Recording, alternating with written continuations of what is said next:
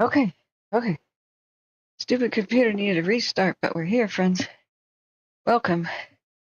Man, I think we just made it in time. The Wildfire live community meeting is about to begin. So that's for San Bernardino National Forest is hosting it. Let me set up my webcam and the clock real quick, and then we'll be watching. Okay, let's see here. Where the heck is the webcam thing? There we go. Do the clock. Where is our clock? Hey, sorry, I'm still Catherine's sick edition, friends, so I am really out of it. I can't sleep more than like 3 or 4 hours a night because I have to have Sudafed to breathe, and it's a stimulant, and for some reason, I'm just waking up with a start at night. So this is the fifth day in a row of like 4 hours of sleep. I will be going to take a nap after this, I'm pretty sure, but let's just tune in and see what we can get from it. Hey, Christopher, what's up? Not much. How are you doing? Thank you for being here.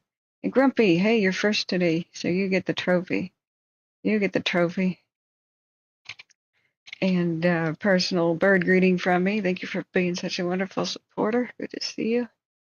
Let's see, where's the trophy? Okay, there you go. There are your rewards. And let's see if we can get this window fixed. I'm going to have to do it full screen. That'll be best. Okay, let's go, guys. Making good progress knocking the heat out of those couple of smokes that we've had.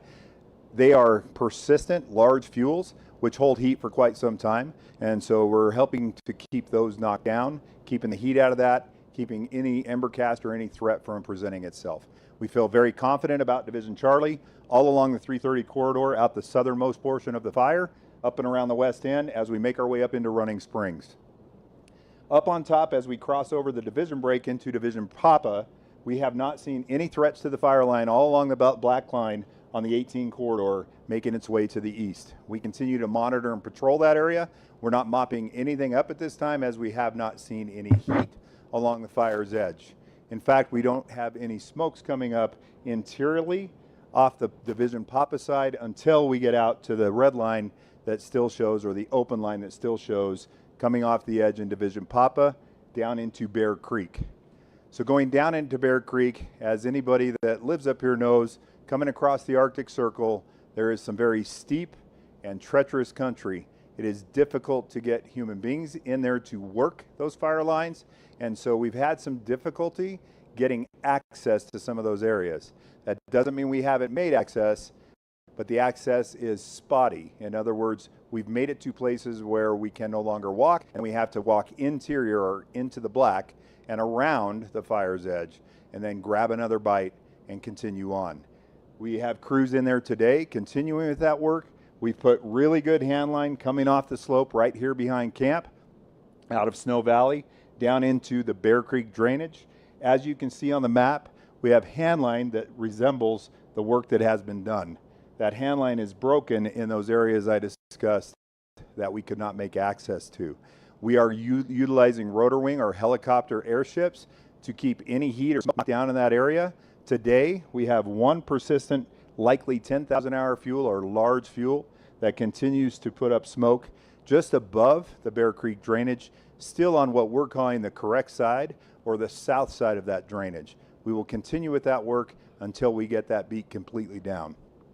Coming down into the confluence, for the locals that know it, the Siberia Creek end comes out of the east, drops down into a confluence. Well, they're having connectivity issues. That's not us, guys. I was hoping I could start it from the beginning. I hope this comes right back. They are doing live questions and answers, so you can go to the Facebook page for San Bernardino National Forest. I'll put the link in a second in the chat. Yeah, I was hoping that we could ask, what I was about to say is type your questions for the Facebook meeting in my chat, especially if you don't want to use Facebook, and I'll ask the questions. That's what we do much of the time. But as soon as I was going to offer that this happened, let's try to refresh. Really? No. I want to know about this, and I want to ask some vital questions myself. Like, I'm sure they're getting heat right now, and even I'm holding back my judgment, but the amount of personnel they let go from this fire, and then all of a sudden, all hands on deck, it seems like they were caught by surprise for something. That's not a crime.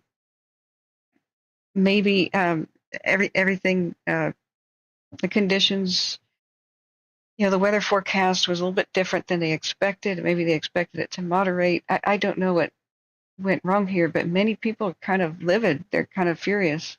Some are skeptical, and some are like me, just holding, back any sort of judgment yet till I have more info. But it's a good question, and it deserves to be answered. If they're good with PR and talking to people, they will. Why was the containment percentage so high, and they started releasing so many personnel? So my hunch, my guess is that they are competent, but what happened is where they needed to continue making their lines, more people didn't matter. Like it's like we just gotta please refresh. I mean, I wish we could. I'm hoping we can watch this. Um. Ah. So anyway, what we need to know is why did they release so many personnel, so many people.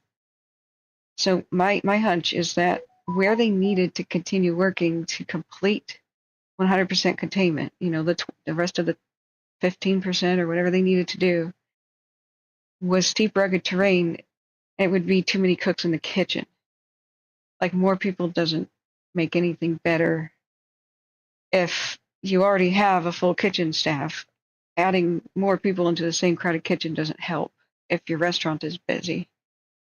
However, um, every step of the way, their decision-making process needed to have been um,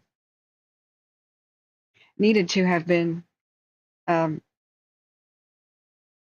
explained to the public, because right now the public is assuming like that the enraged public that they screwed up really bad, and that it caught them by surprise, that they thought it was a done deal, and that the rain had mostly turned it into a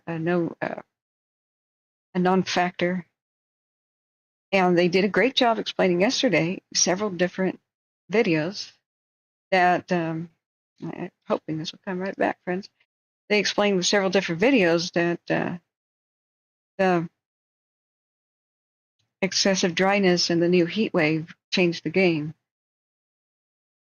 and went back. The fuels went back to being like little mini blow torches, just to add flame. Especially the oily bushes. Seriously, it's not going to come back. Ah,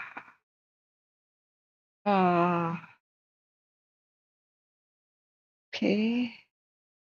I've refreshed the entire web page. Nope. Oh, it might be visible through Watch Duty embedded. Watch Duty said that they were going to play the video here. Oh, but they're having the same problem. Ah, why? Just when we wanted our answers, guys. Just when we needed our answers. Yeah. Okay. If the feed does not resume in a few minutes, please check back on our page later this evening. The meeting is being recorded and will be posted to this page at a later time. I'm sorry, isn't this San Bernardino County, doesn't it have the internet? Sorry, like, why did they have a meeting where there's not really awesome internet?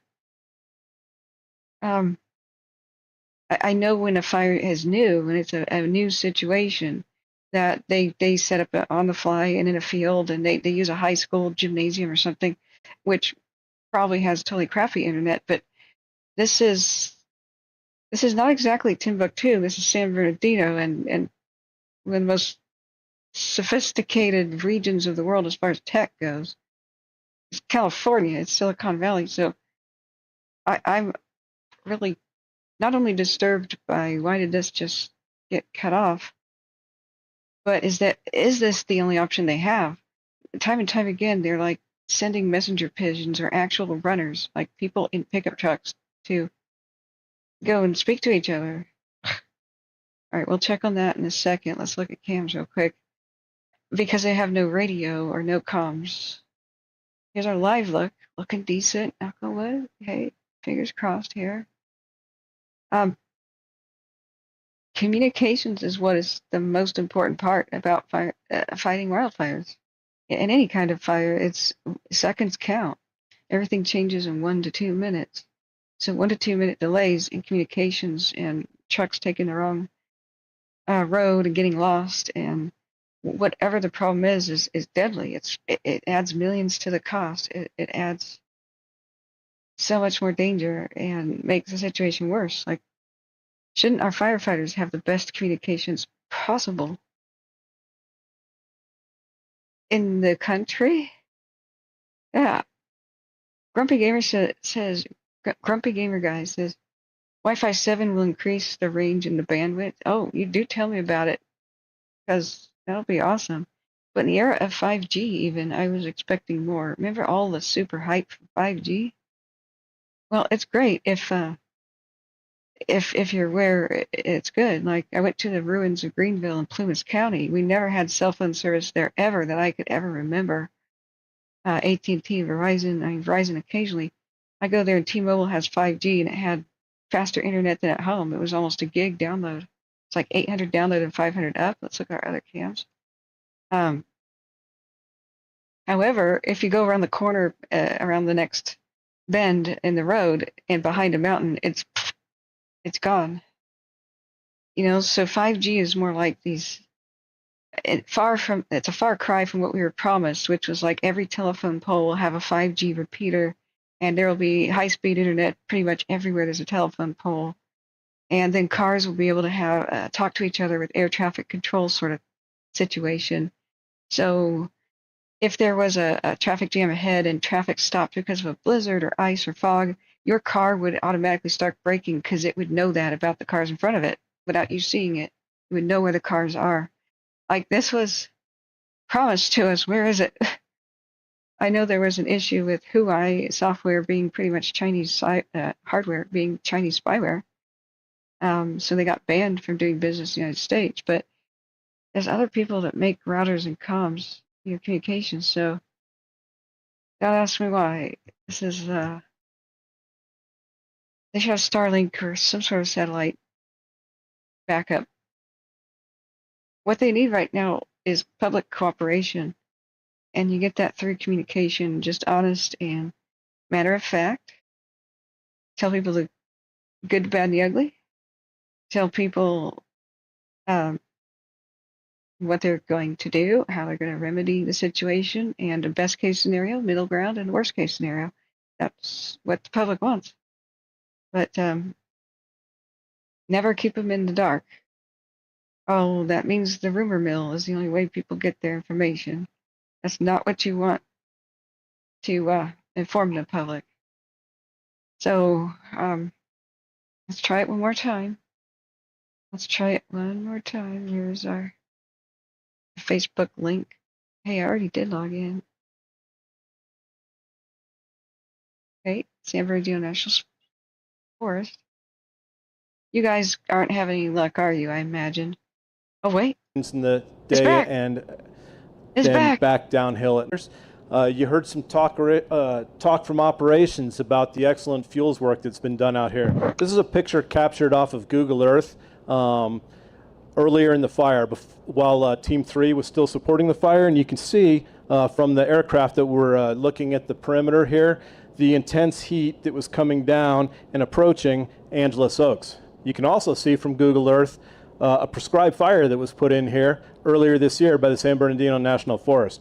That fire is still sitting on the other side of that prescribed fire, and that's why earlier in the fire, Angeles Oaks was easily able to be saved by firefighters. Next picture, please. Further on the east side of the fire, this is the Bluff Mesa area. Work's been going on in that area for 20 years to protect Big Bear right up above here as the fire came pushing up the hill, and you probably can't see it on TV, but at the top of the hill here, right above Clark's Grade and in Mile Creek, is where the fire stopped. It stopped when it hit the 2N10, and firefighters were able to pick it up there in the fuels work that was done. All of these green areas are indications of fuels work that was done up in there. So that's allowed firefighters much easier time taking care of the fire. That's what I've got for you. Thank you, John. I'd like to now introduce Molly West, Air Resources Advisor. Good afternoon, everyone. My name is Molly West, and I'm the new Air Resource Advisor for the line fire. And what that means is that I'm going to be looking at smoke impacts, both monitoring and putting out smoke outlooks so you can know what to expect for communities around the line fire that may be impacted by smoke from the fire. So you heard from Carrie and John, we got hot weather, dry fuels, and quite a bit of fuel to burn. And so with the smoke impacts, we're expecting kind of minimal to moderate depending on the community and where you are in the fire. Like they were talking about over here, we see on the east side of the fire, we expect our biggest impacts to be in the Angeles Oaks area in the next few days, as well as some smoke settling down in San Bernardino and down in the valley overnight. But our daytime conditions are looking pretty good. Here on the west side of the fire, we're going to be in the good to moderate range. Big Bear can expect some good air quality as well. This right here for Wednesday, these are our 24-hour average expected air quality index, and then for Thursday as well. And so you can see really minimal to moderate impacts we were expecting for the next few days. But if you're over in this Angeles Oaks area or down in the valley in San Bernardino, there can be some short periods where you see some haze or the smoke gets up into the unhealthy for sensitive groups, and potentially some really short periods of unhealthy over the next few days. Overall, you can expect the air quality to be good to moderate in communities surrounding the entire line fire. And so to find outlooks daily, they'll be posted every morning. You can go to the fire.airnow.gov, and not only can you get some detailed outlooks for where you live or the areas you're interested in seeing what the air quality is doing, you can get live air quality monitoring information, as well as links to your local air quality districts, which will have advisories and a lot more information for you. And so that's what I've got. Okay, she's talking about the air quality map, but real quick, if you want me to ask a question in that chat, I'll have to do it for you. Type it in mine. Supervisor. Good afternoon, everyone, and thank you for joining us. And so I'm very proud to be the Forest Supervisor of the San Bernardino National Forest. But many of you all are aware that with this effort at times, we've been in and out of Unified Command, and we're currently in Unified Command now. So it's really important for you all to understand that even though you might see a couple of people up here in different shirts and different patches, we're all here for you. So not only is it Team 11 who, and I'll talk about them in a minute because what a difference a couple of days makes, but San Bernardino County Fire, Calfire, San Bernardino County Sheriff. So I just want you all to know that we are a united front here to be in service to you in this community. So I do want to talk about the last couple of days. I mean, you can just stand outside and you can feel it in the air. You can literally see it, what a difference it has made. And so when you hear about the efforts, and I'm going to say it, heroic efforts over the last couple of weeks, but even for us dealing with a little bit of the unexpected that came with some hot weather, right, some increased temperatures and some winds, the valiant efforts of our firefighters. And I want to recognize that we have thousands of people who have shown up to come save the day and have our backs. But I also want you all to recognize that as all these different agencies, right, we work and we live in this community. So I want you to know that we're living through this with you as well. We know that it's important for us to have a lot of opportunities to engage with you all. So not only are we having this forum today so you can have updates, I hope for whoever can come out. Saturday at 1 o'clock, we're going to have an in-person community meeting. Of course, we're going to stream it for those of you all who can't make it because it's important for us to be accessible.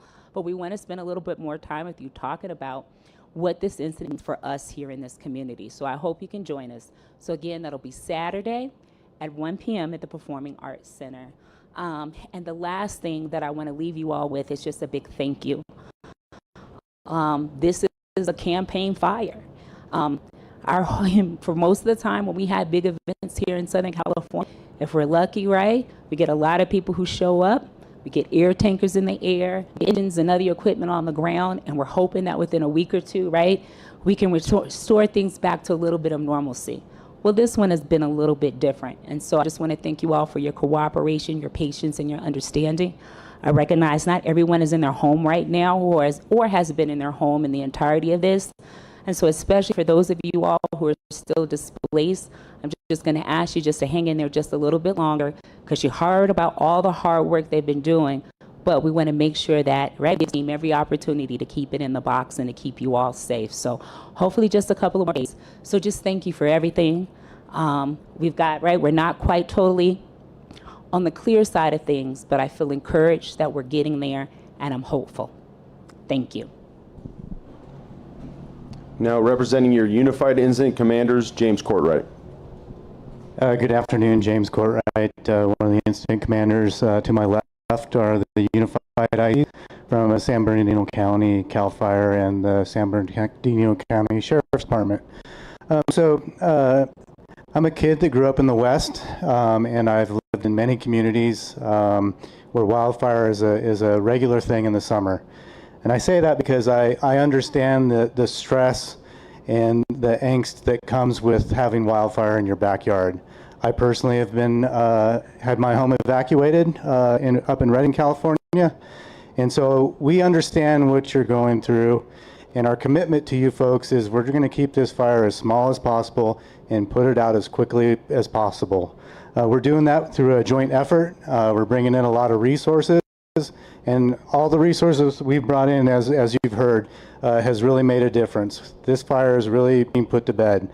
And so I think here in a week or so, we're going to be looking really good on this fire. We want to get out of your community, return your life to the normal, peaceful environment that you all enjoy up here in the mountains. So thanks for joining us. We'll be answering online questions. We can't get to all of them. We will get to those, and we'll provide answers for folks. So thank you for joining us. Okay, I just asked the Thank you. question. This concludes the line fire update. Again, if you could look at our email address, it's 2024.line@firenet.gov, and post and send any questions, and we will work hard to respond to you. Thank you very much. Wait, what? Are they gonna respond in the chat? It was just 20 minutes? Okay. Let's be in chat here though. So I did ask the question. So usually when we have more people, I know it's been a crazy couple of days, and YouTube seems to have an issue right now alerting people that I'm live. It is also a work day, and school is back, and all this stuff is going on. And we're all sick of hearing about fire. I get that too. But what I usually do when there's more people is I have this Facebook account for you guys, so you don't have to have one in order to get all this vital information about fires. So people ask me to ask them questions. So I was about to explain that that's what we should be doing. Like type your questions for them in my chat, guys. So what I just decided to do I just said question. Apologies if it's covered already because we lost connection. Why were so many personnel dismissed before 100% containment? Can you clarify if it was an honest underestimating, can't talk right now, of the fire's potential? Did you underestimate the fire's potential if hot weather returned? Or is it a case of too many cooks in the kitchen and more personnel would not have helped with the last bits that they had to do? So I know there's a lot of anger, and it's righteous, you know, like but let's not pour it out on the firefighters if they already were doing everything that they could do, or doing their best in a hard situation. I know that if people don't communicate, you can kind of imagine, oh, they're they're unaware, they were caught off guard, or whatever you want to say, or they didn't care, or whatever people are saying right now on social media, like they are. But we need to remember that the arsonist is the ultimate blame here. We have definitely a lot of righteous anger we could pour out on him. Excuse me, accused. Because I have to say that because I don't want to be sued by him. All right, we'll look right back here. This is the tab. I want to check the gold mine cam. Like Big Bear California live cam is down. Huh. Oh, darn. Okay. So we lost one of our cams. Gold mine is still up though, right, Spyman? And I typed it, but thank you so much, Spyman, for gifting memberships to people. If you want to become a member, I'm here to help. We're not really launching them yet. I decided to turn them on as many people gave me feedback about them, you know, being deployed or traveling, and I wanted people to have an opportunity if they can't make like the launch type party, you know. Here's the gold mine cam. Yeah, Spyman, do you have this is our current view of the line fire. So many dead trees in the foreground. Now I do have very good information for you if you can only drop in. Like we're going to replay this video as soon as it uploads with clarity. Yeah, they're saying it will be tonight, so well, I'll keep an eye out on that. But I wanted to point out something. I have the briefing maps from yesterday's broadcast. If you are anywhere near Big Bear Lake, listen to this part. This is what you need to know. They have a protocol that's here on their map. Or when would they call level 3 evacuation? What would have to happen for them to call level 3 evacs, new ones on a line fire? And so with yesterday's information, which was wonderful that they provided, they made it very clear that the big danger spot is, and they do have lines here, so it's just south of the Boulder Bay area on the ridge.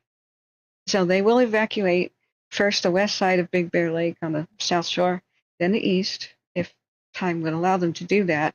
And over here, straight out of the horse's mouth, no speculation, this is straight on their documents.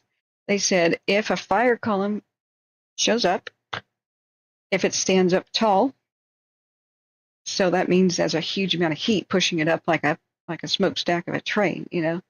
If it stands up tall and is of significant size and intensity, don't freak out if it appears a pyrocumulus like once or twice. We're talking about sustained building, growing, and if embers go over the ridge, then that's when they would call for the evacuation of Big Bear South Shores. And then they would put the fawn area on notice. I can't remember which section that is. Maybe you guys know.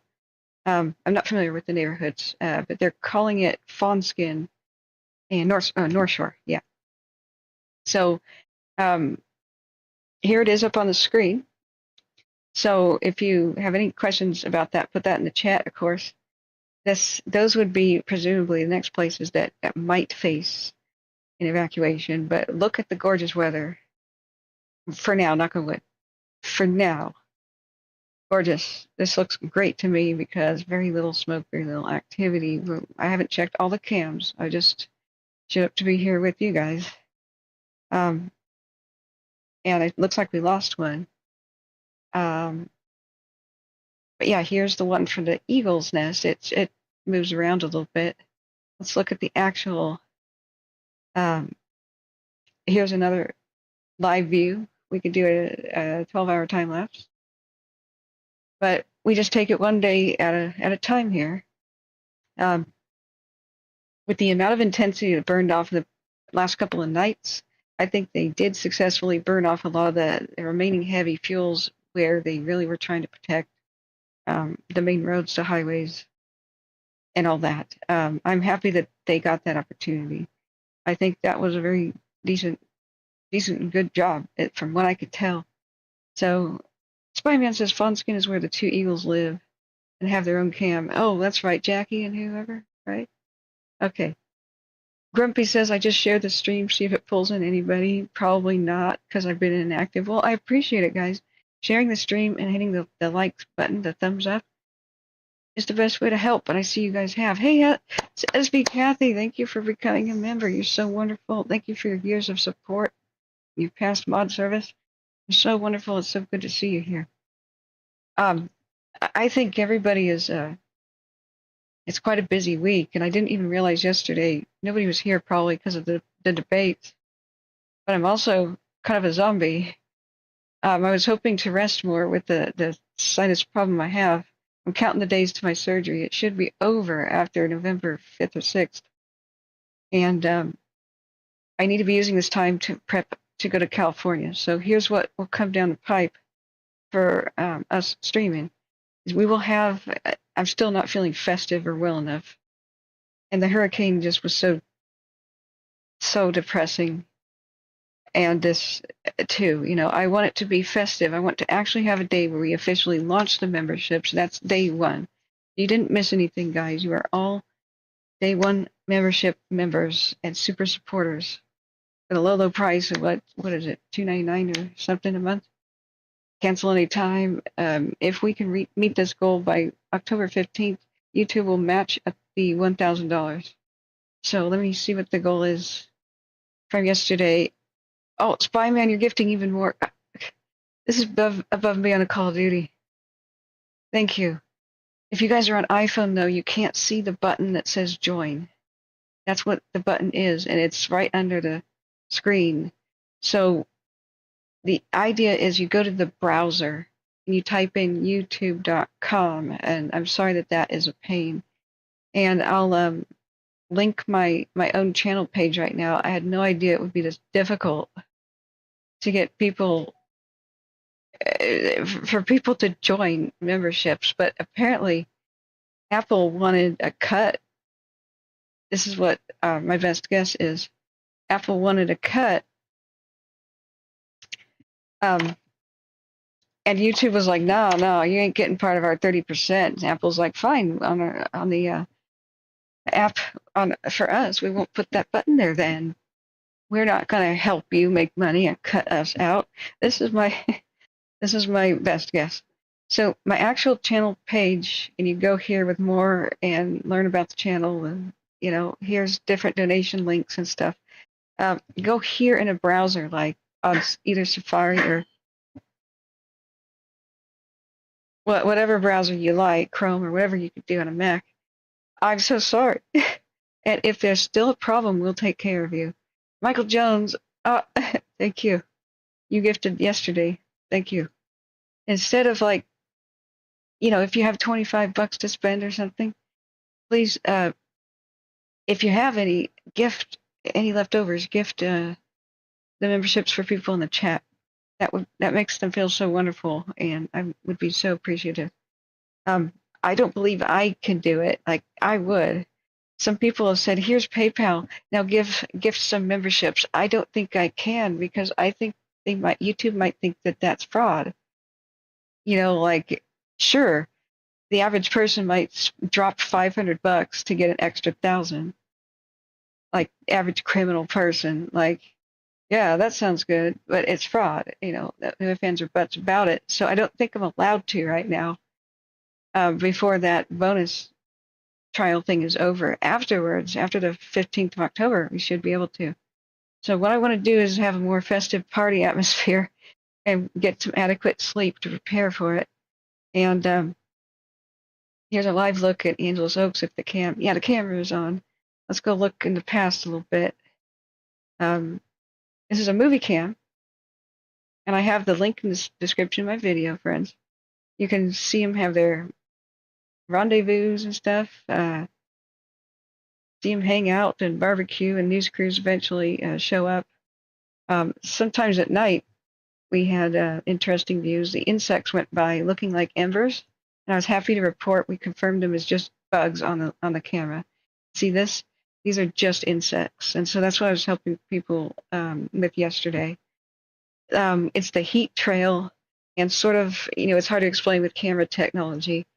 They call it artifacts, like the equivalent of a copy machine having little marks on it because the glass is scratched. And you make a copy as Xerox, it's, not supposed to be on the page, but it's an artifact. So with images, and trying to film things in the dark, cameras have the same kind of anomalies. So, yeah, don't worry. These weren't embers. These are bugs flying around kind of erratically. And bugs do get disturbed by fires, so they will take off and try not to get, burned up.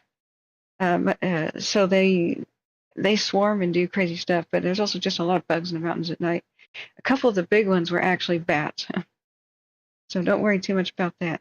Okay, let me look back at chat. Oh wow, even more gifting is going. We've got a hype train, guys. Oh my gosh, welcome.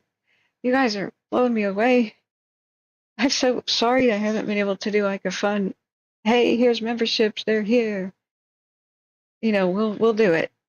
I was trying to think of maybe the weekend would be a better time. So what's the sound? Do we have this sound effect? Here it is. Hopefully it's not too loud.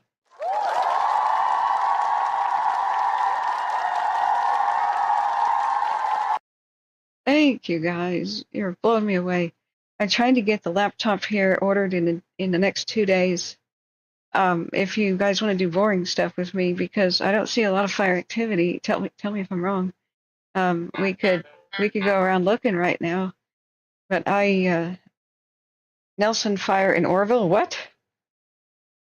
I just said the word boring. Okay, I regret that instantly. I'm sorry. I said the word boring. Let's check out Orville. Breaking news. No. Orville's Butte County's had enough. Okay, Butte County's had enough.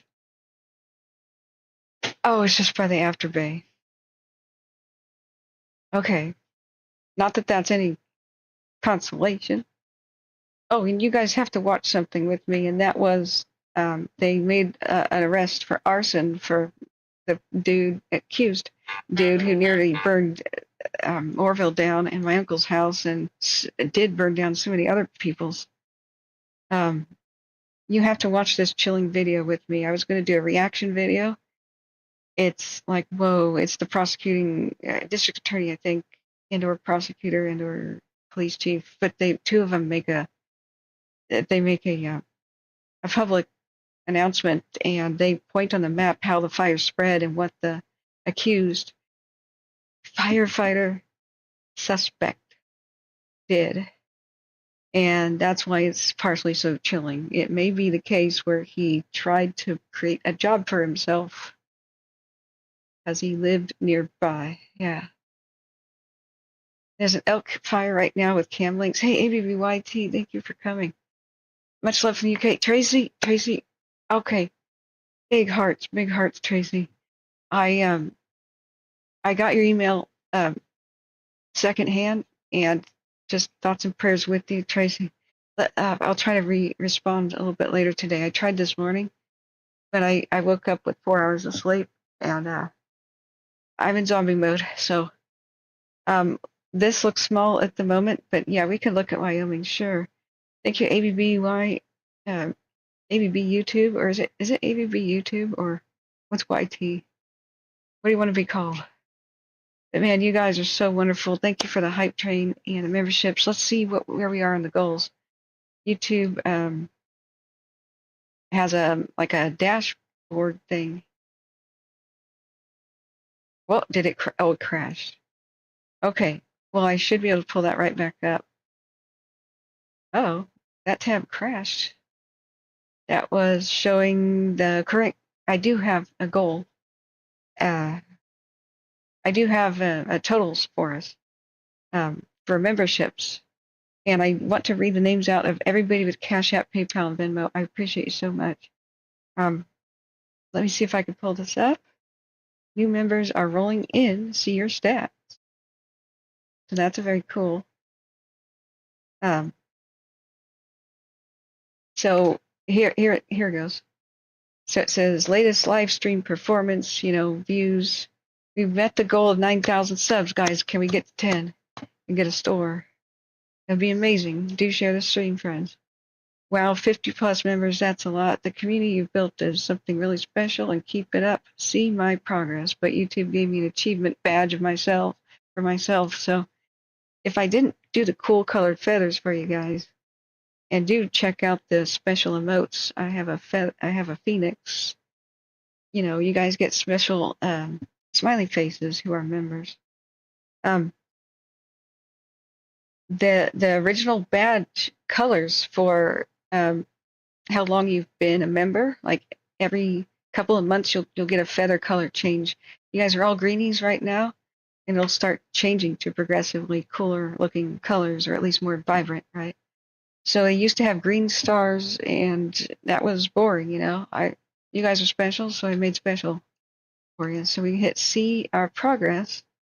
So to the $1,000 goal, we have 256.18, but that doesn't reflect what you guys just did. That must have been from yesterday. This doesn't reflect in real time. So I would estimate that now we've got to be at least past 300. Oh, we got even more going. Thank you, friends. Yeah, what I included, I feel stupid, foolish, I would say, not stupid. YouTube didn't explain how to do memberships. For 3 days after my last September 11th stream, I worked on it, trying to understand it, learn from other members. Shaz73, shout out to her. She's an awesome YouTuber, friend of mine in England. She had memberships already. She walked me through a whole bunch of the weird things and pitfalls. And one of the things that YouTube said was I can make custom smiley faces. So that's one of your perks. We don't want anybody to feel bad who can't participate or doesn't want to for some reason. All viewers, you're all special to me. Nothing is behind a paywall that is anything fire, emergency, or whatever. We'll just have perks that are like sneak peek behind the scenes. You see it first, and then the public, the rest of everybody sees it, because I want you to feel special. So you guys can help me decide, should I, should it be like one day? Should the sneak peek stuff be one day and then the public sees it? Or should it be a couple more, or whatever? You guys will guide me of what you want. So when we have the different color codes, so tier 1 is eggling, and that's the I think the $2.99. I think I priced it at that, because $1.99, I was only making like $1.20 from what YouTube was taking. So I figured, okay, we'll just do $2. Tracy says, Shaz, I haven't heard from her in a while. I must pop over. Yeah, she's had some back issues, so she does. If you guys haven't seen her stream, and once again, if you can't see the join button, then please go open YouTube in a browser on your device, and you should see it like on a browser. There should be a join button. We go to Shaz73's channel, and she has one, so you could see what it looks like. It was so confusing the other day when it was missing so many. Oh, there I am as one of her new members. So I joined her thing as a membership. So she does members only content, but it's mostly special walks to set special places. You know. Oh, she pours wax and soy melts when for craft. That's a cool thing. But what I really love is, sometimes after a whole night of watching fires and getting stressed out, she's there to walk around northern England, take people to special places with her, and just walk live through the countryside. She goes and pets horses, and she has a funny phobia of cattle. She's afraid of cows, so she'll run past them in fields sometimes. They'll run over to greet her. She's like, "Get away from me!" She's adorable. But she goes to Roman quarries and priories and old graves and historical places, Hadrian's Wall. So if we click on one of her videos, we should see the join button, except I already joined. Maybe it won't work. So a double rainbow video, let's just click on one of them. Neat. Now this stuff, like really short but very frequent posts, I think you guys want more from me, rather than like, oh, I'm gone for a week. Oh, I'm back. I'm there live 24/7. I have got to find some sort of a work-life balance or I'm going to die, right? I can't just do 24-hour streams all the time. So yeah, here it says see perks. That's what it says for hers. So when you click on that, for mine it would say join. So when you click on that, it will show you the tiers. And she has custom, maybe I should make this larger. She has custom graphics and badges too. So the new member badge is what the green feather is that you guys have. The 1 month badge, I know, she's afraid of cattle, Tracy. Yeah. The 1 month badge she has here. So I have another feather color. The 2 month badge, 6, 12, 24, 36, and 48. And eventually there will be 64s. I think I did show a feather color for 64. So what YouTube would normally do is a series of different colored stars. So we have feathers. And these are her custom emojis. I can make it photographs. And so I was thinking a Jurassic Park hold on to your butts type of thing would be cool. But yeah, members only, so a little star. That little green star would have been what we would see, but I bought a whole feather package. Now, the other package I bought, and it took me another afternoon that I could have been streaming, I purchased from ETSY or Etsy or whatever that is, from a real artist. I purchased the emojis. This cam is live, and we'll look at just in a second, Spyman. Look how calm the fire was yesterday and last night. Just beautiful, calm. One day at a time, guys, but it's looking good, progressively better. Oh, what was I saying? Yeah, it's so good to have you back here, Tracy. I wish you a speedy recovery, man. Positive thinking, Helen. Positive thinker Helen says, Spyman, much appreciated. Yes, he's a heart of gold. I'm taking you out to dinner, Spyman. You get just whatever you want, whatever you want. Okay. So, and if anybody else is near Portland right now, maybe we could meet up in the next couple of days. So let me look back. Somebody, ABB says, large fire threatening towns in northern Wyoming. You have cam links. Lol, my name is Abby. Oh. Oh. Have I been totally ignorant of that for a couple of years now? I'm calling you ABBY. Oh, God. Okay. Whoops. Oh, well. Yeah, I knew that the whole time, Abby. I was just, being affectionate. No, I don't know how I got that confused. But wow, look at this hype train. You guys blow me away. This morning I tried to put a video up. I found a gigantic mushroom just as here's something for members. And my plan is the next day, always make it available for the public. So you guys have a sneak preview. So I just don't want anybody to miss anything yet. I want to have a big thank you stream where I show the letters I got, and we open them live and count the donation money from the PO box mail. Then I read out the names of people in Cash App, Venmo, PayPal as well, because you're so appreciated, those of you doing that. So we're you remember YouTube always has at least a 30 day delay to paying me. So like that really hurts, like that's why I couldn't just instantly buy the laptop before. But PayPal, Venmo, Cash App, it's all instant, and also YouTube takes 30%. So yeah, Jackie and Shadow, that was the Bald Eagles names. I think their camera is still up. Yeah, it is. Why is my window weird? Seems kind of cut. Oh, I zoomed. Duh. Okay, I zoomed. Okay, so the emoticons, guys. Here's where I feel a little foolish. I had to meet the September 16th deadline to look at other cams and do a time lapse. Here's our comprehensive look at the line fire. I think we might crash the website if we do a quick time lapse while I'm talking. Let's just see if it does it. Let's see if it's possible to do a 24-hour time lapse. I don't think the website's powerful enough. You could try it, Grumpy Gamer Guy. I know you have a good computer. Yeah, if you could do me the honors. I was so blue the last couple of days. I've been struggling with the family news. You guys have just You just lifted so much off me. I can't even.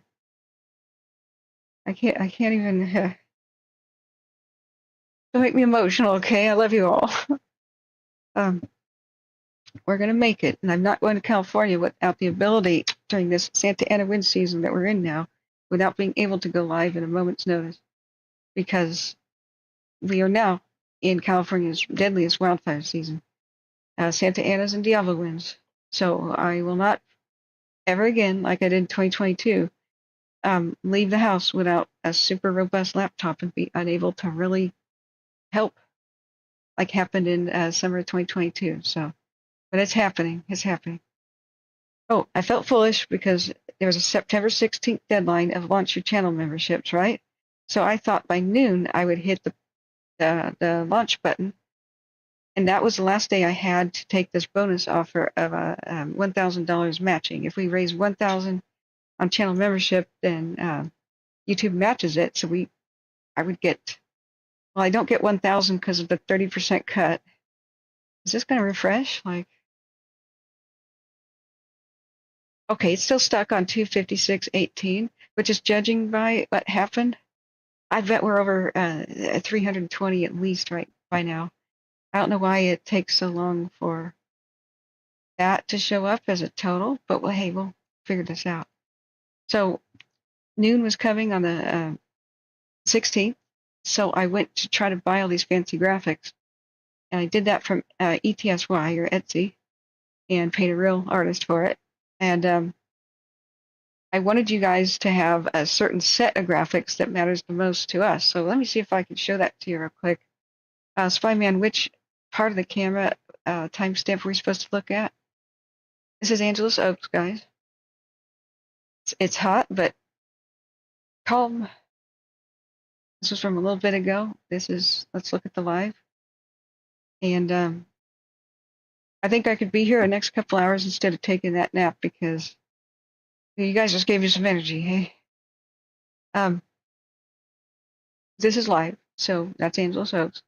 So here I am preoccupied with making the, let's see, where did I put those graphics, stream graphics? The feathers had to be totally turned around. They were facing the wrong direction. And I had to choose a color scheme out of like a myriad of feather colors. It just came as an icon package. So some of them were facing to the left, some were facing to the right. And so I wanted the feathers to make almost like a rainbow effect from cool colors to the left, like green, blue, and then it gets warmer, like an orangey, then a golden, and then a red, and then a deep purple. And deep purple should be the 2-year badge. These are your badges, guys. If you keep your subscription, then your feather color changes. You know, I believe yeah, well, it does. So I'll show it to you in a second. So the thing about the special emotes, I chose a phoenix. It was so hard. I just shopped for hours. Like, oh, Tracy, you're so wonderful. Thank you for the super chat too. Oh, you get super hearts, super hearts. So we love you too, Catherine. No, I love you. Yes, Santa Ana wind season. I'll explain that in a second. Dagan 2026. Just what are your questions about the Santa Anas and the Diablos? They run from October through January, and I'll show you the graphic that I have that explains it. I just want to finish this thought before we move on to that. So the special set of if you look at the chat right now, oh, Vanessa, welcome to being an eggling. Thank you. You guys get hearts. Down here in chat, if you could click the smiley face button, you'll see there's a top row. And you know what? I wonder if I could do it on my own channel. Let's go back to my own. And maybe I could comment on one of my own videos with it. That's so weird. Okay, let's go to yesterday's video. Seeing myself. I don't want to see myself. Okay. So here's my smiley face. See the top row here? Let's enlarge this. I just want you guys to be aware that it exists. I wanted to choose what Okay, I zoomed in way too much. What happened? Where am I? Okay, where did my comment go? There it is. I hope you can see that. That's about as big as I can make it. I'll show you the bigger graphic set in just a second. Then we'll explain what Santa Ana wind season is. But right now, October and November, until the rains come, is the critically vulnerable period of California. The worst fires that have ever happened to California have happened in October, November, and December. A couple spilled into January, like the Thomas Fire, I believe. And this affects all of California, everywhere. So it's when the jet stream changes because of the season change. It's not a climate change thing. It's just the jet stream will occasionally do an S curve, and it'll push hot, dry Nevada desert air at hurricane force speeds to the ocean. So that is what caused the Oakland firestorm and the others. I'll explain it fully in a second. But you do need to know about it. Everyone in California needs to absolutely know what the heck a Diablo wind is or a Santa Ana wind. Otherwise, you're not safe. Like the entire state needs to know, you are not ever to be irresponsible with fire during Santa Anas or Diablos. You could burn down an entire city that way, and Oakland was just about lost that way in the early 90s. Okay, so here I spent on the 16th. I thought I could hit the button and activate channel memberships, and then have this conversation with you guys about what graphics you wanted. Well, it's different. I found out I couldn't just hit the button and start memberships by the 16th because that was my deadline. I had to do it. So I had to be approved and get them functional, So on the 16th, I go and I find an emoticon package of a phoenix. Yeah, I can do it. So I can do hi, this comment. It's a waving bird. God, it's so small in this. So other people have big sets of these special emoticons, and I wanted it to be hello. That's one thing that people want to just press a button instead of type. And then cool sunglasses, like we're cool, man. Then there's the pat on the head bird. So that's to encourage other people in the chat, and to also pat firefighters on the head. And then the heart, like love, express love. I figured those were super important, but other ones were too that were comical, like there should be a thumbs down, like, oh, I don't like what we're hearing, or a thumbs up, like, yeah. So when I bought the package, it came with like 60 of these things, and the bird was facing different directions, and it wasn't quite right. I wanted it to always look to the left. It just looks better that way. So I spent time in Photoshop doing it. Oh, it's 10 p.m. in the UK, off to bed. Well, thank you, Tracy. I will keep the UK in mind when we schedule the party for officially launching the memberships.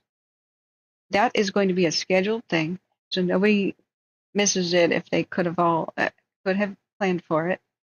And it's just been so depressing with the hurricanes and stuff that we should do it when we're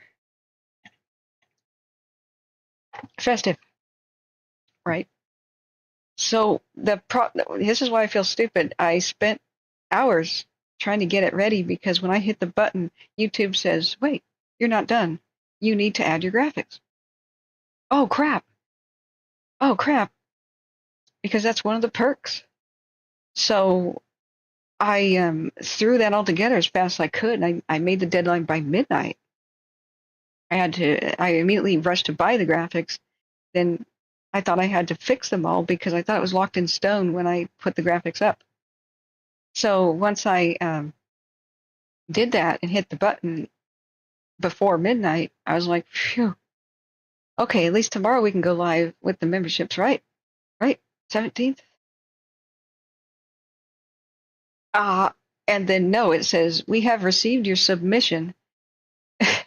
We'll get back to you when we approve of your financial plan for memberships. Like, you're supposed to submit a financial plan of success to YouTube, and I don't know if everybody is supposed to, or just those that they offer the bonus incentive. I don't know. So I had to wait 48 hours to get the confirmation that YouTube approved memberships. And then, bam, that was when I got the crazy family news. So I needed time off, you know. I'm still reeling a bit, but I'm picking myself up off the floor. What else are we gonna do? We absorb. We are affected by fires, trauma. We absorb. That was last night. We absorb and let ourselves feel the emotions, process them, take time for ourselves, and then we go back to the routine and try to maintain it. Just one foot in front of the other. Brush your teeth. Pick up the toothbrush. You know, get in the bath. It all seems like there's a 90-pound weight on everything when you've had, you know, when you're blue, when you've had bad news, but you still do it. Being strong is not a feeling. It's the decisions you make when you don't feel like you're strong. Just make the decisions to keep doing the basics. Just keep up with things. And you'll realize later that that was strength. That's the best advice I ever got. And that's what I'm trying to do. So you guys being so supportive and wonderful, I can't thank you enough. So I'll show you the graphics in a minute, but I'm concerned. Abby, let's look at what's going on. Dagan 2026. Let me show you real quick the graphic and show you the Wikipedia article about what Santa Ana's do. But is there a town? What is going? Here's a line fire suspect. That's the guy, friends. That's the guy. Suspect of the line fire, FedEx driver. Scary. He pled not guilty. Pled not guilty. What I want to know is what caused the bridge. We know what happened with the airport and the line now. What happened with the bridge? That was the one I got a little confused about yesterday. People were asking, do we know what caused the line fire? And because everybody already knew, I thought they were talking about the bridge. I just confused it in my head. But if you guys know about the bridge fire, you let me know. If you search for Wikipedia Diablo winds. California has different types of winds, and John Bruno, retired fire captain John Bruno, if we can get him on the line a little bit later, he can explain all about it. Okay, yeah, it's a good size. So in general, just see what the jet stream does seasonally, and it typically does this October through January. It squiggles. It becomes an S curve. So it's pushing a huge, I mean, it's like they call it the jet stream because it's a jet blast of air. It's like a giant fast moving current of air around the globe. You know, don't ask me what it is, but it's deterministic of what happens with our weather. Oftentimes, is what is the jet stream doing? Because it's a Great Wall of China basically for the sky. So usually anything south of the jet stream is much, much warmer in air, and anything north of it is much colder. And that's kind of the dividing line between the Montana, Dakotas, Canada. Why is it so frigid there all the time? It's because the jet stream prevents the warm air from the Gulf of Mexico from reaching those areas. It's kind of almost hovering on the border with Canada sometimes. And I mean, sometimes a little bit either side. But that's why, you know, Canada has permafrost and stuff. So every once in a while it'll squiggle, and we're still south when it does of the jet stream. So it takes pressure. It blasts air into Nevada and hurricane force speeds. All it takes is a high pressure shield. Just think about H's with a shield, like a round shield. Weather bounces off high pressure. You know, storms bounce off of it. So it makes the jet stream kind of curve around it, and then that aims at California. That aims at California like a diagonal, well, barrel of a gun. It's a double-barreled shotgun, I guess, if we want to use some crude analogy. So all the hot, dry desert air from Nevada is pushed out of Nevada and up over the Sierras like a roller coaster. It will then plunge down the other side, picking up speed. What's not shown here is that in the canyons, it's even faster. Like, like what happened with Paradise, the campfire, that was a Diablo Wind night. They're almost exactly the same thing. A lot of people just call them all the Santa Anas. But technically, the Santa Anas are where the winds try to leave of the only two places they can. The winds are filling up the valley with air, and the pressure has to go somewhere. It has to spring a leak somewhere. There's too many mountains on the coast of California. It's like a pressure cooker, increasing that pressure, and the winds will go crazy. So the only two places that can easily escape is where the winds will kind of funnel. That's past Mount Diablo, that's the name, by San Francisco Bay, Santa Ana down for Southern California. So these are seasonal, but they're so intense they can be like constant 65 miles an hour with gusting to 75, 100. There have been worse, there have been crazy clocks, on the ridge tops in the Sierras of beyond 100 miles an hour, just different years, right? So the why is California critically endangered? These are the two most October and November, the two most vulnerable months. We're only going to be safe when the rains come and the snows are on the Sierras. I mean, that'll make the Sierras safe. Talk about the northern part. And that's when the northern California towns can largely breathe a sigh of relief. You don't have to fear the fire sweeping out of the mountains at record time and racing down to the valley and erasing towns all the way down. Once the snows are present, that's not going to be possible. However, Southern California, you are going to be vulnerable to January unless you have a really wet winter like we did last year. And even though we did last year, Ventura County had fires until December 15th. But they can blow through January.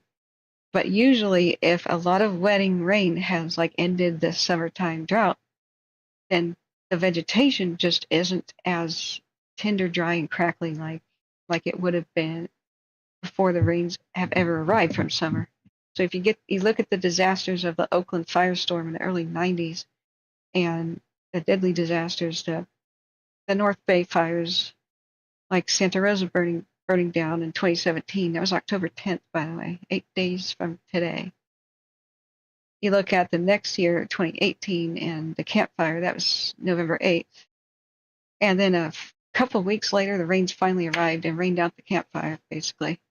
Torrential rain. But it's those long Indian summers, the long extended summers before the wet season has really arrived. We are super, super vulnerable with these new heat waves, and it's 100 degrees in Northern California right now, even getting up into the mountains a little bit. I am very concerned and nervous. This is why I have to get this laptop immediately. I have to visit my family immediately. But I can't leave you guys without the ability to go live at a moment's notice throughout October and November. I will try to catch up on my own life as much as I can, but it would be totally irresponsible of me during these two critical months, these are the two most dangerous, to take off, Like I won't be going out of, even if I won a free vacation right now overseas, wouldn't do it. I wouldn't do it. You guys need this because that is when we have the biggest opportunity to save lives. So Santa Anas and Diablos can be forecast. We need to go talk to Holt Hanley about it. And maybe he's got some insight. I'm sure he does. I mean, he's a brilliant man. He's a genius. He's the best wildfire forecaster in the state. I can tell who really talks to the public. I mean, North Ops and South Ops, they're excellent. They're very good, high quality. But he doing his specific fire forecast, that's pretty unique. There are some other really good people to follow online that I will talk about later. But I hope this explains it. Now here's the big issue. Another thing that concerns me, we are falling into a weak La Nina pattern. What does that mean? Dryness, a dry winter and a late summer. That's usually what that means. It's like a 70-ish% chance that we have an extra dry, an extended summer and an extra dry winter. I don't want to hear that. You know, I wish what you can expect from La Ninas and El Ninos is extremes. No matter what. Only 25 to 30% of the time during a weak La Nina is it wetter than average, right? And like 5% of that time is it just like it's a normal year. So this is I'm biting my fingernails off, but it'll be good to be in California, and I do have to come back for November 5th or 6th surgery, but I will come back to California again in December. So while I'm in right now, it's looking maybe October 15th, 14th maybe, through November 2nd that I want to get to California. So I only have X amount of time to prepare. But if you have any questions about that, go ahead and ask. Oh, hey, Yeti, glad you're here. Welcome back. Bring up in San Diego, Yeti says, I'm very familiar with the Santa Anas. Yeah, I hope I did justice to their basic explanation. I'm really sleep deprived. But if you guys want to learn about it for yourselves, there are different winds to be fearful of. Just think about it this way. Wait. Yeah, just think about it this way. If the wind has a name in California, like the north winds, or the phone winds, or the Diablo winds, the Santa Ana winds, if the wind has a name and you hear that on the forecast, be afraid. Be very afraid. The only one I think is friendly is like the bay breezes. We like those in the heat of summer, and I'm sure there's a couple other nice things that come off, onshore. Means the ocean breezes. But in general, north winds come out of Oregon's desert, so they're hot and dry, and they threaten Northern California the most, the Shasta area. The Zog fire was absolutely messed up with the north winds clashing with winds coming in from the bay, if I remember right. The Zog fire of 2020, the deadly Zog fire. So if you look just north of California, there's a big desert section. So the north winds are hot and dry. The Nevada winds are hot and dry. And what else can you do? You can write a novel about a how-to book or something about, or explain, book about how to forecast and identify those. I'm sure they exist, but all you need to know if it has a name, it's very bad. But the Santa Anas and the Diablos are particularly terrifying. We must not forget that there was a south wind near Tahoe during the Caldor. Now, when you're at the Nevada border, the south wind in that particular spot is hot and dry because there's a desert on the east side of the mountains in California with a thin little strip right here. Let's just go to satellite. So there's Tahoe. And part of the reason the Caldor got so bad was this south wind was coming up this corridor, and this is a desert strip. Like there's a town called Bake Oven and not much else. And it's called Bake Oven for a reason. The Sierras get all the rain and funnel it back to the west through the drainages, and Nevada is hung out to dry as eastern California deserts, no pun intended. Let's see if we can just get a better map, global imagery with shaded relief. Yeah, you can start to see that, yeah, that is a desert. There's green and stuff over here. Then there's the Rocky Mountain tops of the Sierras, like this down here is Fresno and Fresno County. That you see this strip. There's a narrow highway that goes through here. And one of the worst fires that actually destroyed a structure for this summer season was in May, I believe, and it was this tiny community right here. Let's see, what community is that? Which community? not articulate, bear with me. It had a name that was something related to the Middle East, I think. Either way, I can't remember which one. But you see how Mammoth Lakes area here, it's like a wind tunnel. The wind will follow oftentimes these valleys and stuff. And where winds from Nevada also, they can come in like so through these little passes. But with the Caldor, it just curved and it came like so, pretty far down the hill, like halfway down to the hills, and then it clashed with stuff coming in with the bay, so they met, strengthened each other. But in that case, you would normally think of a south wind saying that can't be that bad. It comes from the California Valley. Well, that one was mixed with the two meeting. So the Santa Anas, I don't know how often they blow, or the Diablos. I should personally write Holt Hanley and ask some questions. If you guys have some questions for him, go ahead and put it in the chat right now. And I'll say, Holt, can you do a special request video of 20 minutes to explain the Santa Anas and Diablos, how often they occur, what can we expect? Like, do they change when we have El Nino and La Ninas? Most of these bad fires happen during an El Nino and a La Nina. I do believe their frequency could be connected, but I'm not a weather person. I'm not an expert, and I don't want to just randomly take a guess. But our worst floods and fire years are typically El Nino and La Nina years because they introduce the extreme weather events. So I'm just would assume they're tied to it, but hey, let's ask experts rather than assume. Spyman says the Chinook winds aren't necessarily strong, but they're known for being unusually warm and dry. Yeah. The Chinook winds, in the far northwest corner of the state, they're called the Chinook, right? Oh, for Oregon? Really? Do they come from the ocean? Because I would expect that to be moist. If they come from inland, then yeah, Eastern Oregon here is a big dry desert. The Chinook tribe, there were two different subsets of the Chinook tribe from my history classes. The lower Chinook and the upper, lower being mouth of the river, upper meaning upstream. The lower Chinook tribe went extinct, and I think their dialect did. The upper Chinook still exists, and they have, I think they were by Warm Springs, I can't remember.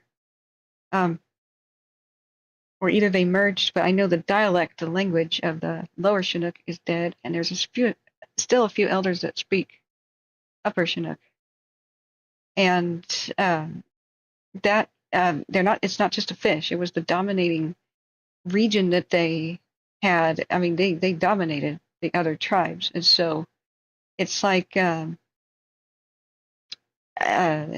politically and militarily. So when the settlers and contact and all that mixing happened, regions of their territory were called that.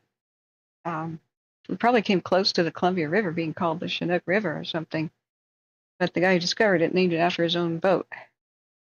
It would be good to study the entomology. That's the basics that I know, and what the word Chinook really means. Okay, so what about Abby? Are you still with us? I was waiting for your links. Maybe I accidentally scrolled past it because the hype train. I mean, having too many donations in the chat so I can't read it, that's a good problem to have. You guys are wonderful. Hit the like button. That's the free way to help, guys. Remember. Yeah, open questions and answers. Jody Williams. Oh, hi. I'm sorry, I forgot to greet you. Welcome. Good to see you again. Positive thinker Helen. Love your channel. No, I love your channel. No, I love you. If I missed greeting you or something, I'm sorry. I'm doing the best I can. Oh, somebody says in chat, click the thing that says allow gifts. I forgot to turn it on, and now I just did. Otherwise, you can't receive gifted memberships. Really? Okay. Wait. Watch duty? No. What? Fire. Mad River Road. Which state? doesn't tell you on the notification. Let's check out the new fire. We'll look back real quick at the line. We're monitoring it. I don't know about you, but I'm very happy with the last couple of days not being the weather cooperating despite the heat, and just seeing it low key again is relief for me. Humboldt County reported vegetation fire, smoke showing an aircraft overhead. View the fire here. On watch duty, the 700 block of Sailor Mad River Road. That's right, the Mad River is in California. I'm thinking the Rogue River, that's in Oregon.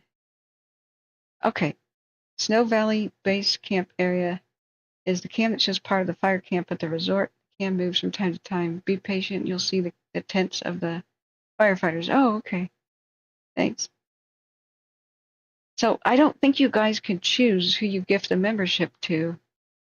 But how do you turn it on, Abby? You got the cams. Thank you. Thank you for sharing the links with us.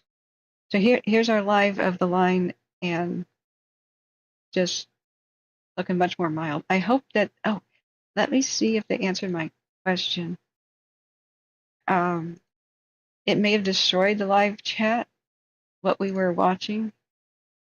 Like right here, I asked the San Bernardino Forest people in the live chat if what went wrong here. Why did the public assume it was kind of a done deal, like myself included? It looked pretty much like a done deal. Watch duty put it on lesser status, gray flame status, meaning cleanup era, mop up time. Everybody makes mistakes. Our heroes will make mistakes. It happens. If fire prediction was easy, nobody would ever die in a fire. Likewise, if weather prediction was. We're going to look at Wyoming because but I did ask the question, was it like an innocent mistake, or did you always know that it could be dangerous again, the line fire? Excuse me. I got to set the zoom level. We're going to look at what's going on in Wyoming right now. Was it just caught you by surprise too? Nobody at fault. Just happened. Beep happens. Unexpected. Or was it you guys always knew the danger? Knew the possibility. Come on, chair. Okay. Did they know the possibility? This is what it says over here if you can't read it. Did you know that it was a possibility that if the dryness came back, a heat wave, that the line fire would be dangerous again? But you released so much personnel because it would be too many cooks in the kitchen. Like where they didn't complete the line it's pretty rugged, crazy terrain. I'm going to make a new tab group for Wyoming. Thank you, Abby. Oh my God. Yeah. I don't know anything about Wyoming other than it's big. Never been there. I know it has awesome ghost towns. And antelope are there apparently, but I don't feel very qualified. Let's just play this for a second. This is live. Okay. Town of Ranchester. Community live cam, Wyoming. Is this the one in danger then? Okay, what? Salinas. Okay, the fire is contained. The Salinas fire, Salinas Road, west of Grandview, San Juan Bautista. Is it Bautista? Is that how you say that? Fire contained there. Okay, so it's not really Salinas, it's Salinas Road. Okay. Abby says to turn on the ability to get a gift membership, there'll just be a message that goes by in chat that says something like click to allow gift memberships. Oh, why did YouTube do this to us? They just put so many roadblocks. It should just ask you, do you want the gift or not? Do you accept the gift? You have 24 hours to reject it, and it goes on to the next person. And if you don't reject it, you get it. Like, that would be the way I would do it. Why did they make it hard? Okay, Abby, let me go to the next. We do have scanners too. Highway cam, okay. Yeah, Grumpy Gamer Guy says, and this is instructions for you guys. Turn on the ability to get a membership gifted to you. There should be a join button so you can join for $2.99 a month. But if it's not there, just go open a browser, type in youtube.com, Edge, Chrome, Safari, and you'll see it on a browser. But on an iPhone and iPad app, the button is gone. The join button is not there. At least not for most streams, not for mine. We're puzzling C-Pro, who has an iPad. He you look at the highway cam. Let's get those up. Whoa. Yeah, this is concerning. I put W for Wyoming. If that pops up, say accept gift memberships.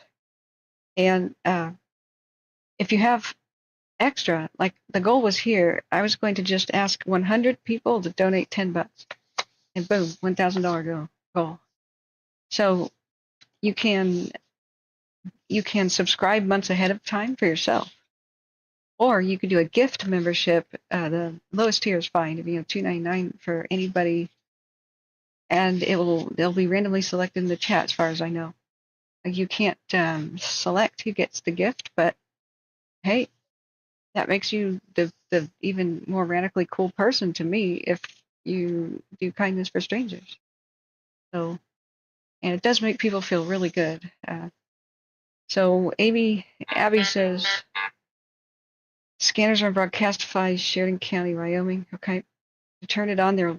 Yeah, okay. Let me see here. Renchester is right by the I-90 freeway.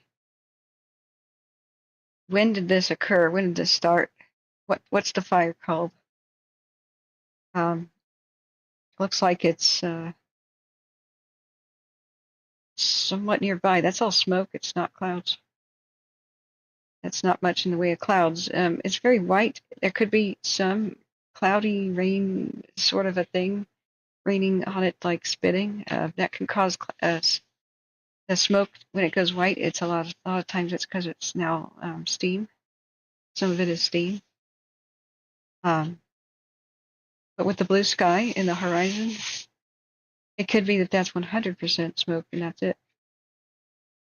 The Elk Fire, Sheridan County, Wyoming. Okay. Devash, hey, welcome, Devash. Thank you for being a super tier supporter. Devash says, YouTube says memberships are at the level closest to $5, so it would be $4.99 level that you're gifting. Wait, it's supposed to be $2. Tier 1 is supposed to be $2. Oh, you're supposed to. It's supposed to say. Now I'm a bit concerned.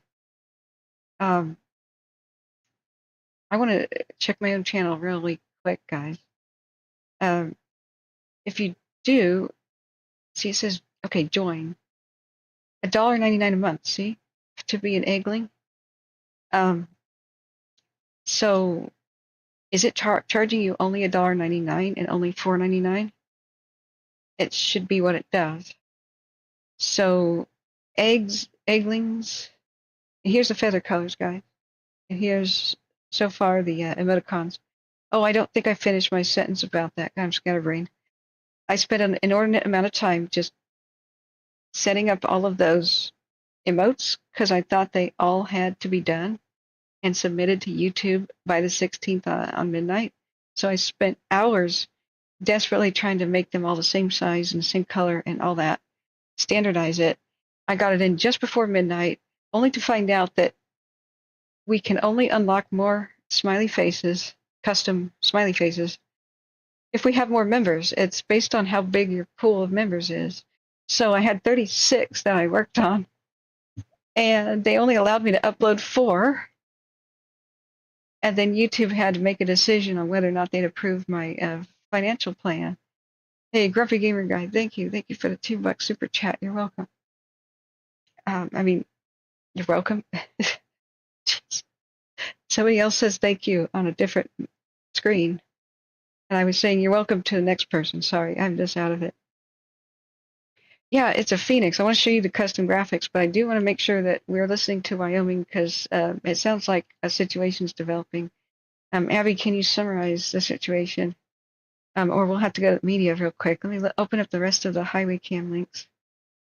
There's highway cam 1. There's highway.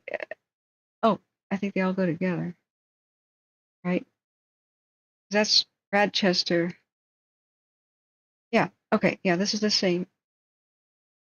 Highway cams we could scroll to look at. Okay.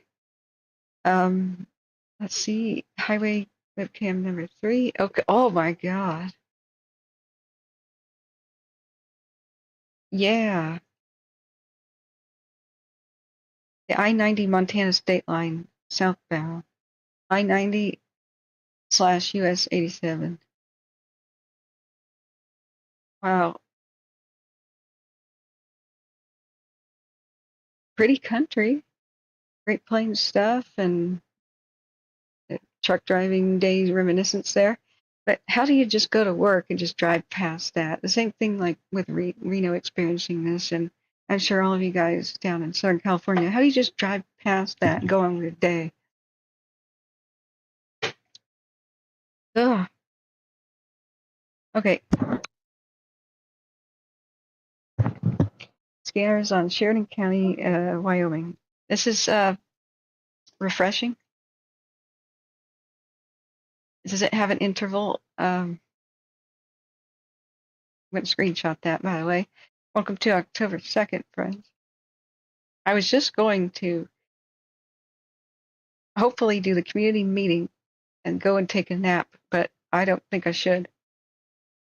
You guys are giving me energy. We can keep going. So let me make a new screenshot folder of October 2nd. It's the 2nd. Where did the time go here? So this is the Wyoming I'm just going to label the screenshot wow. That's my title for it. It's wow. And this is ominous too.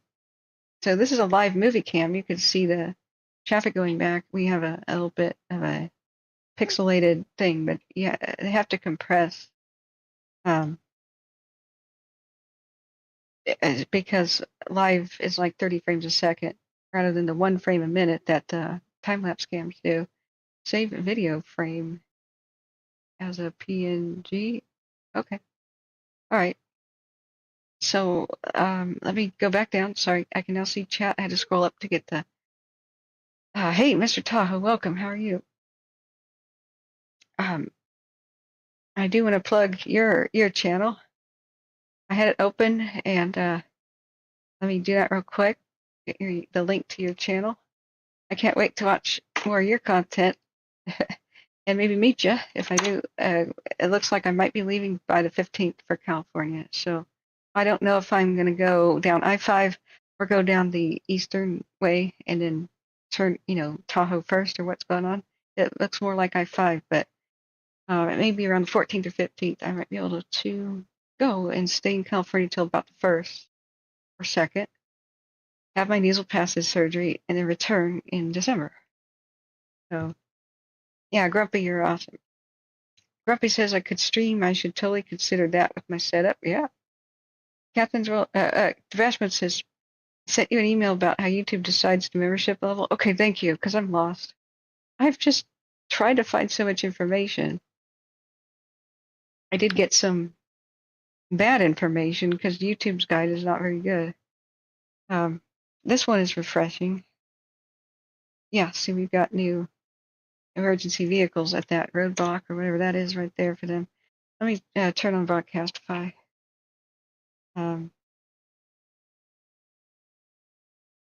This may be frozen. Yeah, let's. No, it's not. Okay. Hey, it's not. I have to manually refresh that one, I guess. Okay, so what? Fingers crossed for California right now, guys. It's looking better with the line currently. We'll keep looking back at it. Do let me know if there's something to look at. But as this thing is happening in Wyoming, I do want to get an idea of what the heck's going on. If a town is, if it's immediately threatening a town, that's what's happening, right, Abby? Or what the heck?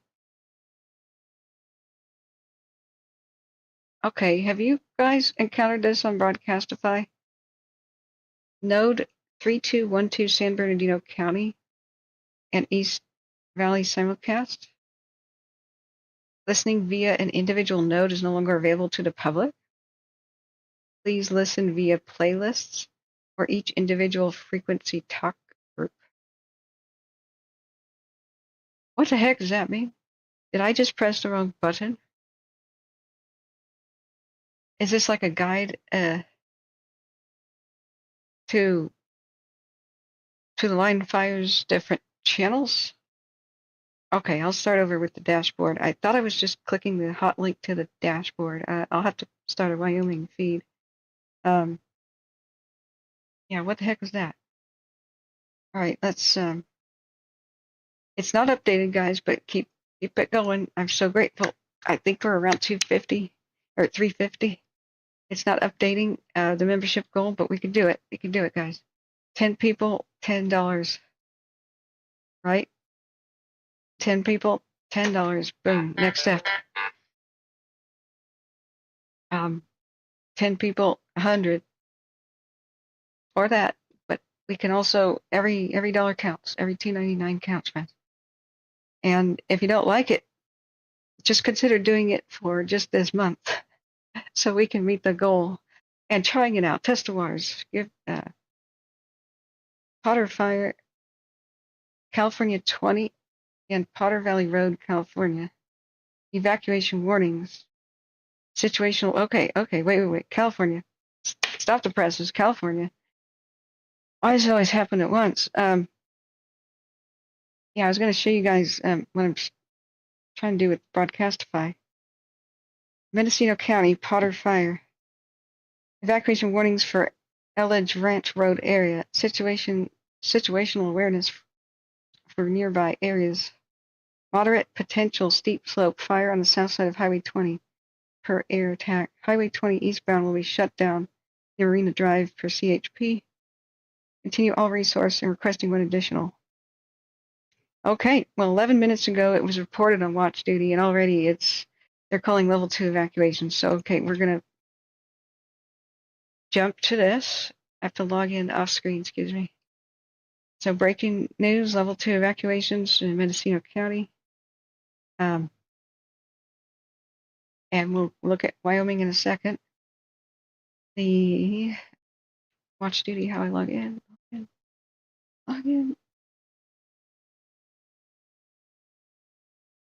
Got it. Okay. Back on watch duty. The happy fire. We have to put that on the list, and then we'll do a poll of vote of the weirdest fire names of 2024. The weirdest, wackiest, funniest, and just bizarre.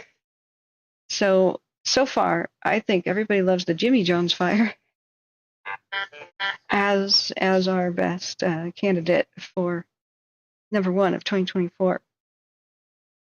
Okay, let me write the timestamp down. The clock is still running. Okay, 01:38. We got the new fire at Mendocino County. Nothing in the red flag zone. Good. Potter Fire. It's not near, well, it's closest to Ukiah and Redwood Valley over there on 20. So this is the Potter Fire. Nixle report just went out, an evacuation warning. In the Potter Valley, Redwood Valley area, Elledge Ranch Road, be ready to evacuate at a moment's notice. Gather your belongings now, check on your neighbors, and leave as early as possible. Please avoid the area. Emergency crews need the access. Do not block the road. only call 911 for pure emergencies, like life, like I'm bleeding to death, or there's fire in my yard. Okay. We will publish more information, including the evacuation zone maps and social media updates, to mendoready.org. Mendoready.org. I like that one. As more information becomes available, fire is moving up from Highway 20. Guys, this seems like this is a guaranteed level 3 evacuation coming down the pike. They're saying leave as early as you can. So this is that's what I get out of this. That's what the can we enlarge this? Whoa, it's huge. Rather huge. So hopefully guys, you can read this. It's level 2, which it's a ready, get set, be set, go. Get ready, be set, and go. When you're at level 2, you should already be ready to go at a moment's notice with your shoes on and everything in the car. Test and see if your car starts. Do you have enough gas? Does your neighbors? Check on them right now. Pick up the phone and call them, because don't assume that they know. Even if they have 5 more minutes to get their stuff together or prepare, that can mean the difference between them leaving behind medication or pets or heirlooms or something. 5 minutes counts. And help the heroes. If you notify people, the heroes don't have to notify as many people. This is one of the best ways we have helped our heroes and helped folks on the channel. During the mosquito fire, we were happy to report that the sheriff came to a neighborhood, and it took a long time. It took like an hour for them to get there to knock on doors. And somebody who was watching our channel says, "Oh, this was over by Auburn in that time." Oh, we heard about it on Catherine's channel. We heard the scanner radio. So we're all packed up and we're leaving right now. Thanks, officer. So the whole neighborhood was pre-evacuated and pre-warned. We do this a lot. This is the best thing that we can do, and you can do it too by making sure that you make your own calls, not just texts, but make sure you call. And it doesn't matter day or night, whatever it is. This is life and death. Let's look at the cams for this and see why they're so concerned. Now remember, most evacuations, people come back to find everything pretty A-okay. It's very rare that fire rips through places. It's pretty rare that looting actually happens. Just get out of their way is what you need to do. That's what they're requesting. If they want to put in your driveway a pumpkin, which camera is this? Which is like a doughboy swimming pool.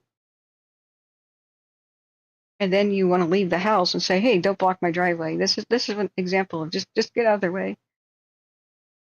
They may want to go to the end of your neighborhood and fight the fire as it approaches the neighborhood, right? If they get a call that somebody has been left behind or stayed behind, they have to stop. They have to pull the hoses. They have to put them back on the truck. They have to drive to where that potential victim is, evacuate them themselves, and then come back to defend your neighborhood. Like, they don't just leave hoses on the ground ready to burn up. They don't go around in fire trucks generally without their hose. They have to wind it all up and put it away, disconnect from hydrants unless some other crew is there to babysit. I mean, I don't know the circumstances, but you get the complication. They generally don't abandon a hose. And what if the hose lay is critical to connect another one to defend the whole neighborhood?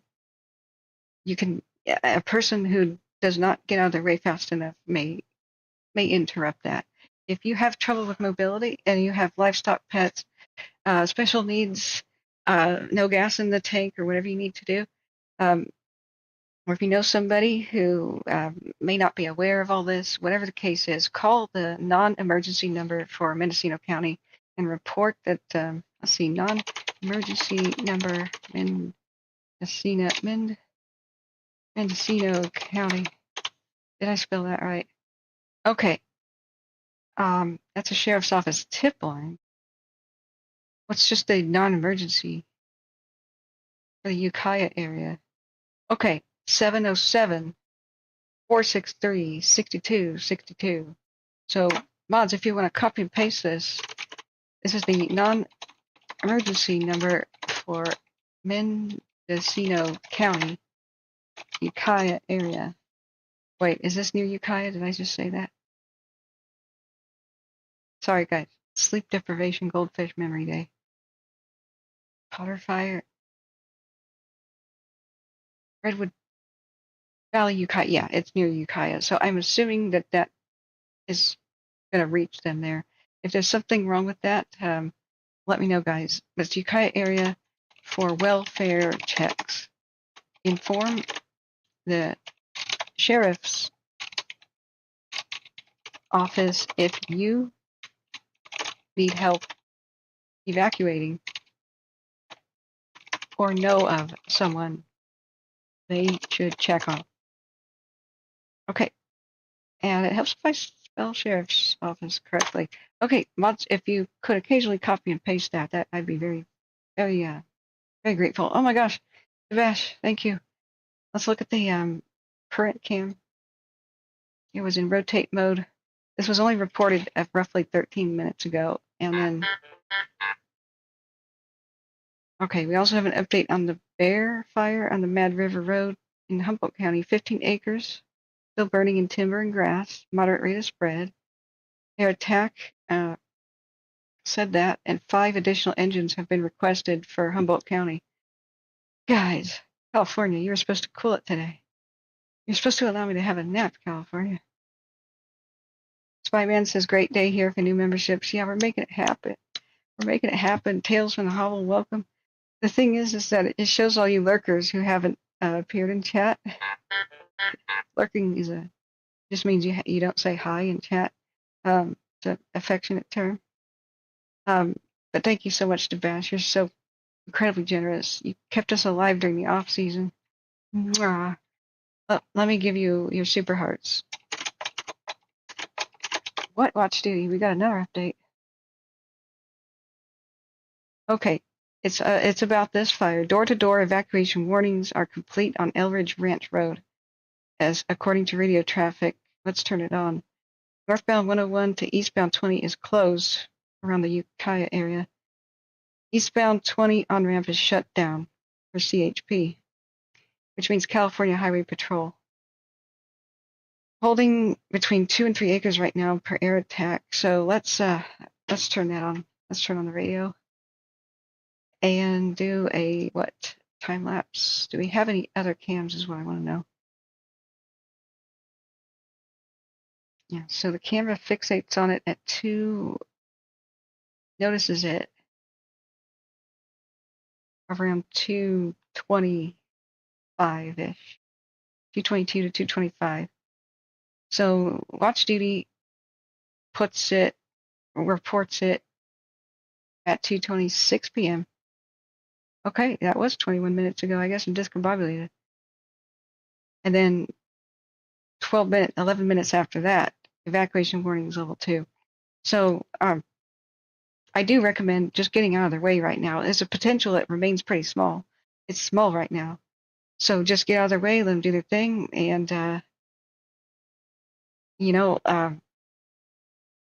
that's the best chance that they have to keep this small right now. Vash says, heart, heart, heart with the Phoenix. Yeah, thank you. Thank you. I should use the Phoenix. I should use the Phoenix. Heart, heart, heart. I'm going to pat you on the head too, Devash mode. How about that? That'll be fun. More memberships we have, guys, the funner we can do. We can do a photograph of almost anything as a smiley face. So I was thinking a hold on to your butts kind of thing that you guys can help me figure out. And these are tiny, so they have to be animated a little bit differently than I thought. But we'll fix it. Okay, so let me go to my speed dial, California Clear Lake area. Do we have which radio is it on? California, Lake County, Clear Lake area. 29 listeners, 5 listeners, only 1 listener for Calfire Air. Let's turn on the one Lake County Fire and Law. But it's Mendocino County, so that's right. they are hearing air attacks, so I'm just going to add a Mendocino County feed. I'm sorry if it starts very loud, but since nobody's saying anything, I can't adjust volume before. Let's go California, Mendocino County. Mendocino County Fire and Calfire has 33 listeners. Probably it. Okay, Lake County Fire and Law going on. Be out at Marine Patrol and follow up on this detail. Calfire Air. 1, copy. Mendocino County and Calfire is now on as well. So, yeah, let me look back at chat. SoCal Squadron, welcome. Apple Hill 530. Hey, hello. What's Apple Hill? 41 plus 1 to AHUV, code 2. 14, 49. Okay, Lake County I don't think is going to have what we need, but let me check the general California feed. Now, meanwhile in Wyoming. 6390 is responding. Yikes, look at Wyoming. That's still going on there. Keep me abreast of what's going on in Wyoming, friends. Yeah. I'll tell their attack. We change the screen size. Powder attack, Tanker 9. Powder air attack, Tanker 9. That's what we want. Copied all 9-1 out of service. So that on, and I think we could come down that right shoulder with the left turnout. Here we go. Looking at obviously indirect and tough covers level 6. Full load. Look up 911 X-ray, Papa, short I final can give it a 3, go, 3, you got it. and I'm ready whenever you are. Clear to copter still in the dip. All right, let's look at the cop. Copter, right traffic. 90 right through. Okay, breaking Wait, news. I'm going to change that. Left traffic, I'm on a... Okay, that's air. We found air attack. Breaking news, guys, if you haven't just heard. Just northeast of Ukiah, just east of Redwood Valley on 20, there's level 2, be ready to go at a moment's notice was issued for this general area. And they will be asking you to do level 3 is what it looks like. They're encouraging people with their phone emergency alert to go as soon as possible. And they're requesting everybody just get out of the firefighters' way. So that's what's going on. That's what we're tracking, and I'll change the text in a second. And there are aircraft. Let's listen. Forest Lake 68 to 22. Oh, Katie, Mountain Man. On red, Hi. was stepped on by local traffic. Can you repeat? Cams. Howard Forest Lake 6822 in the area attempting to locate. 822, he's 1452. Okay. Hopefully they can pounce on this and get it done. You know, on command 8. Howard Forest spotter, I see.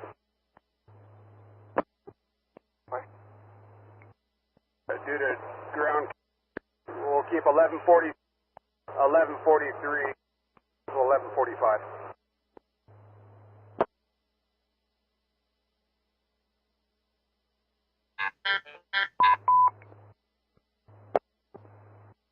What was 1145? Second angle. All right, here it is. 5 copies, canceled. Ukiah's response area. Send 4 lunar to 56 to 20. Half in, actually quarter out, maybe a quarter in, and all of these down almost to the road. Great drop. I want to come back and see it. I'll see you shortly. I'll get some pictures for you. Yeah, traffic tanker 90, Lake Mendocino for 33 pass. Damn. Tanker 90, okay. Okay, so we got good aircraft. 90 inbound, load and return at this point. 90 base copies, inbound, load return. I'll put that link in the chat about Wyoming. It's looks like this Ranchester, Wyoming is threatened.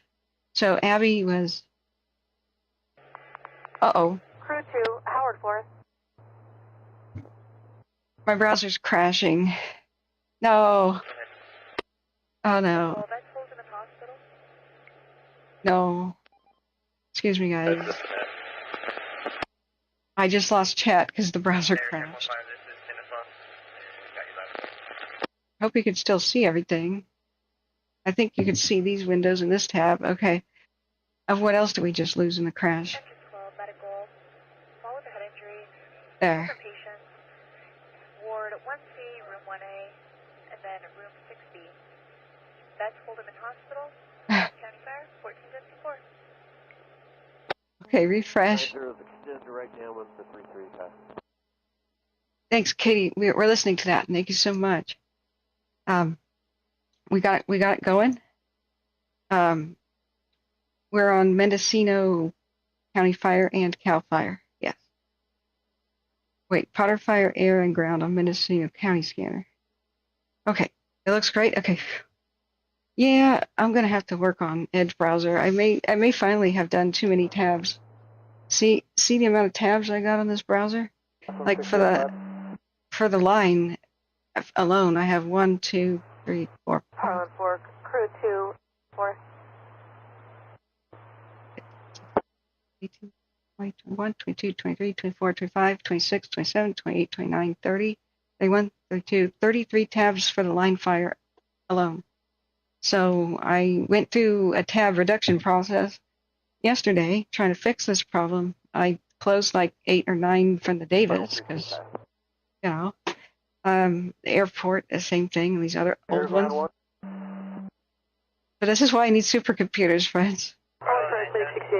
Oops. So this is the Potter Fire. Hey, Nick, you've been working. Close to the road, might have got a... This is going to be UTL. Yeah. UTL 1456. Oh, we've got to make you a member.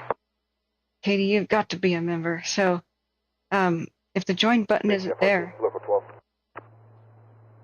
then maybe you could get a gift membership, but And that was 605 here, they should be able to set that up pretty quick. this is live. Let's look at the aircraft right now. We have to look at the fire going on in Humboldt. That's 271. Respond to vegetation fire, 28 Potter Valley Road. 271. Will it? 2-1 copy. Vegetation for Potter Valley Road. 271 copy.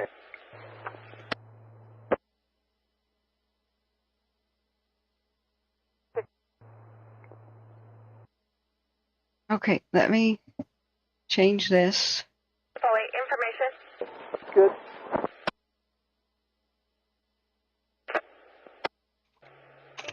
Additional response. Medical, let's hold him in hospital.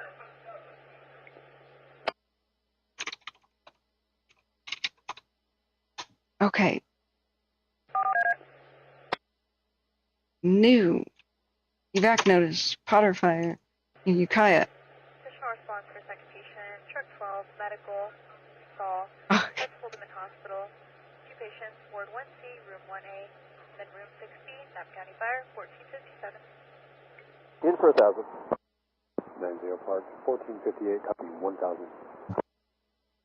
Oh, I wish that worked, Spy Man. I'm so sorry, but it's cool that Dark Angel 23 just got a gift membership. You're so wonderful, Spy Man. Oh my God, MVPs, you guys, MVPs.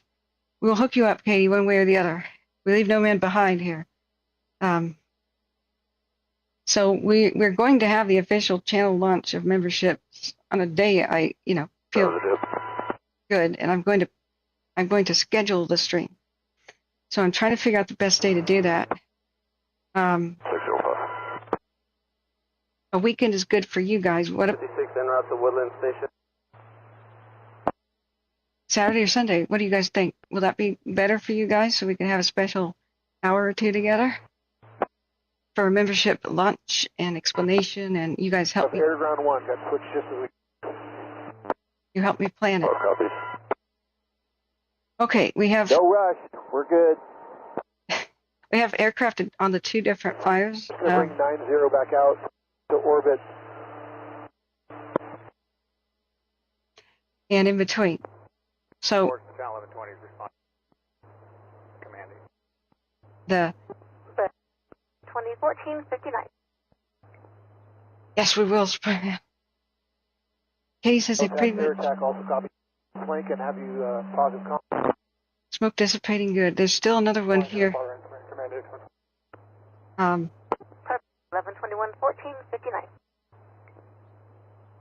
What's the temperature down there? We should check.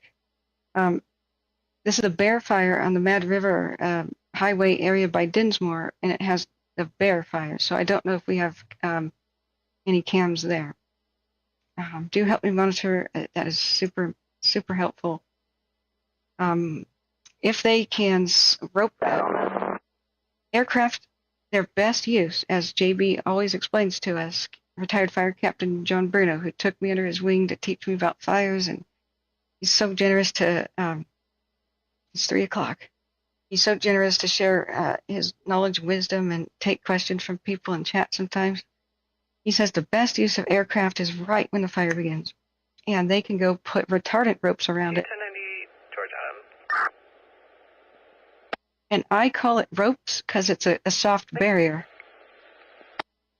Retardant is a temporary speed bump. 446, can I get a case number? It is a temporary speed bump. 463. Case number is 20020. Bartender 6390 at King. 1090 Robert Thompson. Let me make sure a second radio. Nope, I'm turning it off. A Lake County fire finally said something, and it's not related to the Potter fire, I don't believe. Where's the... Why isn't Calfire talking anymore? Hang on. Mendocino County should be playing. Don't crash this browser tab, too. Come on, Edge, we need you today. I'm not really doing anything unusual. I always have a million tabs. Edge browser's been unstable. So is Windows in general. Okay, so we have 2. 90 with 980. 90 rolling 1501, copy 980. Is this volume good for you guys? That level, just now for the air control. Taxing out for 15, left downward departure to the north, Potter Valley, fire dispatch, UK. Thanks, SoCal Squatch. How have you been, by the way? Potter 90 to taking off smoke. Remember, let's look at the weather. Let's just look at the weather there. This is the live view. Remember, it was a 95, clear 3000. It was a different. Yeah, it was a different situation. With in a different time of the year, it's the 4th of July, when they did the same thing with the fire that ran up the hill. You know, aircraft pounced on it, and they did good work with retardant, amazing water drops too. Big air show, very competent, very on the ball work, and they were even overconfident and did not. Touching a 90 to take off 15, left downward departure. Towards Potter Valley, fire dispatch, UK. At Mariposa, they didn't tell the whole town of Mariposa to be on notice to evacuate. They were so confident that their retardant drops were working right up until sunset, but they had 3 more retardant drops to make. Traffic helicopter 7 main motel 10 to the southeast, 3200 inbound. They just had 3 to make. This is a current 3 p.m. hour. Okay, it is. So this is wind gusts. I'm going to put it on wind speed right now, and you can see the color difference. So we can switch between gusting and speed. So there is quite a lot going on at sea, but some of the wind will squeeze its way past the mountain barriers into the mountain passes of the Coast Range. So we got Humboldt here, there. Let's search for the actual location. Let's just put Ukiah on the map. Ukiah, United States, that's the thing I remember the most. All right, so that round. 1-3, I think. Came up at scene. Do you have remember to park there and all face to face.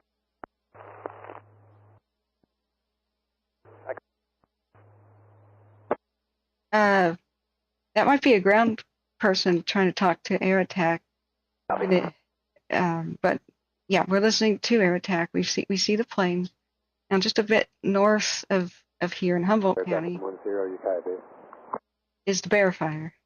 And we were just looking at what's going on with Wyoming. Air attack base, go ahead for 110. Issue's been resolved with Tanker 9-1 and inquiring if you'd like him back over the fire. Oh, good. Negative, he can hold. Ukiah base, copy. Hold at Ukiah base, thank you. Please give me updates on Wyoming because I can't do that right now. So our wind speed is 9 miles an hour in that area as a constant. And of course on the hills, ridgetops is going to be, you can add more. Over here, Redwood Valley, the fire is right approximately like so. And it's saying 4 miles an hour. Just beyond the bend a little bit on Highway 20 as you leave Capella, Redwood Valley and go east. Well, it's closed down right now, but as you normally would. There's not much wind according to Ventusky app here.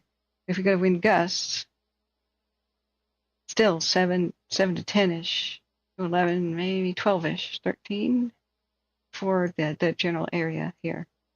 So the best way to tell what the wind is really doing, because it can be different directions and different speeds. A canyon can shelter, as Spyman was. Taker 9-1 requesting to fly over the fire for systems check. Approved. Ukiah base. Okay, Tanker 19, I think it was, or Tanker 9, had an issue, and they want to approach again for a systems check, probably to see if whatever the issue is fixed. That just got approved, so hopefully you don't lose a tanker for the day. It's near Potter Valley exit of Highway 20, not near Ukiah. Okay, whoops. I'm just trying to think of town names that people would recognize in this state so that they know what where we're generally talking about. But you're very right. That's the precise location. Because also names of places like Potter Valley may not be unique. So it's in the Ukiah region, but yes, thank you for reminding me to be abundantly clear on that, and you know better. 1143. So let's look at our half an hour time lapse. We're looking to the south, aren't we? I'll check it out. So all the views are a little bit behind hills, and the Spyman was reminding me that valleys and canyons aren't always something that increases wind speed, and 90's coming on 605. Ukiah traffic 90 Montell 5 to the south. Gonna pick up a wide sending out of 3200. okay, that's two different But channels. you got the line around the left, and you're target right. Nice work. Okay, somebody just laid down retardant. Cool. We don't see him on the cams. The dozer is that quick? I think they went up in that drainage just north of the fire, northeast of the walked over. Northeast of where it slopped over. Okay. Well, all the agency assist. South Highway 1. Occasionally, a valley. Ow.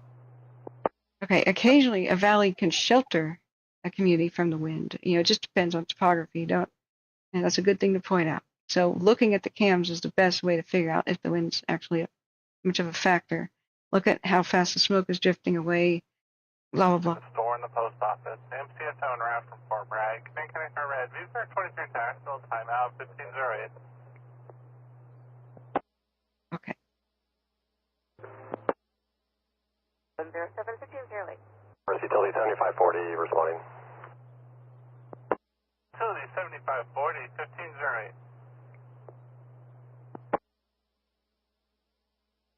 Okay. So Highway 20 northwest of Clear Lake Redwood Valley, Calpella area off of Highway 20 where the road goes to Potter Valley. Potter Valley Road is the location of the fire, as these airplanes are definitely demonstrating.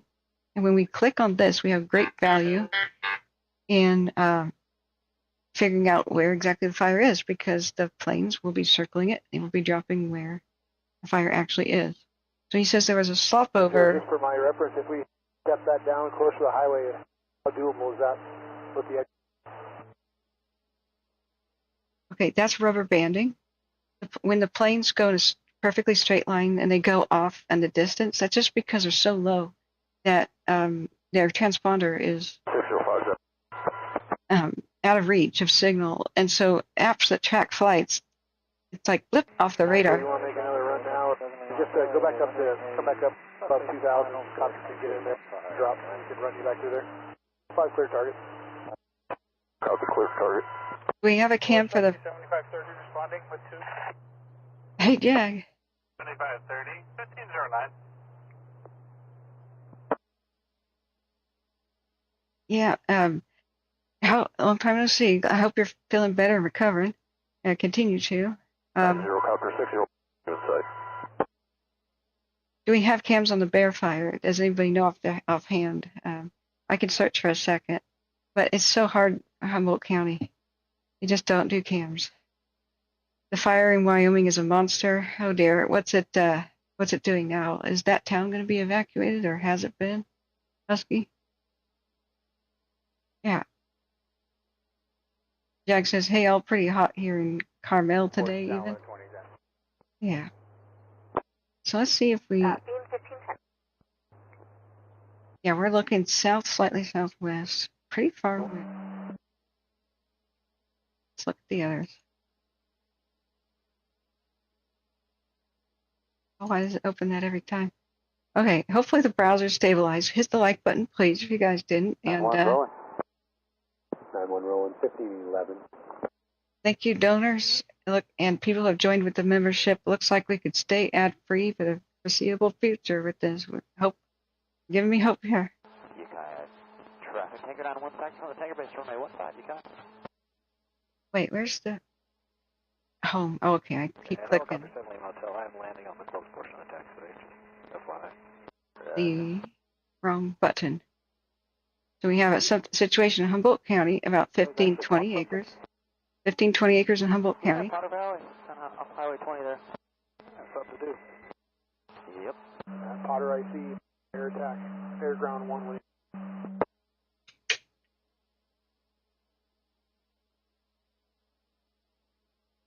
Yeah, when they give specifics about where the fire is, I shut up and I listen. Is this pretty steep here? I should look at this with Street View maybe, because I've driven past here and I don't remember how long ago that was. That's how long it was. So, Husky says, I don't know about evacuations in Wyoming. Well, I was just wondering if it's like a news headline fire. Could very well be looking at that. I see Potter air attack on 1 when able. There's a cam on watch duty at Dayton, Wyoming that shows. We got one tanker back out. Pretty much have here in the traffic dozers wrap the left. Morris 7530 in the area investigating information. This is going to be on the south side of the Wallowa Post Office. Oh. 730 in the area investigating, copy, south side of the post office, 1512. That stepped over our aircraft, dang it. So there's 3. It sounds like medical and law enforcement is also talking on the same channel as this air attack, and those others talk over air attack. So I have no control of that. I'm not playing multiple streams right now. It's all on the same one. So the Wyoming fire is on watch duty. Oh, I didn't know watch duty went out there. I stay so fixed over to the West Coast. Let's check it out real quick.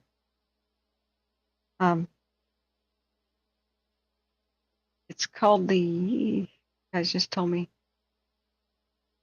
I forget already. All right, let's just go to Wyoming. Oh God. Fire weather watches. 46.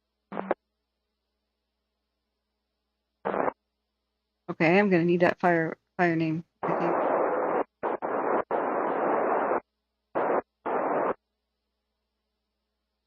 Oh wait, never mind. Here it is. It's red flag. Todd, Rieger. Pack trail. Intel, go ahead for Potter.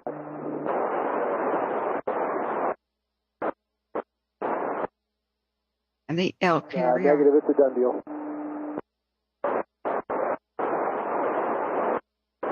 Same to you. Good to hear your voice back on the air.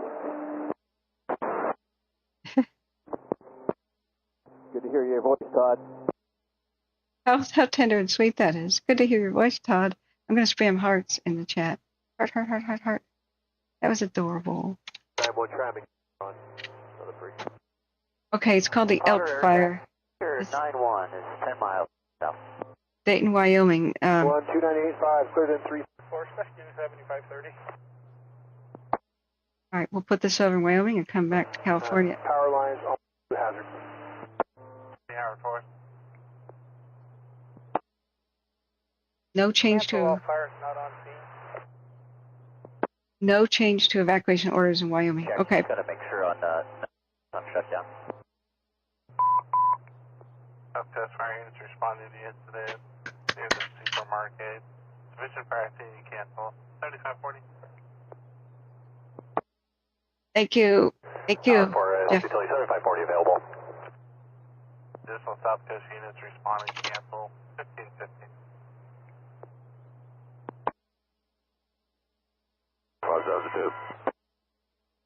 I forgot to say. 90, the nicer drop that scene. I got right in there. 90. Deal. That's what we're supposed to do, but sometimes it doesn't work. Sure doesn't. That was a nice one. It covered it. Helps with the fuel model was right, but they painted it. That was a good shot. Good deal. I like that if I can. I'll do it.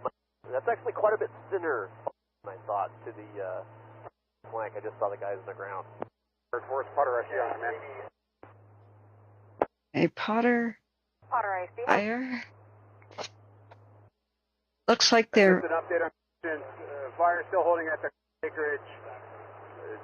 Sign on the east side of the fire across the head. Retardant holding the west side. Really no anticipated growth point. Yes.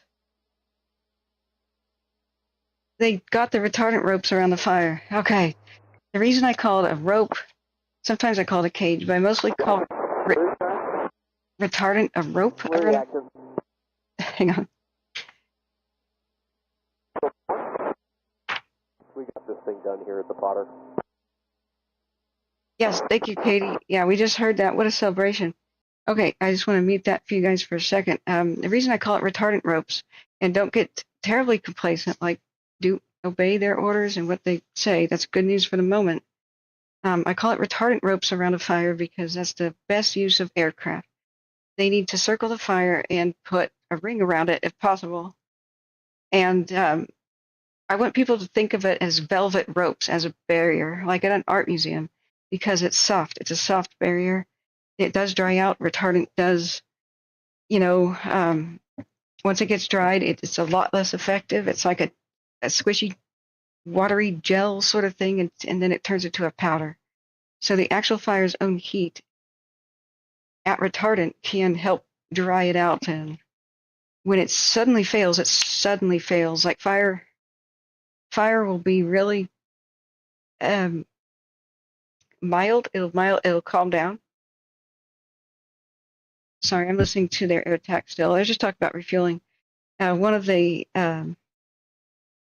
guys is going back to Ukiah for refueling, and they're flying right out of Ukiah, so lucky place to have it. You're very close to.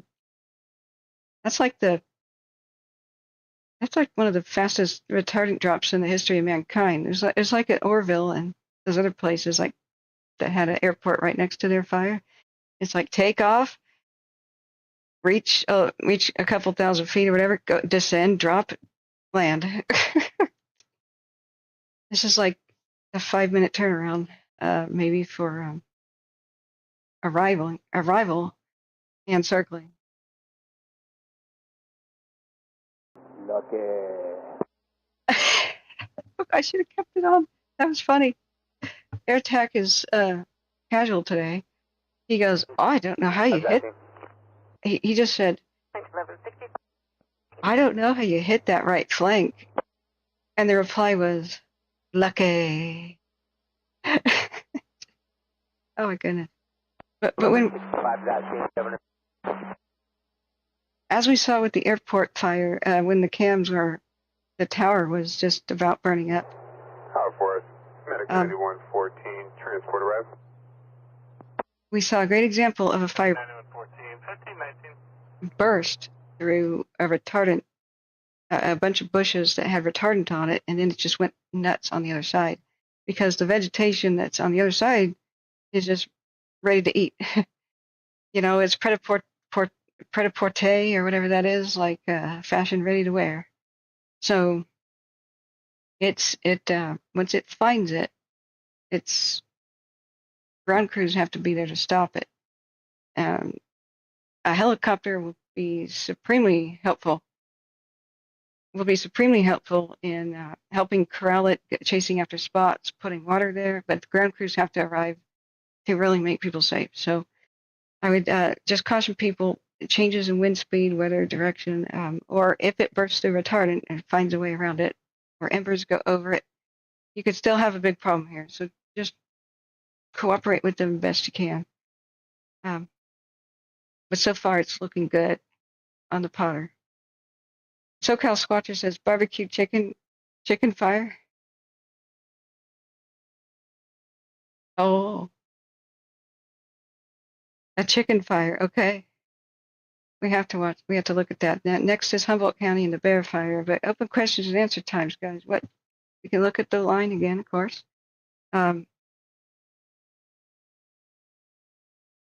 I do know. I'm sorry. I'm still listening to the air attack. If you want to know more about what would have to happen to make line fire evacuations occur, I can explain that because I found a map that explains it. Hang on. Okay, I guess air attack's not talking anymore. So, chicken fire.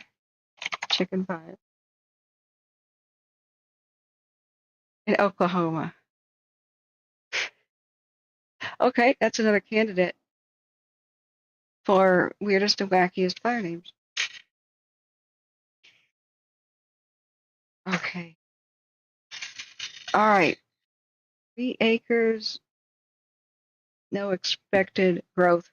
Remember when Mariposa almost burned down, they didn't expect any growth either. And they were doing their final retardant drops. But then again, the wind was picking up. And the fire was above the community with, on a hillside on a red flag day. It was, 4th of July. But we gave everybody in Mariposa who could hear us 3 to 4 hours of heads up that I said, man, that town's vulnerable. Our heroes are not perfect. So we gave people hours to prepare. And we told people, tell your neighbors and make your phone calls. So I know that many people were helped. And that was the day that we were already pre-celebrating that, nobody's done much with 4th of July fireworks. And then that broke out. And the Lake Fire of Santa Barbara County. And then we went, oh, God, it spoke too soon.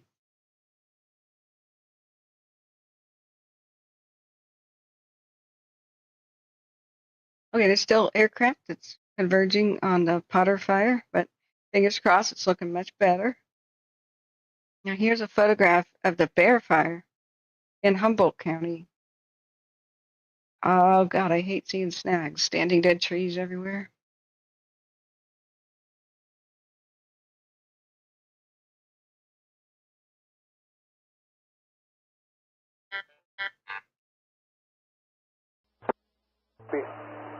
Yeah, a lot of folks on the ground thinking this thing's a done deal. Yeah, Potter Fire.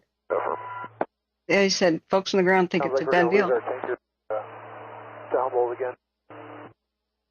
Yeah. Copy. Okay, he said before I did. I said, I bet that tanker will come up here to the Bear Fire at Humboldt County. Traffic 90, Make a pass along the runway. You got it. Okay. So, just have to make it. I advise ECC that you probably need to get fuel before you go on. Awesome. Thank you for monitoring it, Katie. I don't know if you can hear me. Waited for helitaxi. Now the hose lade's coming up. They pass. I'll see if I can get back down. Power 4. I just play the radio.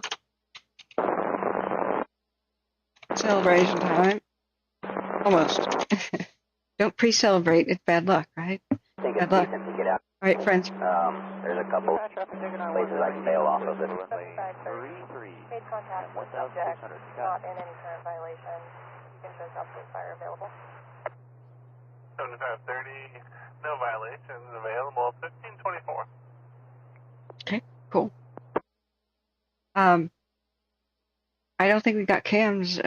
We've got any cams, excuse me. Oh, gosh. If you are enjoying the experience, please consider becoming a member. We're doing that. We're doing the drive goal. If not, liking and just sharing the stream, letting people know we exist on your own social media, or just share button and text it to especially the elderly or old timers who may not be that tech savvy. We need to reach people who live in the excessively fire dangerous zones, the people in the foothills and mountains, and they're much more likely to have never even owned a computer before, let alone know exactly how to work their smartphone, or even think that YouTube might have a wildfire, tracking channel. So if what can really help is go to the channel page by clicking on the K logo and then share that. Just copy and paste the link and text that to people and say, bookmark this and subscribe to this. Subscribe so you can find us again with the bell, and just walk them through it. Because that's the biggest problem, is they find the stream once and then they think it's over, and they think it's like television, the program's over. But if you give them my channel page, then they can see the new live video.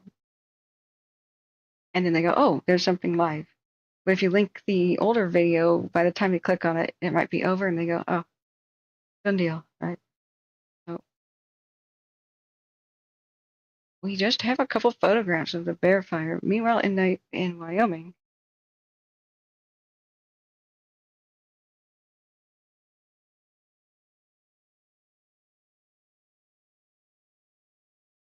okay, there's some medical stuff stepping over air attack. Taker 9-1 and I think 9-0 are landing and probably about to go up and help the situation at Humboldt County, the Dinsmore Mad River region.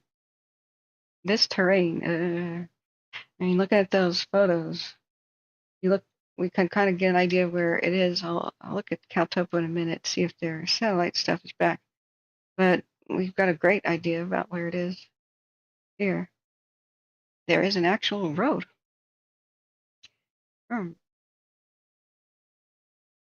Okay.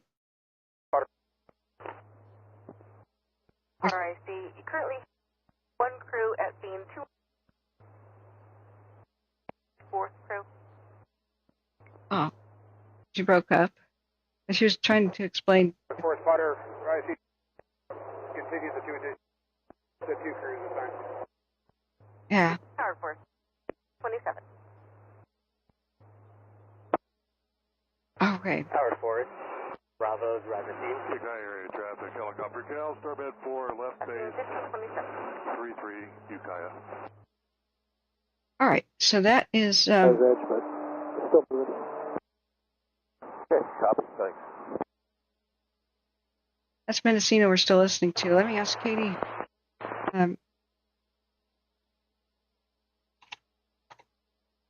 Oh yeah, she's listening direct. Okay. No.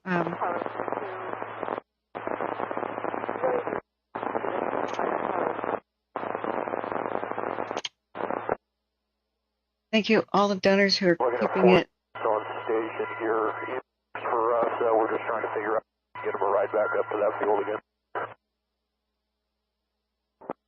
90 base. Are they still making up their mind? Negative traffic for tanker 90 and 91. Roger that. Positive fuel. Are they, Base copies. Positive are fuel. they still making up NAWI. their minds? Yes, that's it.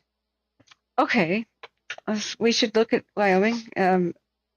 Bear fire, Humboldt County is incredibly difficult to find information about, but if you guys know about a radio to listen to, I would. Transport Dozer 11 command. Traffic tanker 90. Transport 1142. About 4 miles to the south line of the overheaded tree. Now reporters, 1142 has been released. Okay, we're still listening to Mendocino County Fire and Calfire. This would be, it's got a road, thank God. Attack 605. But Hayfork always has. Copy all across traffic. Route Ukiah. 605. All right. The people around here, just people that don't know, Hayfork always has heart attacks, and time again, 2020, 2021, 2022, 2023, we keep seeing crews when there's too many fires and not enough firefighters. The crews pull out and leave these communities on their own, like Ruth and Hayfork and everywhere in Humboldt County and Mendocino County. There's not enough population here that when fires get bad elsewhere, they just take all the crews away, and they say we have to prioritize the areas that have a higher population. So that means every single year they're abandoned. You know, if there's a bunch of big fires going on at the same time, it's been really horrible. This whole region for Oregon, same story with Cave Junction, the Klamath area, and the Hoopa tribe and their reservation, the Klamath. They're completely left alone. So what they've done is they've taken matters into their own hands, and they're kind of building almost like a city wall kind of defense of pre-made fire lines and stuff around Hayfork. And every single year we do the stream, we watch Hayfork's cameras. In fact, there is a Hayfork camera. Let's just see what's going on over there. That's right, there's a Hayfork camera. I don't know if I can see over there. And we got a smoke column. Sort of looking at it. It's just so distant.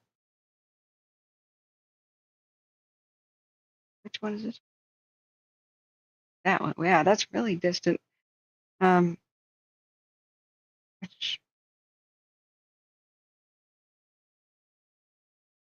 91 is refueling.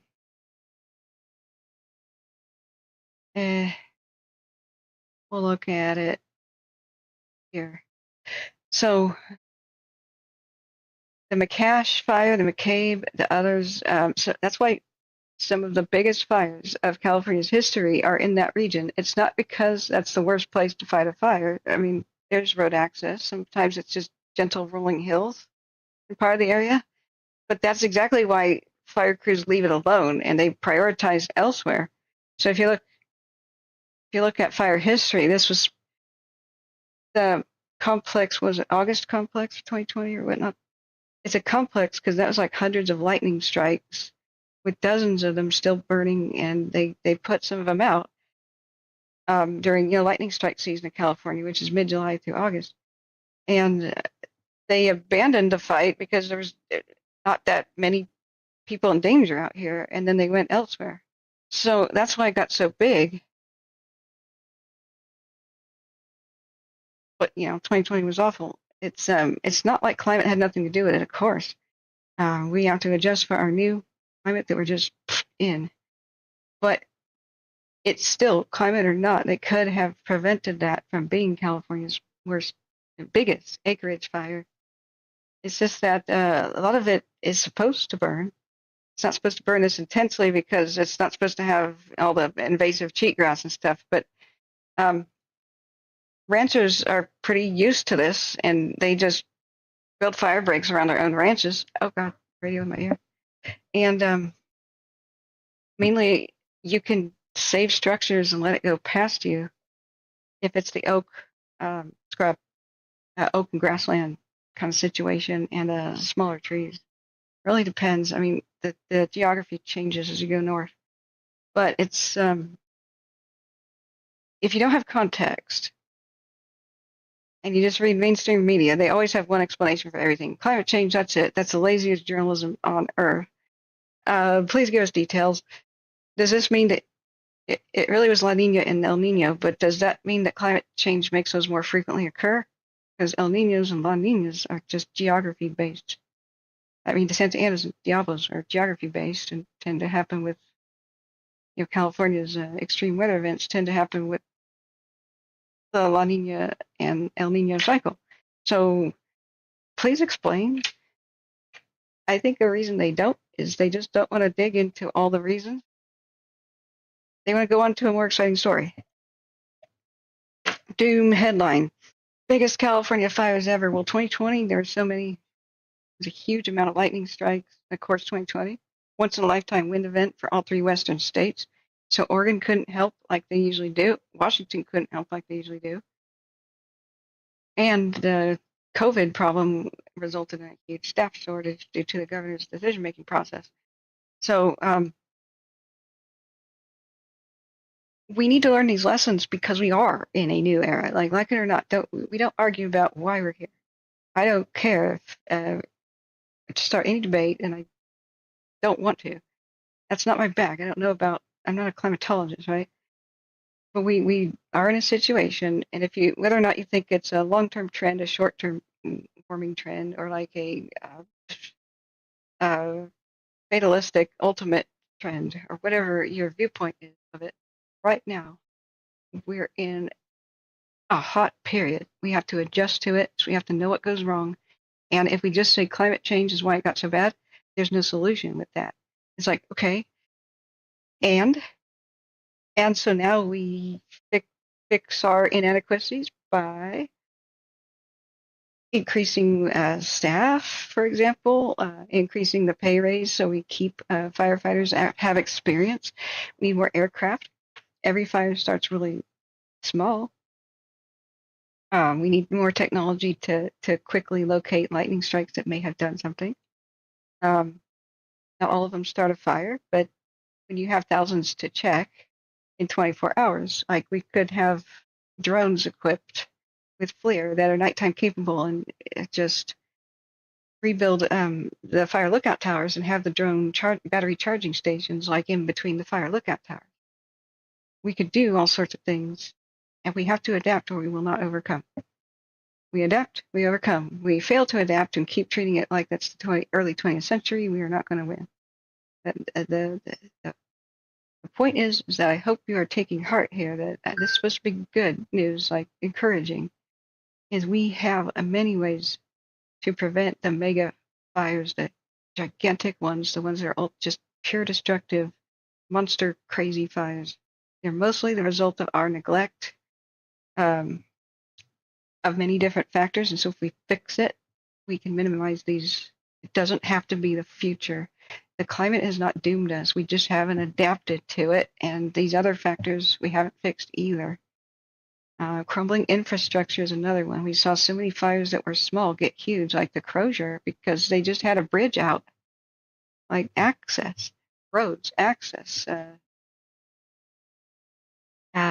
are many things we can do, but we can't force the rest of the world to do something with climate change. That's a long-term project. If even the world ever cooperates, that's a big if, right? We're on the verge of World War III with Iran and ally of Russia being attacked and then attacking Israel and an ally of us. And, it's getting scary, but maybe one day the world will cooperate for the betterment of mankind, but I don't think it's going to be anytime soon. But what can we do? We could do a lot. We can do a lot ourselves, a lot on our own. And as long as we honestly examine the many factors that cause wildfires, but you know what? You know how the media is?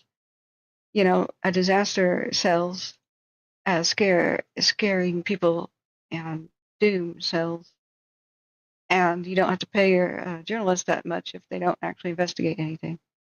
So I'm very frustrated where we have a great learning opportunity for many of these fires just to see the ones that are like totally unrelated blamed on climate change too. People are completely tuning out. Like they call it climate change for every single fire, and I sympathize with that frustration because we saw totally inappropriate ones labeled climate change, like the Newell fire of the one in the Columbia River Gorge in the Columbia River here on the Washington side. That was last year's fire, I believe, right across the river. Because Oregon didn't have a mutual aid agreement, I guess, with Washington. I don't know what happened here, what was wrong. They had a ready to harvest hay fire, and it's all hay out here. And Hood River, the Dalles are right there. I think it was this footprint. It got big, actually. This one right here. Yeah, the Newell Road fire of 2023. See this huge thing? This started wiping out history, towns, buildings, threatening the towns down here. Yeah, they caught it so many times as a tiny fire, and then their water truck broke, and the water stopped pumping. It was my kingdom for a pump. And it was the Columbia River Gorge is always hugely windy. That's just like that almost every day. So the winds picked up, and it was just a blast furnace effect. They had only one person covering the left flank, and they lost communication with that person because they couldn't afford radios. They couldn't afford a proper water truck. And even though the smoke column was gigantic, and it starts racing along the hay that was ready to harvest, they all lost their harvest here. That was devastating. No other units responded. Like everybody at Hood River, firefighters in Hood River and White Salmon said, "We're ready to go. We're here at the Dalles. We could be there. We haven't been told to go." And so it was a great learning opportunity that many of these fires could be fixed with, like, okay, give them adequate radio. All the firefighters need to do is talk to each other and make mutual aid required.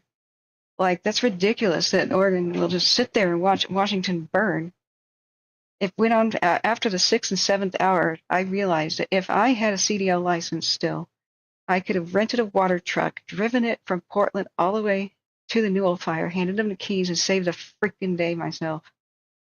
Because volunteer departments, they'll just grab the keys. I'd just be like, here you go.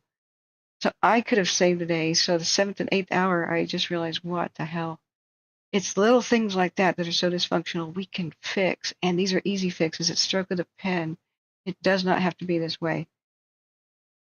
But how are we going to know this if we don't explore the reasons why the fires get bad? If you have one blanket answer for everything, people will feel helpless and they just won't want to hear about it anymore. They'll just bury their heads in the sand and hope that the inevitable, unstoppable catastrophe doesn't kill them this year. Or they get so nervous they leave the state, or leave the West. That's happening too. It's just a big missed opportunity. So many times, though, the fires just can't talk to each other. The firefighters just can't talk to each other. They have no cell phone service. They have no this or that. They can't even request. This we can fix. We just have to spread the awareness. People have to demand it. That's it. Spider-Man says, when you went to bed late last night, me and one of the mods covered the Newell fire. Yeah, you were wonderful, guys. Hey, SB, welcome back. Thank you for volunteering to be a mod. And the others who have volunteered for mod duty, because of life chaos and desk exploding and other factors, I still haven't reached out to you properly, but I was hoping during our little party, which might be Sunday.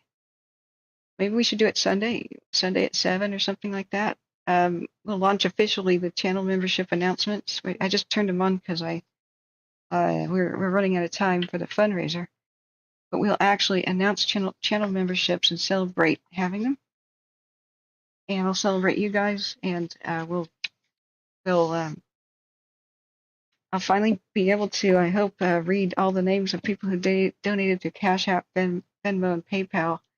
And those who wrote me letters, I found them.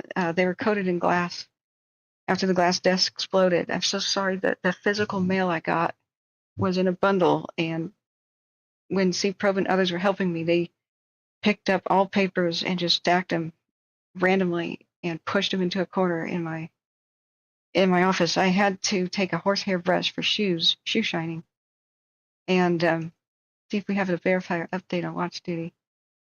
I'm still listening to Mendocino, and I don't think they're going to talk much about the bear. So we might find a different radio, but I don't think there is one for Humboldt, unless you guys know another one.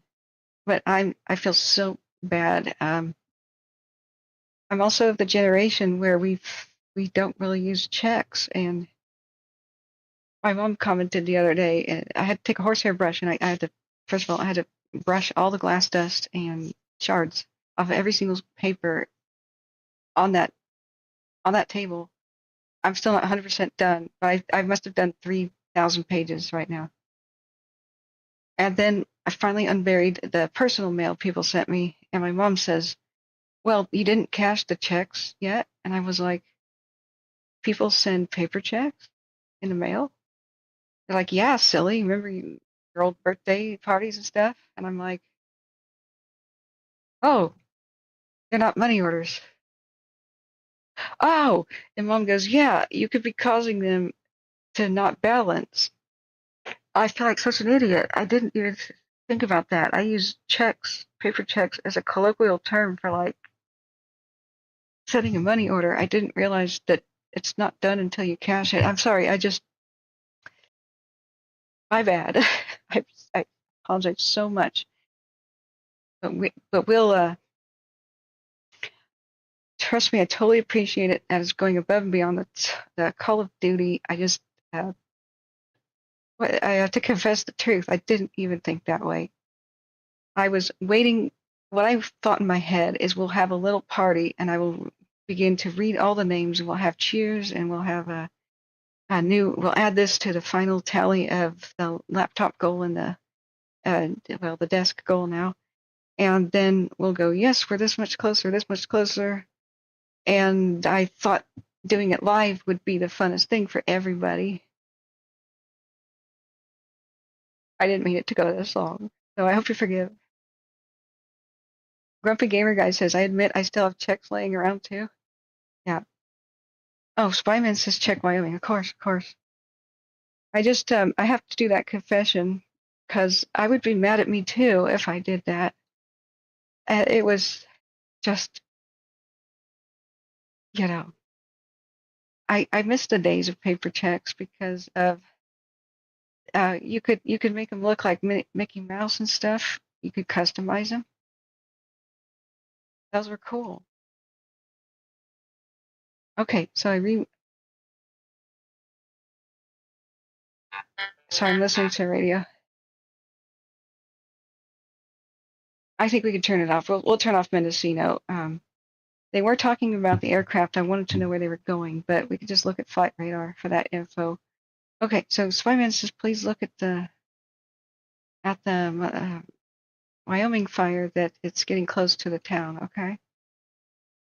Do they have a new update? Just 44 minutes ago, they said the Sheridan County. This is in Wyoming, over by Manchester area region. Sheridan County Fairgrounds.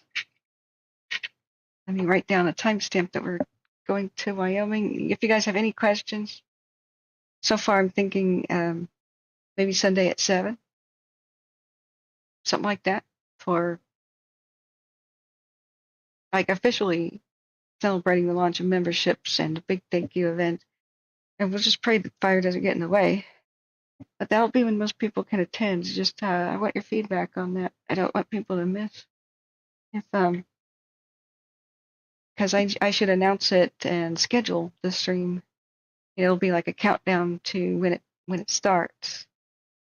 And then people can hit the button that says notify me when it starts, and that'll help people with the YouTube's latest notification issues.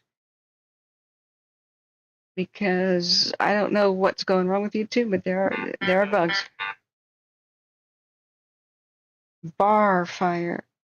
The Bar Meadows Roadgrass Valley. Okay. What did I just say? A fire interrupts things?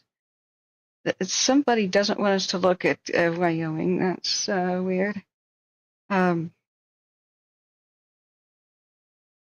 Check. Wyoming, the elk fire. Okay, let's see what's going on with Grass Valley real quick, then we'll resume.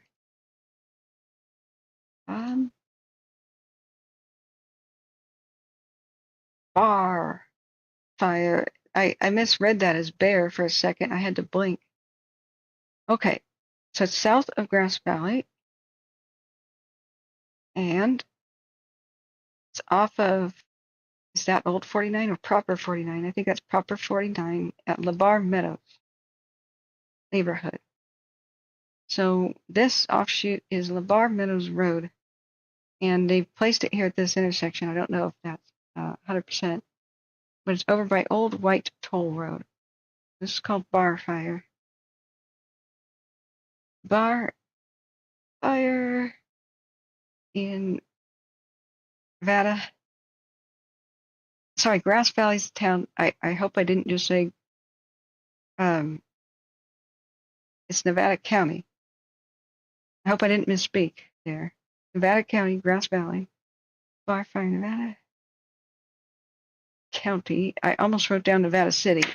I've got history on the brain. Nevada City is one of the coolest places ever to go, and it's not Nevada. See, Nevada City's up there, and Nevada County is in California. Don't ask me why. Don't ask me why. William says, "Wow, glad I sent good old Green back instead of paper check." I'm sorry, William, but yes, thank you for your kind support. I didn't even think about it. Most of them have arrived pretty recently, but I will be making sure that everybody's cool with it. You know, I'm not just going to go randomly run off to the bank. I've got an apology tour to do, but it's just a generational thing. I haven't gotten a paper an old school style paper check in so long. Let's see here. Arriving units for a quarter-acre vegetation fire. I guess we'll just wait for another update. We could look at the cams stuff. Can't we? There's cams around here. Wait. Oh, the layers are not on. I had to log in today after I restarted the stream. No wonder we're missing the aircraft. Oops. And the fire perimeters and the cams. I don't know why it doesn't just remember my computer's requests. I have cookies and everything enabled. Well, if you just tell me, if you guys actually just tell me, reminder, hey, did you get my thing? Just email me. Definitely keep me on track. I am this goofy. Let's see here. 1 to 2. And this is just with a couple of them. The couple that got lost in the glass. The others, they're okay. I just wanted to make sure that there's a little stack that's like so, friends, that the glass desk exploded and got glass all over, and then everybody moved it into a giant pile. Otherwise, 2 weeks ago, we would have been doing it. So I apologize for that. I think four letters. The fifth, I think, is just a package. I think the fifth is a brochure that I requested from somebody. But let's see here. Yeah. Okay. So we've got aircraft. Let's check out a cam. Yes, this lineup is probably better. Let's do this one. It's open question and answer time, friends.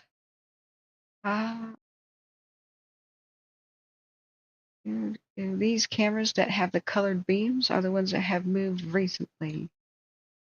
So the oh, sorry, yeah, which cam, Spyman? Let me scroll up. That's what I didn't know. I just did. I checked the Wyoming fire cams, but I don't know what I was supposed to, which one we're supposed to look at. I know we've got traffic cams, but oh, did I close the window for the first traffic cam set? Okay, this one. Okay, fresh.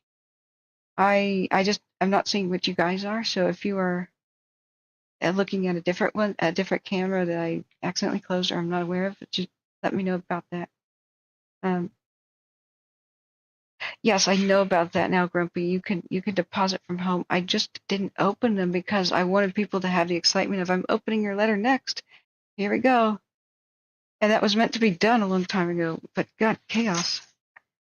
The life chaos. Like I just wasn't myself after I heard about my family members. I have two very ill family members right now, close, and it's not something I want to dwell on right now. But I haven't been 100%. So just I hope people understand. This is their live cam. Is it the other towns that it's approaching quicker? Like the others were closer on watch duty. Like here, the photograph um, by anonymous user is from Dayton, Wyoming. So um, we just don't have a Wyoming update here for watch duty. That's all I know to check, guys. Now let's see here, Sheridan County.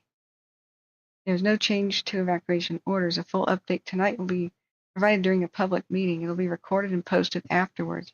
Let's check and see if the line fire meeting was finally uploaded. Over here, the bar fire in Grass Valley, we do have a little bit of an air show. Their cameras are generally fun to watch in Grass Valley. Let's see if we're missing. Oh, that one is rotating. Okay. It's so hazy and smoky. Yuck. Yuck. It seems like there's a decent amount of breeze coming in from the ocean. You'd think it wouldn't be this bad, but the for pollution to leave the valley, it has to be pushed with a force up and over the mountains usually. So it doesn't leave the valley usually. So California doesn't have a pollution problem per se like you would think. It has a bowl kind of problem, a geographic problem. That pollution just doesn't dissipate and go off like in other states of the union. So California has to have the most restrictive air quality standards of the nation. Otherwise, everybody would cough and sputter. It used to be so bad before any of those laws went into place. Just watch old movies, actually, like Bullet and old movies from the 70s and early 80s showing LA. Holy crap, you can't see the skyscrapers even from Hollywood Hills. It's like, wow. Okay, I don't see that we have much of a cam view. The Dayton cam. The elk fire is worsening by the minute for the Dayton cam on watch duty. Oh, watch duty has a cam link. Did not see that. Guess I have to scroll. Sheridan County, Wyoming. Your questions about fires answered here, friends. Maps included to the Rocky Mountain Complex. Management Team 3. Am I blind? See it?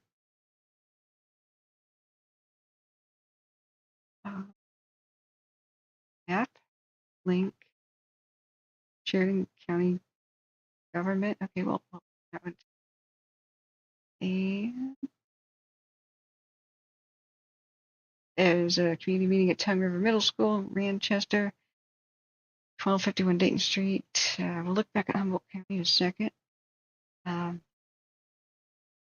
Increased evacuation status 6 hours ago. Those by Highway 14 to level 2. The town of Dayton has been placed in the ready status. If you live in the town of Dayton, this was 6 hours ago, take the time now to think about what you would want to take with you. Or where you might go if the town of Dayton is put into get set status. Okay. What? Watch duty, what? Okay, the bar fire. Oh, awesome. So the one in Grass Valley is 1/4 of an acre. That's it. With no spotting observed. Helicopters are 5 minutes out. Cool. That's a job for helicopters. That's pretty dang small.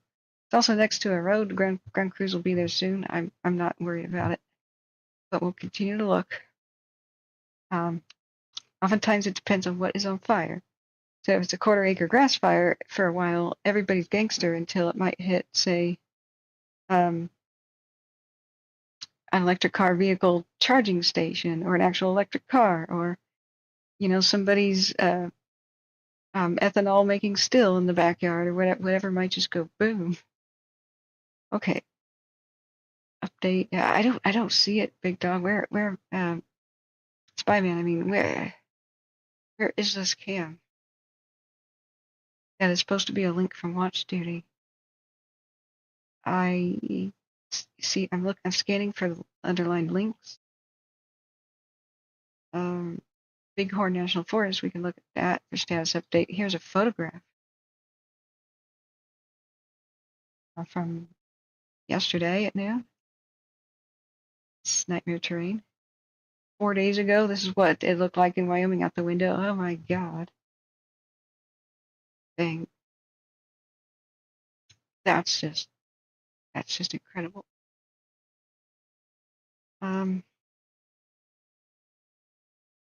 Yeah, okay, we're gonna turn on the radio. That's right, we have radio, so I'm gonna do that real quick. I'll put on the live cam real quick. Let's just turn on the radio for Wyoming. You see the cam icon on my screen? Cam icon. Oh, on the map section. Okay. So, don't see a cam. What that is a photograph.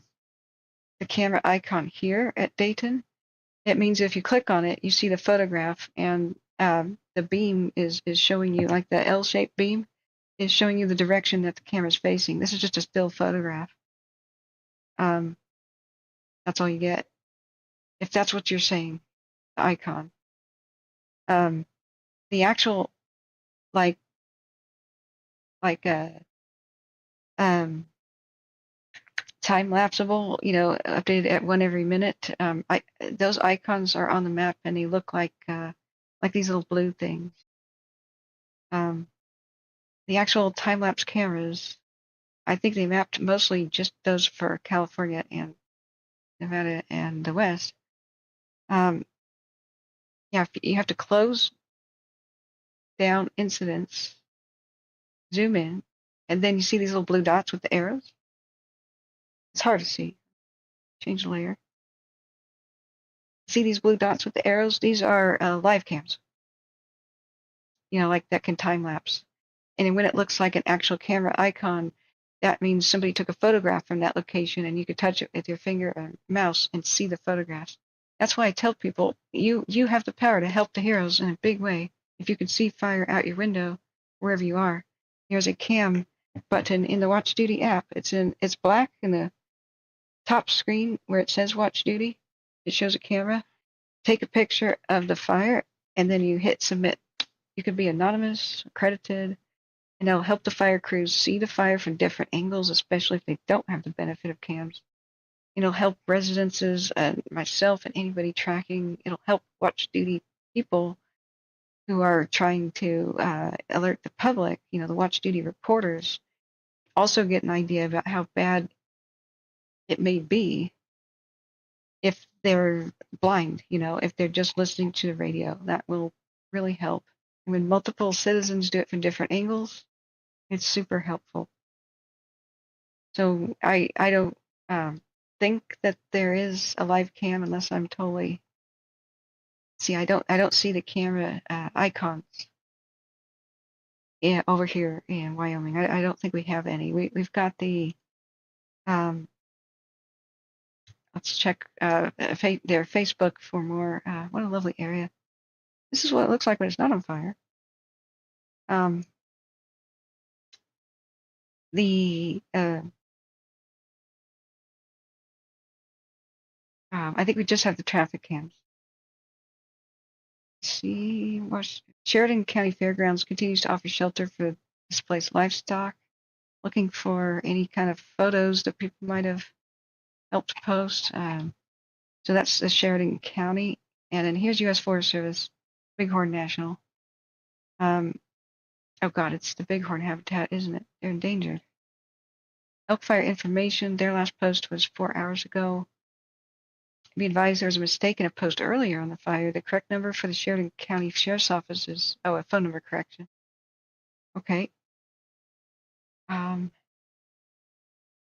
So 6 hours ago, and they will have their community meeting filmed and uploaded later. It doesn't look like it can be live. So let's go back to the line fire. We haven't checked that in a bit. Let's check out Angeles Oaks. Well, that one's the Big Bear, right? Here's Angeles Oaks camera live. These are our heroes on the line fire. The blue and white icon. Yep, that's a photograph icon. And I think Watch Duty should perhaps change their icons because that's very confusing. You see a camera, you think, well, now we can see a camera, right? They should have the image of a photograph. And then where the cameras are should have the camera image with maybe the icons of their direction. They're very open to suggestions, and so I'll make a few more for Watch Duty because people can't take the time to learn something in a crisis. In fact, it's very hard to learn. It's very hard to think.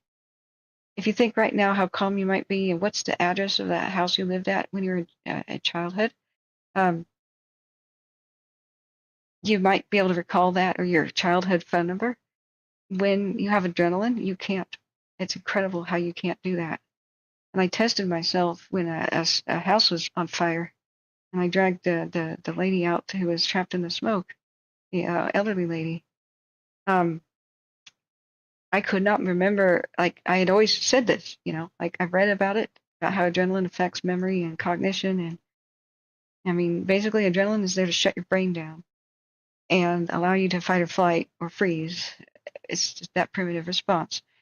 But it does, if you're supposed to fight or fly away, your brain doesn't want you sitting there and puzzling out a situation going, is that dangerous? Should I go?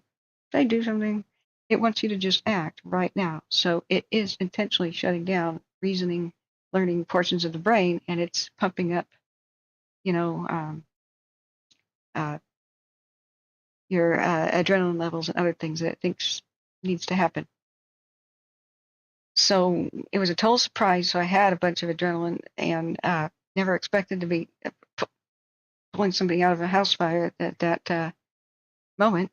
And so I was in the full panic. What do I do? Now, you don't panic, and first responders don't panic. I'm going to look at Wyoming again. This is the line. We just need to check our cams. Not enough memory to open this page. Try closing tabs. God. Okay. Okay, note to self. The laptop needs 32 gigs of RAM minimum, and next goal is 64. Next goal is 64. Oh, God. Okay. So, let's see. Live view of the line still. Yeah. Why don't first responders panic? Why are they calm? Why do they walk towards a fire? When all of us want to flee and run for our lives. How can they go up the stairs to the Twin Towers? Like, how can they? They had training and they drill. So when even they are affected by adrenaline, everybody can fall back on what you've already done, training, what you already have drilled. You can just suddenly remember what you've already done, and you can repeat that. And so if it gives you a sense of, I know what to do. When you have a sense of, I know what to do, the adrenaline button doesn't get pushed for your subconscious. It kind of trusts you, like, okay, well, maybe you can puzzle this out. You know what to do. I'll stand by and I'll push adrenaline panic buttons later if I need to. I mean, that's what your subconscious does. It's a big dumb animal. So you won't even be afraid, like the people who've never prepared, don't know what to do, don't know how fire works, have never watched our channel, um, but it drives home, even though you have learned a lot here or elsewhere, wherever you have learned about fire, what or any disaster, how to survive, you have to practice a drill because recall of just straight up memories is going to be quite difficult. You'll remember what you have done though. So that's how they remain calm and don't panic. They know what to do. They drill all the time, and they have experience, and that's how they keep the ability to reason and make new snap decisions that are rational. And you will gain that too if you just practice. This is why we all have fire drills in grade school. It seems so stupid. Like, why do we have to do this again and again? And everybody knows how to walk outside during a fire. If the fire alarm goes off, we walk outside. Why are we drilling? Because when there's a real situation, you won't know what to do. If you will sit there and freeze and think, what is the best exit? Really? Oh, around the hallways, there's like there's maps about where the exit is. Where are those? Oh my God! And then you'll see other people panicking, screaming, and running down the hall and/or flames. And then you will be able to think about nothing. That's the way kids would be affected by a school fire, unless you do the fire drills, in which case they just do what they did so many times before. And even if a teacher is separated from a teacher, an adult, you just do what you've done many times before. The kids wouldn't just sit there waiting to be told what to do. It works. Drill, baby, drill, baby, drill. Practice your evacuation routes before there's a crisis. Note shelter-in-place options and investigate if they're still viable before there's a crisis. And you can be the calm in the storm and say, neighbors, friends, guys in this traffic jam, come here, follow me. We got a shelter-in-place option. Screw this traffic jam. Let's go. I got you covered. Big baseball diamond over here, green grass. We may have to wreck the fence and drive over it, but hey, we'll reimburse the school later. We got to live through this. Let's go. And you can be a lifesaver just having done that.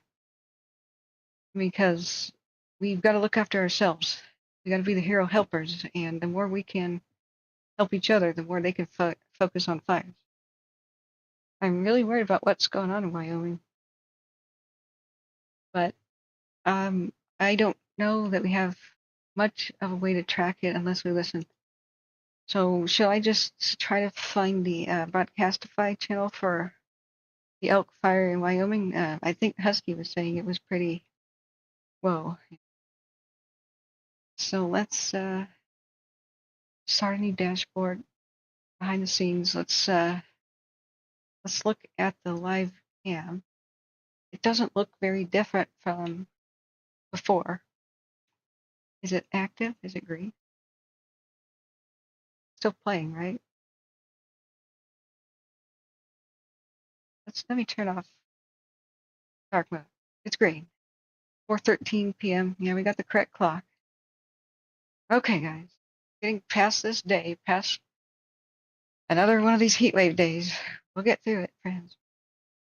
Oh, SB response says the line fire is less active today than yesterday, but smoke is visible and the fire is not out. Absolutely not out. We take it one day at a time with the line. We won't get fooled again, right? Fires can fool even the experts and trick us, and they have nasty tricks up their sleeve. We don't know everything there is to know about fire behavior. We don't have accurate computer modeling yet of what it does. Those who thought we did got schooled by the Dixie. We are still learning about how to predict its behavior. If weather does this, it will do that. That is in its infancy. But we do have common sense as our ally.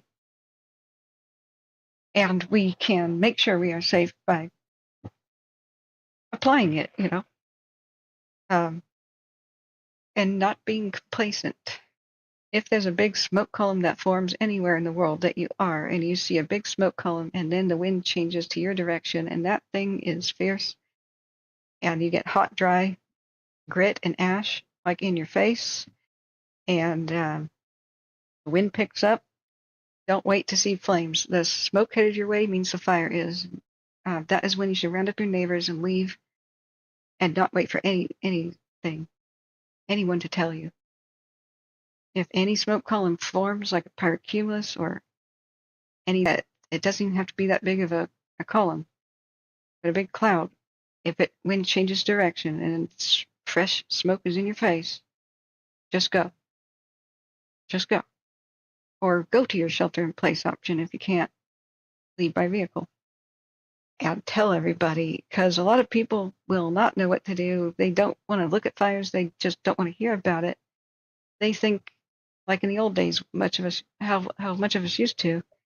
Well, we have professionals. We have reverse 911. We have technology. Somebody will alert me, right? Somebody will tell me what to do, right? No, the early warning systems are completely flawed. They need fixing. You can be the early warning system for your own neighborhood. Looks like the peak is starting to take off. Okay.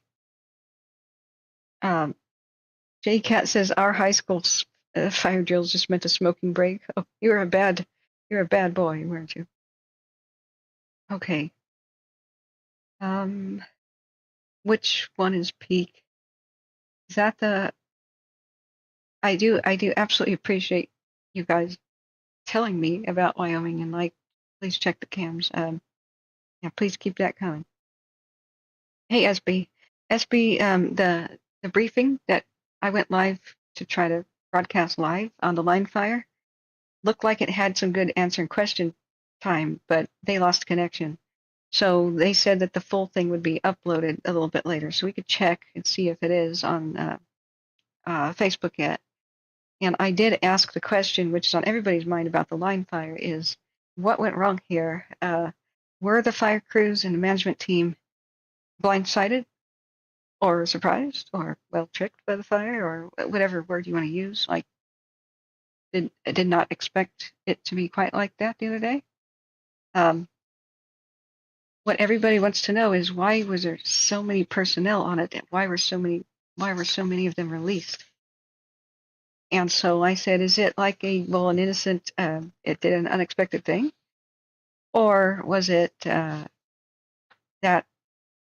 more personnel would not have helped the situation because too many cooks in the kitchen doesn't make the restaurant run any better?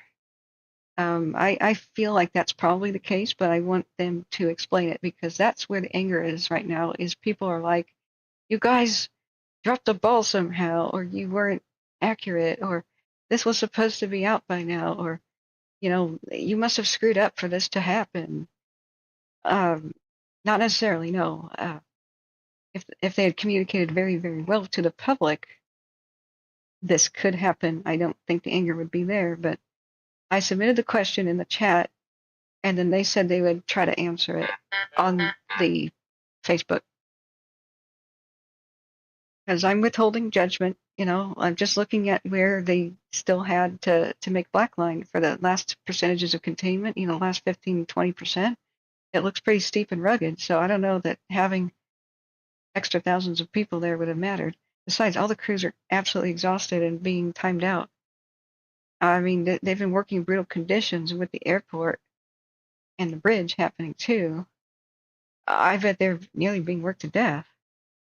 And you can't do that, because when you have a lull in the weather patterns and it's not that bad, give them rest so that they can come back, rest a week, they can come back if necessary.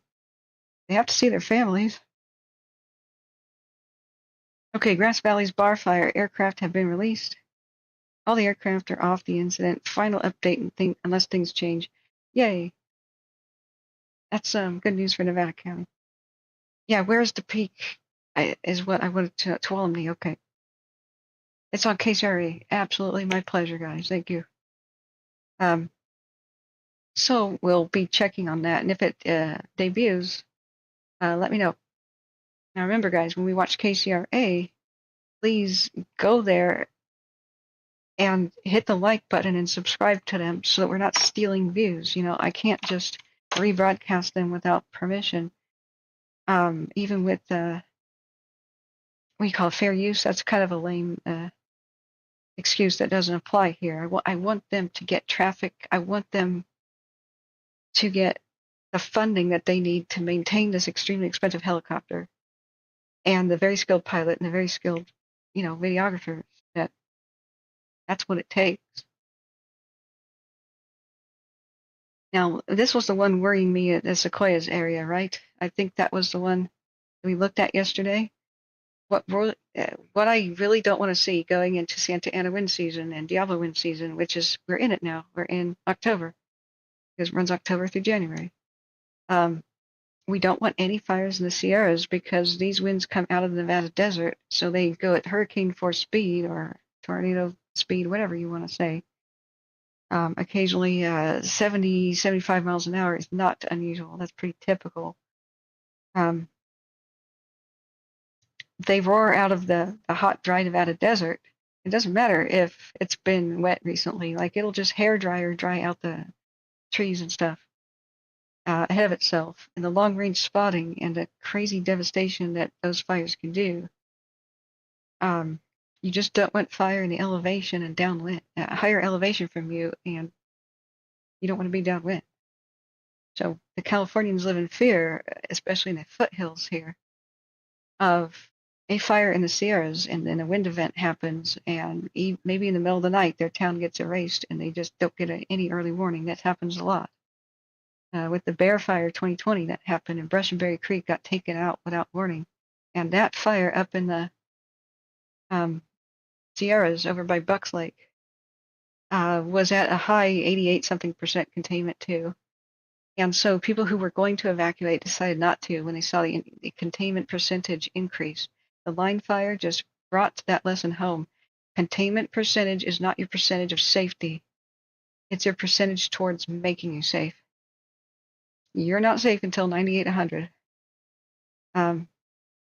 Or you can verify it with your own eyes that there's just smoldering stumps, and that's basically it. Right? Look at that Chinook. Oh, wow, he's doing a dump right there, a water drop out the back. That's a great. We seldom see the water come out the back of the copter like that. So this is the peak fire at Tuolumne County, and let me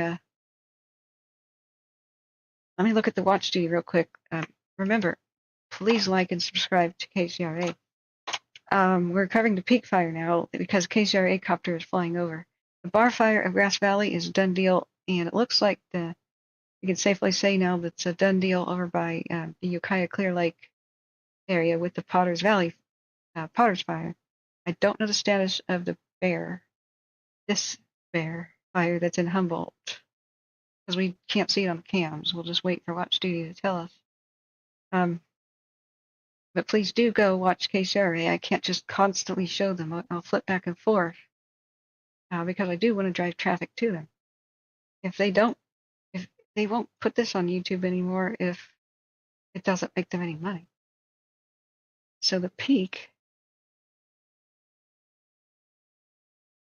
is not yesterday's fire like I thought. How did I not get notified about this one? Okay. I don't know why Watch Duty didn't give me a notification on the phone. But my phone, if it fills up with 24, then I can't get any others. So, let's see.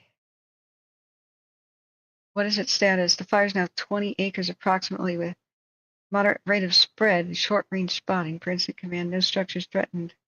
You view it from the Strawberry Alert wildfire camp. Okay, is there a way to just jump to fire? Okay, there we go. Okay, let's do a live hour.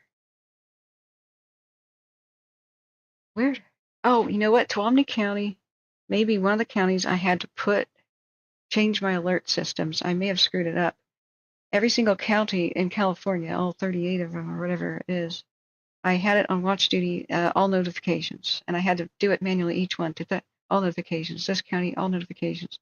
I did all for Oregon and Washington, but man, it was painful for California's multiple, God, what is it, 38, 40 counties?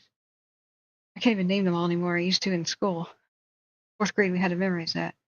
But look at all the dead trees. sequoia beetle kill and prior burn scars. So this is bad. It's bad for fuels. This is a 1 hour time lapse. So we see the drops and stuff. I wonder what access is like. This right here makes me think it could be a mine area. It's a slide or a mine. When they had gold mines, they would dump the tailings, which is the waste rock out of the mines. So you see on the mountaintops these random weird bare patches. And since it's solid rock, crushed up rock, not a lot of trees can grow on them. So even though it could have been there since, the late 1800s, it'll stay like that because it's deep. It could be 20 feet deep and 50 by 50 wide or larger tailings pile from old gold mines. But then again, you can have your random avalanches too. But Tuolumne County's got old mines. Yeah, when it is previously burnt, it goes quick. Yeah. Okay, Strawberry One Cam. Yeah, thank you so much for the links. You're so good at this, SB. Thank you for joining the team. The others who have wanted to volunteer to be a mod, I'm still accepting the applications. I'm so sorry the little training course one-on-one and the little training videos that I wanted to do because moderation has changed. There are new options. There's new ways, thank God, to moderate that makes things easier for everybody. Because it was so hard on my mods. I feel terrible that YouTube didn't provide us the tools to do it right, and make it easy. And so it's easy for trolls to say nasty things day after day. Well, now you can click on, say, a suspected troll's name, and you'll see their past behavior and what they've ever really said recently in the chat.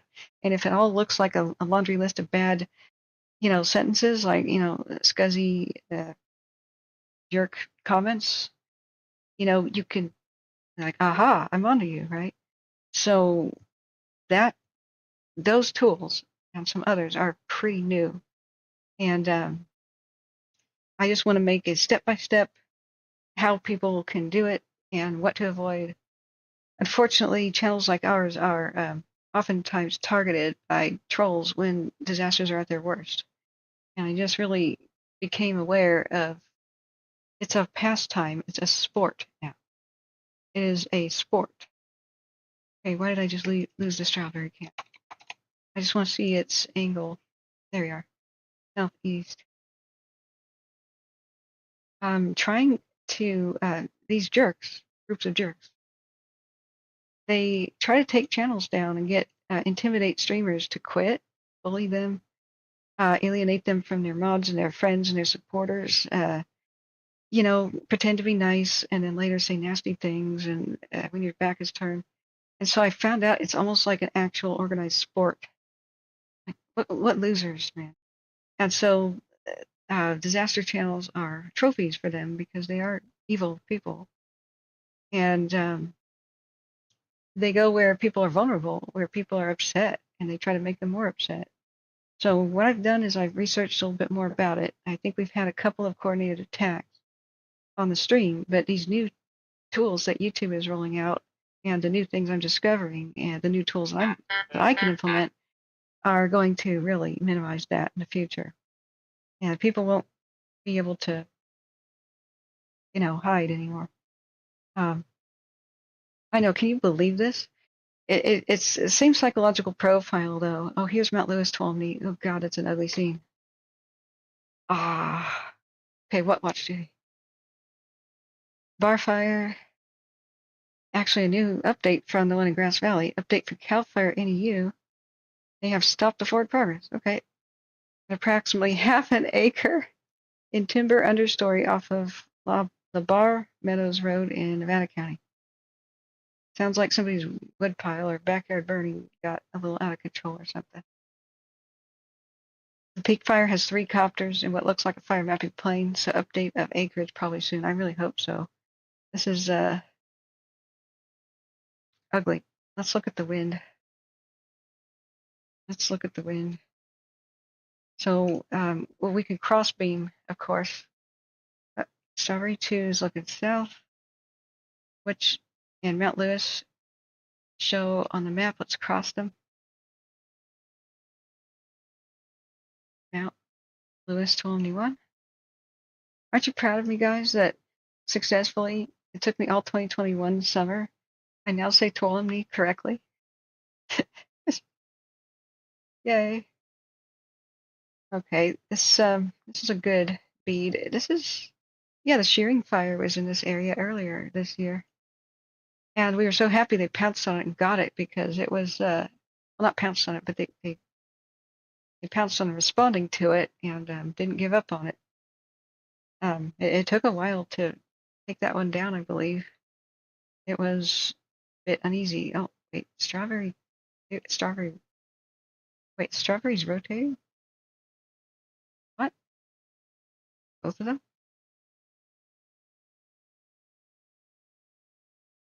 No, it isn't. So why does it show it rotating? Yeah.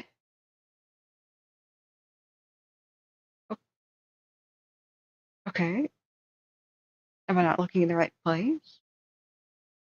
Because here's Mount Lewis told me what. Okay, we'll have to, let's look at Duckwall, and we will crossbeam with Duckwall. Make sure I'm not crazy. Duckwall 1. Yeah. So, okay. Let's look at roads. We'll go to Caltopo here in a second. I can't imagine there being a lot of roads up in there. This is like maybe they existed in the 1800s and before 1941 when most gold mines were shut down in California and in the entire country actually due to World War II breaking out in Pearl Harbor. Most of them were never reopened. It was too expensive. The pumps that kept the water out of the mines and kept them dry were too expensive to run without gold production, so they got shut down. And then all the elaborate mining, the equivalent of billions of dollars of investment into California's gold mining, very, very lucrative industry, was all completely erased in a day because Congress didn't authorize funds to keep the pumps going and keep the mines open. So when all the guys came back and wanted their jobs back, and they lived in the California mountains and hills, which these communities all had higher populations in the past, all of them, were pretty much abandoned. So the majority of California's mountain towns are ghost towns, or completely erased by now. And the mines filled up with water, the rails rusted, the water rotted the timbers. There's Strawberry One, okay. And so it collapsed the mines and turned them into a muddy mess. So the reopening would have been monumentally expensive. Only in recent times have they begun squawking about it because it looks like higher gold prices are here to stay. So it might be worth the billions of investment for people to do it again. But don't hold your breath. Back then, gold mining, up until the World War II era and whatnot, and economists can correct me on this, gold mining was considered a safe kind of investment because the price of gold was fixed. So you couldn't really fail unless you didn't know how to run your business, or your mine didn't have as much gold as you thought, or some other mistake. But now that gold can fluctuate, they have to think, how long will it be till we're in the black, and then we have to be in the green, more than breaking even. I want to see the fire footprint of the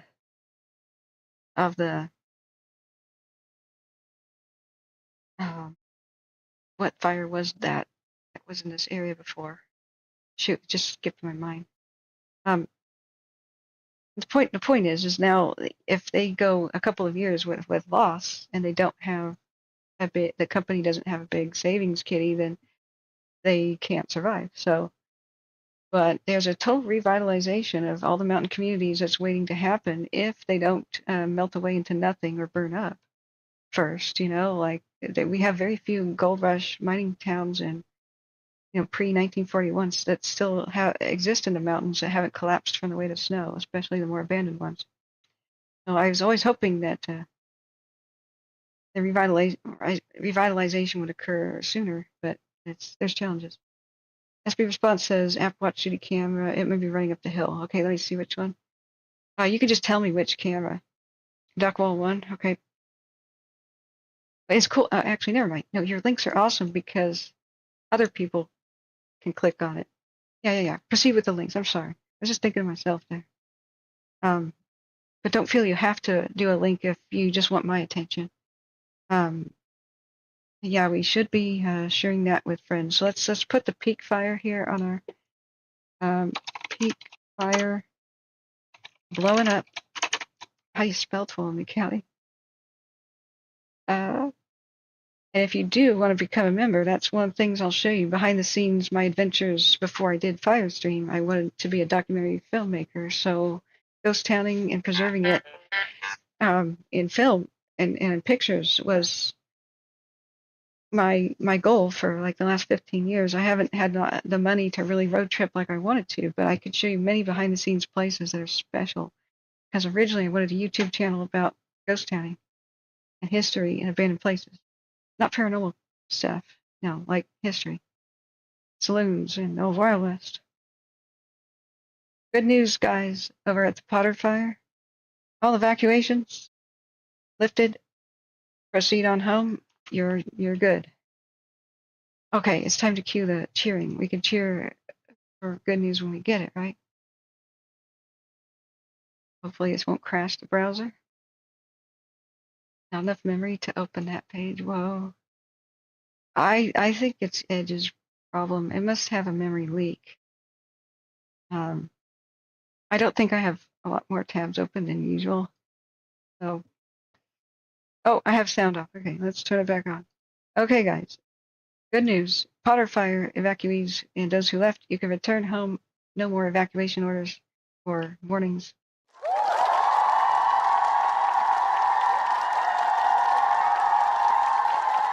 Okay, I'm sorry. That was a little louder than I intended it to be, but they pounced. They got it, man. Our heroes are just on point. Okay. Yeah, well, how did I end up over here? Oh, that's right. I was doing camera coordination. And the one that's running is the 1945. Right. The Duckwall one. Okay, Duckwall. All right, let's do a little time lapse of that. Okay, here's our 15-minute. Yeah, I'm sure it is. The diurnal winds typically try to kind of typically push fire, and they can be going on in the canyons even if prevailing wind is not, out of the valley. The hot air rising from the valley just goes up the canyons and goes up into the hills. And during the day, that can oftentimes push fire at a even greater rate of speed uphill, because it's daytime. And the same thing is reversed for nighttime. It'll race downhill at nighttime if, just because cold air sinks, and it can cause its own little draft. So, but the thing about an uphill run is it doesn't need any kind of wind to do that. They can run, fire can run uphill against the wind. The only time that I can really think of in the last couple of fires that we've seen, like this season, where fire was prevented from going uphill, was when the jet blast of the wind speed of the wind pouring over the, oh gosh, I can't remember what mountain it is, but it's north of Tahoe. And they had the 65 and 70 mile an hour wind gusts and a sustained 40 or something when we did the Davis fire, which may have been September 11th or 10th. Now I think about it. That was funny because you could watch the fire trying to go uphill, and it was just like laid down by the wind. Like, no, you're not coming this way. Ew, there's a big flare up just between one frame and the next. We'll see some crazy activity when it reaches dead tree copses.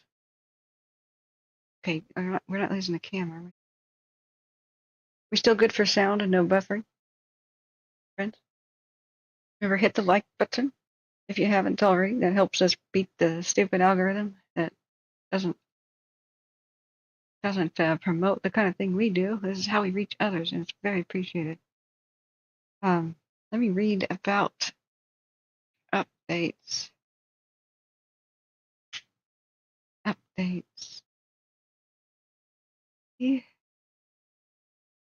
Yeah, the Davis Fire of Washoe County, Nevada. I got to make clear. They keep renaming fires. There's a Davis Fire today in Tuolumne County. What I'm talking about was the Davis Fire at the ski resort area near Washoe City, Nevada. I really don't like how they rename fires. Yesterday, there was another fire with the same name, and I totally ignored it because I thought it was the same one as days ago. Yeah, it is online. Okay, let's do 30-minute, and we'll go look at Caltopo in a second.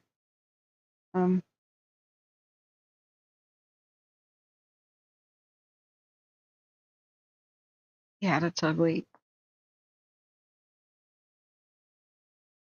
So the big threat to communities is downslope. Let's see what the threat is real quick. So let's put on all satellite activity. Hopefully it's working today, Caltopo. That would be it, I bet. Right, like so. Looks like it's got its own red flare-up detection. It says Tuolumne County, right up the hill from Sonora. Yeah. Okay. Oh, yeah, no access of roads that I can see. Let's look at the satellite. Oh, whoops, that's a historic layer. This is how I find out where mines are sometimes. You can see the old historic maps. And then you can see where roads and trails used to exist. Like, see these dots here? They may be out of commission even for decades, but they sometimes pull up old maps and they recreate them, with their dozer lines. It can be helpful because it's still, even if a road's washed out or something, it's still graded. And if there's trees growing on it for the last 75 years, well, they could sacrifice. The green grass fire of Battleground, Washington? My neck of the woods, sort of. That one is just a new one reported with no acreage known at the time. I think that's slightly hilly where it is. It's on the east side of Battleground. But I don't know that will become a factor. Okay, we could turn on satellite and see if there's any road access they could possibly get. They've got some. Now these trails, you can kind of drift between the old maps and the satellite images of today. This is 1915 through 1945. We don't know the exact date of this map. You can see that some of them still exist, but some of them were rerouted a little bit. So there's a ghost road right here where the original one went to the water, and I bet you that's because the mule trains going to the mines. The mules had to water themselves and get rested, and there's probably a mile house there, so you have to go off the trail here to drink. Or maybe humans, of course, need water access too, but see how it hugged the river a lot different and detoured there, and now whatever is here has gone off that way. I don't know if that's power line right away. It's an actual road, right? Yeah, this is bad resolution. I think it's a road. Okay. Let's put we do have, it's big enough to trip the satellite activity, all satellites. This was 2340 UTC 3 minutes ago, if I had to guess. All right, let's look back at some cams. Oh, that's right, I was typing Tuolumne County and I forgot that because I forgot the spelling. Cheat. Got it. Just gonna go sneak over here and copy it. There we go. Paste. Boom. Tuolumne County. All right. I'm doing pretty good considering with this massive sinus infection I got, I've only gotten 4 hours of sleep for 5 nights in a row. There's no way to sleep. If I take Sudafed, I'm too hyped. I just wake up in the middle of the night, like, and it's a stimulant. I just can't go back to sleep. If I don't take it, I can't breathe, and then can't sleep at all. Rob Lingsor says when crews hit 2 weeks, they must have a break, so firefighters have to be given time off. Yeah, this is grueling what they do. Oh, SB Responses says I got a vegetation fire near me. I'm going to monitor and might go chase it. Oh, cool, SB. Is it named? That would be great. If you broadcast anything, I can always watch your channel. If you go live on YouTube or Twitter or whatever you do, with your permission. And that'd be amazing. But even just telling us what it looks like from, boots on the ground, eyes there, that is also valuable. I almost went to the one by Forest Grove yesterday, but listening to the radio from 1 to 4, so the only reason it traveled around to different fields west of Portland was they didn't have road access. They had gates. Once they got the gates open, firefighters took care of it. But it ran through Scotch broom, and you know how Scotch broom is a extremely oily, invasive plant. It's like storing barrel drums of oil in a field. SB Response says, not yet. It's on the cams and the drainage. I'm not going to go. The response died down. I think that's what you meant to say. Okay. Well, thank you. Thank you for monitoring that. Let's go back to cams. So where did I put? There we go. So here's our strawberry cam. We did locate, even though the strawberry beams are not accurate right now for some weird reason. Right there is where it's located. Oh, we can get the longitude and latitude. I mean, the heat detection does that, but it'd be cool to have the exact longitude and latitude. There's Hole Creek National Forest Service Road, 3 November 8-3 by Bresci Creek. Okay, so 2 roads, sort of, but it's up on the peak area. Okay, so let's do the other alert cams, the ones that give us, Alert West will give us the touch the map and we can get the latitude and longitude.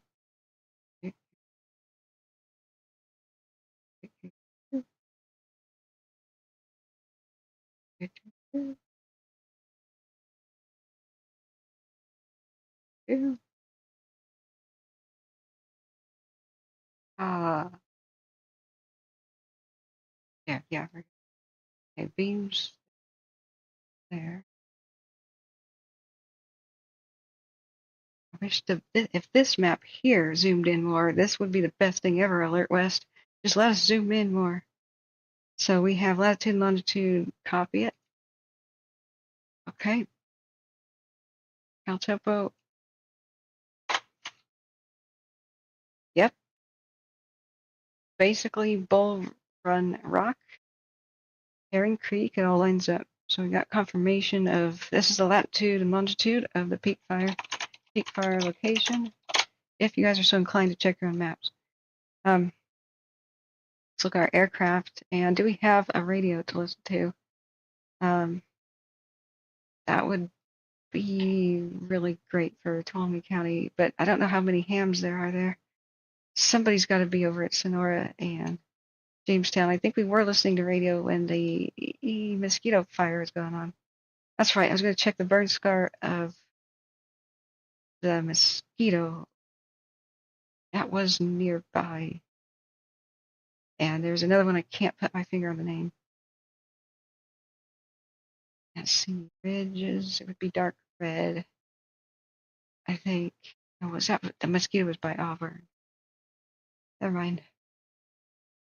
Whoops. Yeah, I'm thinking of the wrong one. With ours here, we don't have any recent fires, so just a lot of beetle killed full size old growth. So there's Cow Creek and Bumblebee. I don't know how big these communities are, but I would think that they're the next um, that would be endangered by this. Hopefully there's not much wind tonight. Let's do a weather forecast. Oh my God, I forgot about KCRA being live. Guys, I'm sorry. I meant to just check something and go back to KCRA.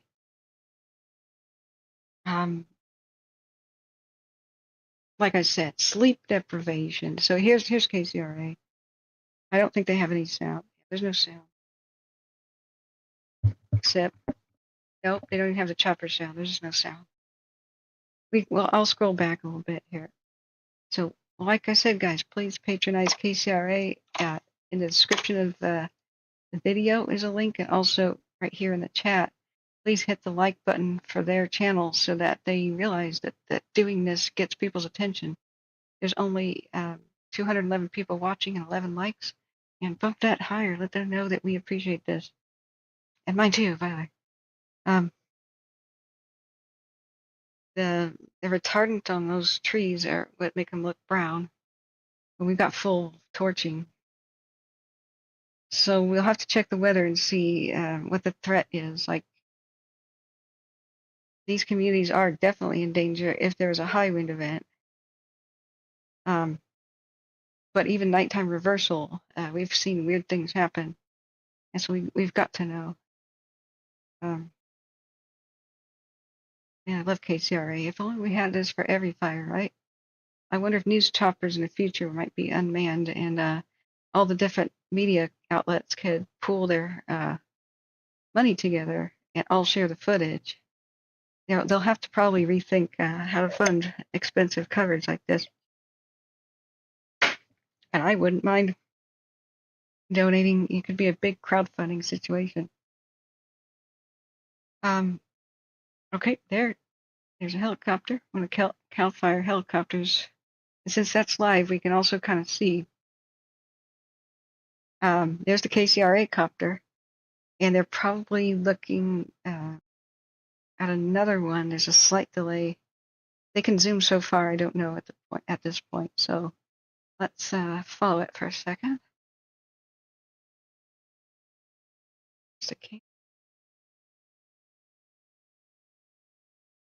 Oh, Rob Langsdorff. Hey, thanks for being here, by the way. Good to see you. The line 5 southwest and most of the north side was out and no longer needed the crews. Yeah. Or non-factor, I would describe it as. I remember a couple of times we saw columns, and I looked at it. Husky and I and others, we all looked at it. And on the stream, we glanced at it. And what Watch Duty was reporting and what officials were saying is you'll see smoke over there in columns, but it's deep within the line area, and don't be alarmed. But they have to get better at public communication. They really did improve in the last couple of days. We could pat them on the head for that on the line fire. The communication to the public, though, about don't let your guard down needed to have happened and needed to be very forceful. And I don't think that was made. It could be that they were just as surprised as anybody. It just happened. If we could predict what fire was going to do, there wouldn't really be huge fires. We would checkmate them on that chessboard really quickly if we knew the chess moves, right? So, but they have to, I think, if there is any risk, still drive that home and give a best case scenario, middle ground, and worst case scenario, and lay it out. So, so that people also feel joy. Like, if they had said this might escape on a drier day, say on the line fire, where we had it previously, because they didn't have containment, it wasn't 100%, but where it was located and where they were hurting it and kind of keeping it, if they had said, to the public that this could escape under X, Y, and Z circumstances, and what happened, the big column happened, and there were new evacuations in Angeles Oaks battle, and Seven Oaks evacuation and everybody being nervous at the lake and level 2. If that had happened and we saw what amazing good job that they did, everybody would be breathing a sigh of relief. No structures lost. It was an awesome thing to read with this recent flare-up. But if the public assumes it's just done, then we get the result we have now, which is the anger and the confusion. And can we trust you guys? You have to have public trust for public cooperation.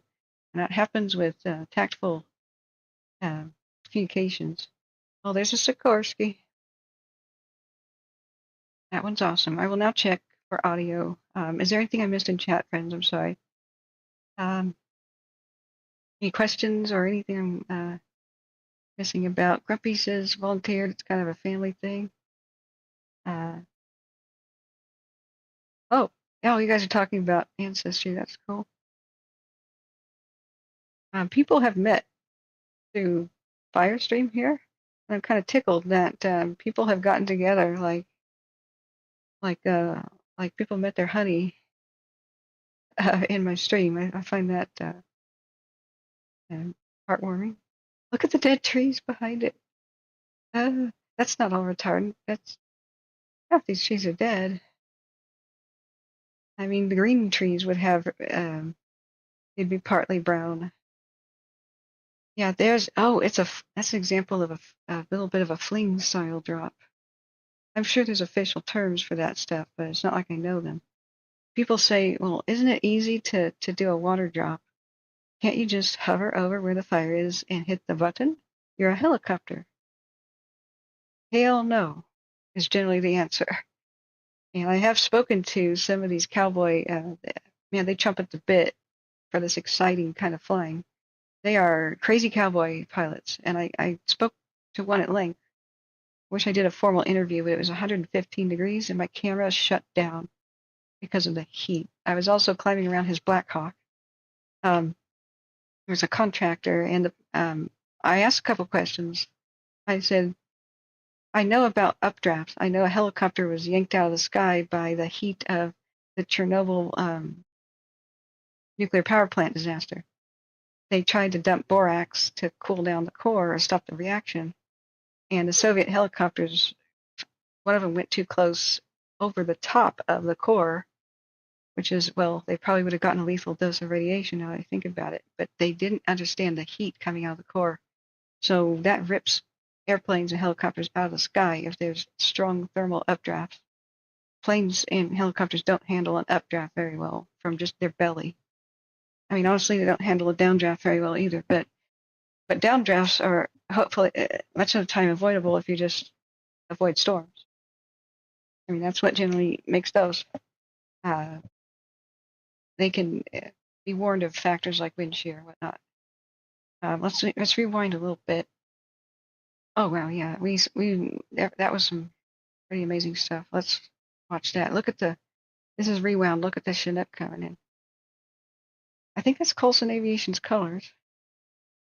But he answered the questions, and the pilot, Black Hawk pilot, said, yeah, we can't hover directly over flames or the heat will mess up, the helicopter because we have to be so low.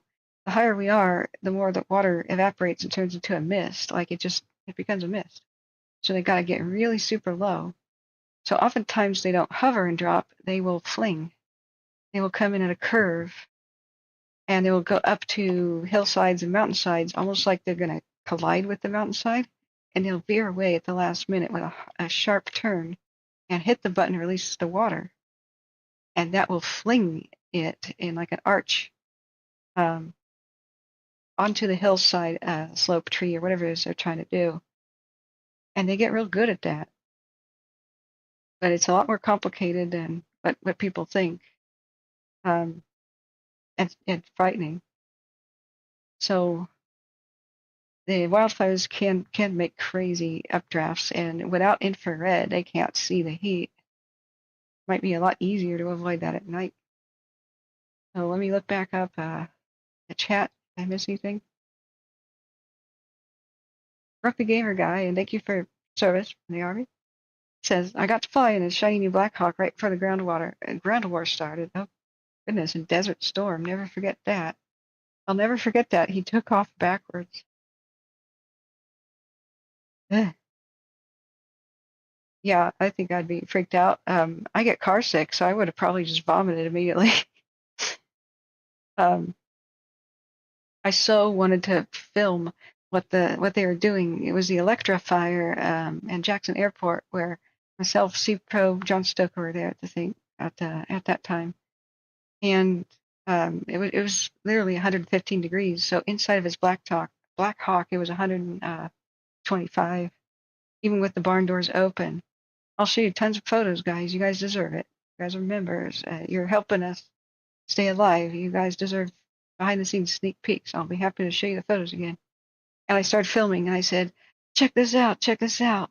Here's what it looks like from the pilot seat. Here's what the controls look like.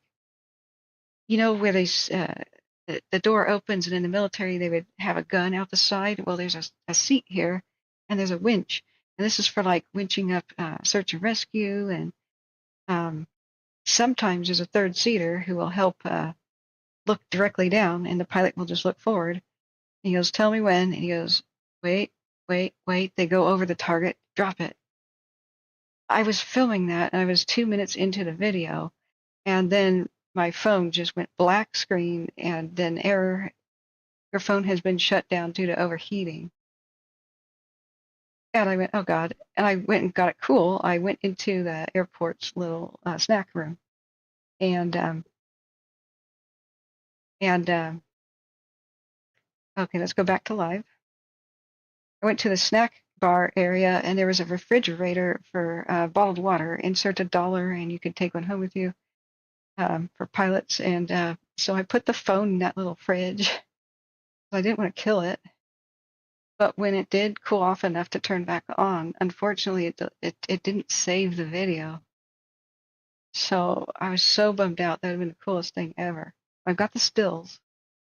I walked over to my other phone and did stills. Rob Langsdorff says, also, Zeke on the lookout pointed out that between the Santa Ana River and Big Bear, the slopes are too steep to safely put fire crews on them. They couldn't put crews on the slopes. Some of them, yeah. But they were bragging with good reason, too. Yesterday, when we watched the line fire updates, they were able to put a dozer in a dozer line connected by a hand line northeast of Pines Anita, all the way to the top of the ridge where you would get up there by Big Bear Lake, right? And it looked extremely steep, and it shocked the heck out of me that they were able to do that. And so it was basically like rappelling type of risky hiking stuff. And then I think what they must have done with the dozers is they must have tethered the dozers with a cable. That's the only time I've seen them safely go vertically, almost vertically down a hill. Balls of steel is what I gotta say. We must not forget the water tenders, the dozer crews, the ham radio operators, the drop-off pilots, the unsung heroes, and the water tenders and dozer crews are extremely vulnerable to the fire. Like they are right there on the line, risking their lives. So they're particularly unsung heroes to me. I mean, what would we do without dozer lines? We'd be partying like it's 1899 with the rake and the shovel, and Smokey Bear, I mean, he has a shovel. All right, let's look at the radio and see if I can't. Oh, I do have a 12 County dashboard, okay. 19 listeners and 14 listeners. I don't think we're going to hear much. Is there a... Oh, here's a nice drop. This is live, guys. Look at this Chinook doing its thing. We can't see because of the smoke, but I would love to hear the pilots. So if we have a radio, if it's statewide, I oftentimes miss those. For this peak fire, please let me know. Sometimes we could tune into the radio station, the county of where the pilots are taking off from. That would be Shasta County for the north, and well, Mendocino County for the Ukiah Airport, etc. So Tiger Creek Fire, that's the one. You know how we had a Tiger Creek fire over at Amador County the other day, and I'm hoping Metal California checks in. He evacuated, and I'm not sure if his property was 100% okay. That was called the Tiger Creek Fire, and then they renamed it Tiger Fire. But then, as far as I know, and then it went back to Tiger Creek. And so I get another update after it's a non-factor, Tiger Creek Fire. I ignored it and dismissed it. There was something going on in Washington State. They really need to not name fires same thing, especially not on the same day. San Bernardino responses says check your email. Those are from the first week of the line fire if you want to share. Oh, Husky says, oh, that was a fling. Okay, I'm gonna rewind that. That's a great example of a fling. See how he veers away sharply. There, that's a skill job right there. He has to be higher than they normally are because you can't see through that smoke. Land the air ambulance, San Andreas, Mark Twain LZ. Okay, we have some activity on the radio. Okay, let me check email. Sorry, friends, I've been trying to. I'm a zombie with this sinus infection. San Andreas Fire Engine 162, land the air ambulance, Mark Twain LZ, 1705. An air ambulance for Mark Twain LV. It didn't say elementary. No, LV. I'm sorry. I can't hear as well either due to the sinus infection, so I'm grateful for you guys' help. All right, let's see if I can open another tab with Gmail and not crash it. Not crash it. Okay. Change the. Okay. Got it. Okay. And thank you, Bashbeard. I see what you sent me. Guidance on this membership puzzle. I'm still not quite figured out.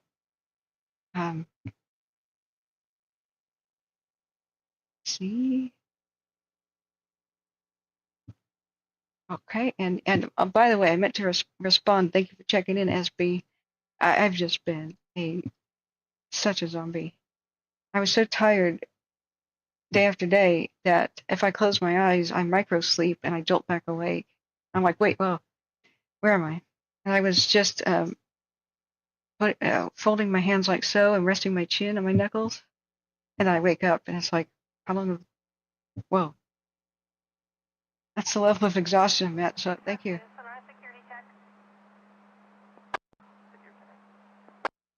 for your patience. Wow. Okay. Awesome. These pictures are awesome. Are they yours, SB? Do you want to be called SB? What do you want to be called? I feel weird calling you SB. SBR? No, is that? It's not better, is it? Oh, look at the swooping.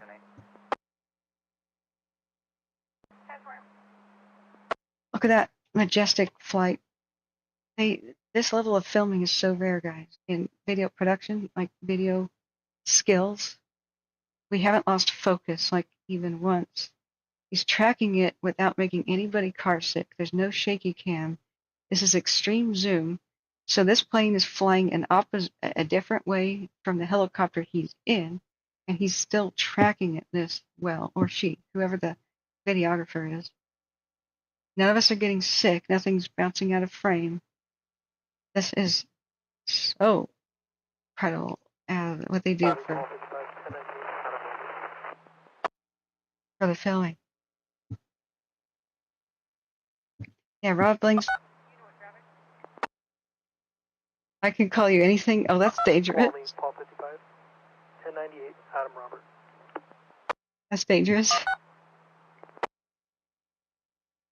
Okay, so there's a meme on the channel where I misread somebody's name the first time and I get it in my head that that's what it is. And then people mess with me by not correcting me for weeks and wait for me to figure it out. Sometimes I never do. It's just that I glance at chat.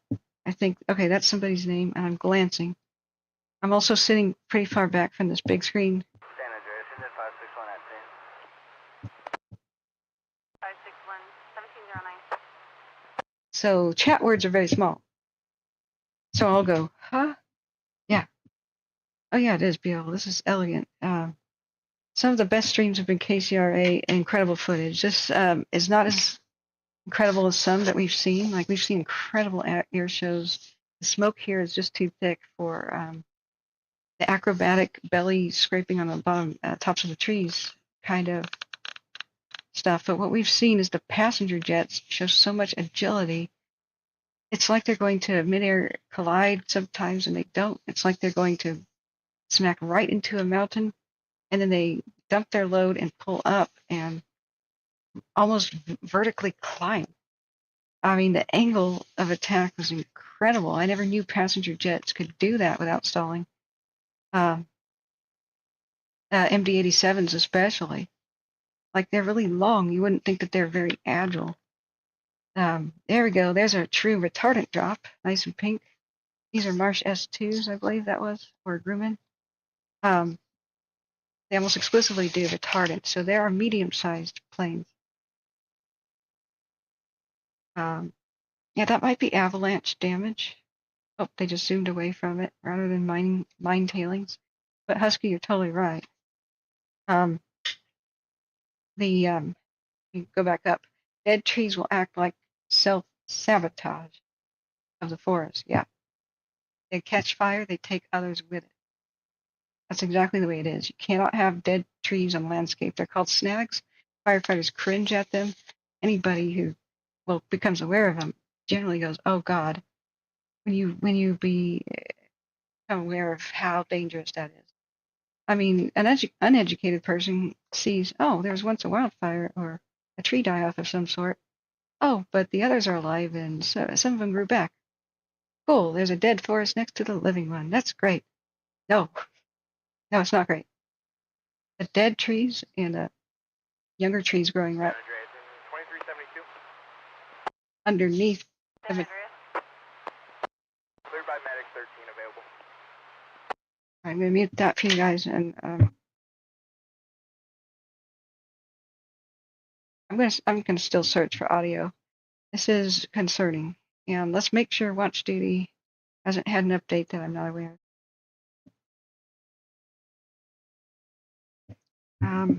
20 acres, moderate rate of spread 2 hours ago. Now, Patricia is on point. She's been in here. She's awesome. Okay,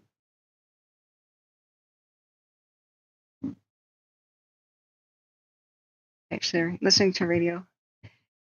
And if they say per air attack or something, then we know that there's a radio that people on Watch Duty are listening to. They said location's been updated to reflect the center of air attack's orbit. Yeah, so they don't have a radio, as far as I know. I'll go searching just in case. It could be on like a California statewide radio, but I have a feeling that I'm listening to Tuolumne County Fire and whatnot, but they're not mentioning it. I want to hear air attack. So I need to figure out which airport they're flying out of, and then we'll try to find, well, we know where KCRA came from, Sacramento. Yeah, what airport? Which airport? Wow, that one came from Fresno. The Fresno Clovis area. Okay, right. What's that? Oh, a regular Cessna citation. Some of these, what? Is that where they originated? The Columbia area? Huh. Oh, okay. Do they have an airport that I'm unaware of? Watch, Flight Radar usually pins airports on the map.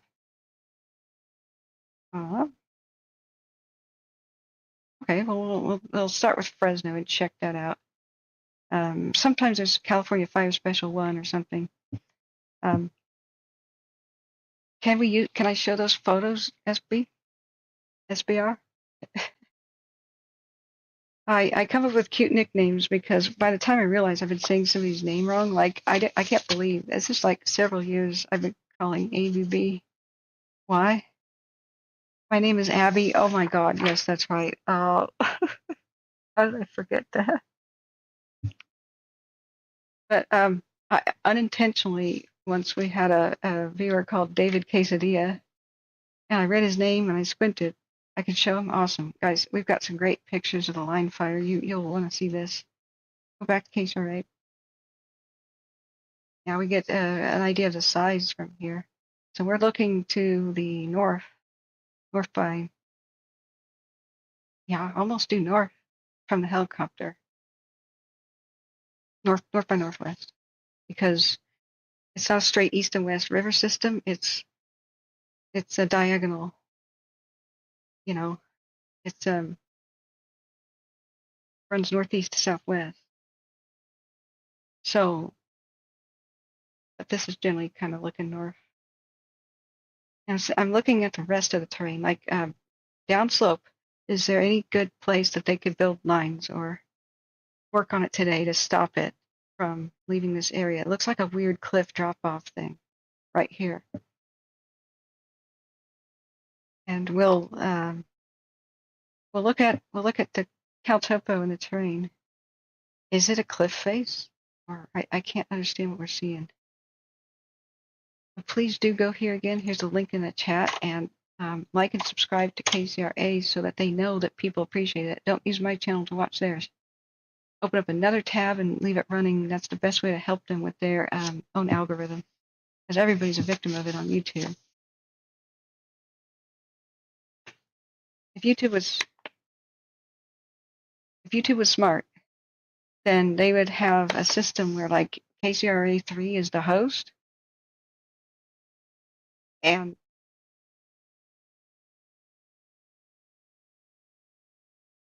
okay, that was about the peak incident. Additional responses on the way. That's what dispatch just said. I didn't catch what. They would just, jeez. You see why I mute it for you guys so often? I'm still listening to this crap. That's why my attention span is so weird. I'm juggling the show, the windows. 41 Gulf, assist the Stanislaus Forest with a vegetation fire, peak incident, Highway 108 at 4N12, 1717. Okay, so that was the call for aid, and that's where they should report. That was a Gulf strike team. I can't.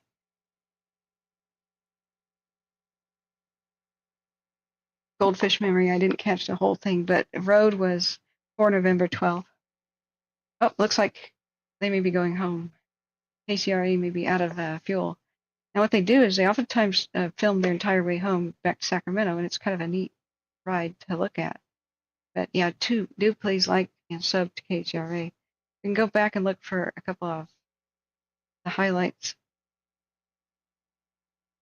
But darn, they left. It's getting that time where it's just darker and darker sooner. Just from earlier. The full-on torch. The dead trees there. We are not doing our forest any favors by allowing the dead trees to remain. We got to cut them down, mulch them, whatever. But you do not have a healthy forest with dead trees. You want a couple for habitat reasons, but not like that. We're talking couple per square mile. Sorry. San Andreas, this is 2354 entering the unit, Highway 99, part of Strike Team 9230 Charlie. Strike Team 9230 Charlie.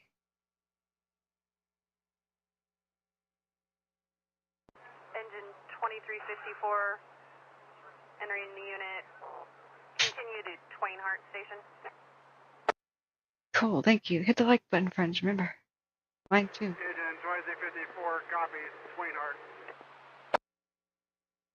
1718. Okay, so here you can see the response. Here's the first responders parked on the road for that peak fire. I am worried about this one, guys. I am. Let's look at the weather next. I want to know what the winds are going to do tonight. Are these little communities down the hill in the drainage threatened? Because the fire could split and go into the different drainages because the drainage is split like a fork. But then it could climb over the hills and get into the other one, easy peasy. So, yeah. Look at how much retardant's in the landscape. There's our heroes walking by. You can see how massive these old growth trees are. I hate to see any of those lost. I mean, we lost too much to the beetles, too much to fire. This area hasn't had fire in decades. If Caltopo's fire history map is correct, this means an incredible fuel load probably awaits us. It might be extremely intense, and if we get a Santa Ana or Diablo type wind event, holy God, hold on to your butts. They need to do miracle work and as fast as they can. At least they have some road access, trail sort of thing. Let's see, it zooms out. Oh, no, please zoom out. Okay. But that's what I like to see, fire engines in the forest. You know, that's where you can actually do something with water. That's how you can hold a line. If they can't bring their engines there, if they don't have a road and don't have a dozer line type road or a temporary one, then they would be up there with literal shovels making hand line and chainsaws. So if that sounds like that's very ineffective with this sort of situation where it's gotten so big already, and in the Sierras during Santa Ana wind season, yes, you're right, it's ineffective. It's better than nothing, but it would take too long. It would be too slow because it has every potential to explode. Looking at this fuels even more close up. I'm getting more and more uneasy by the second.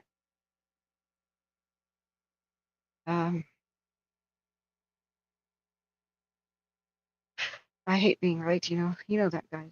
I don't say this flippantly.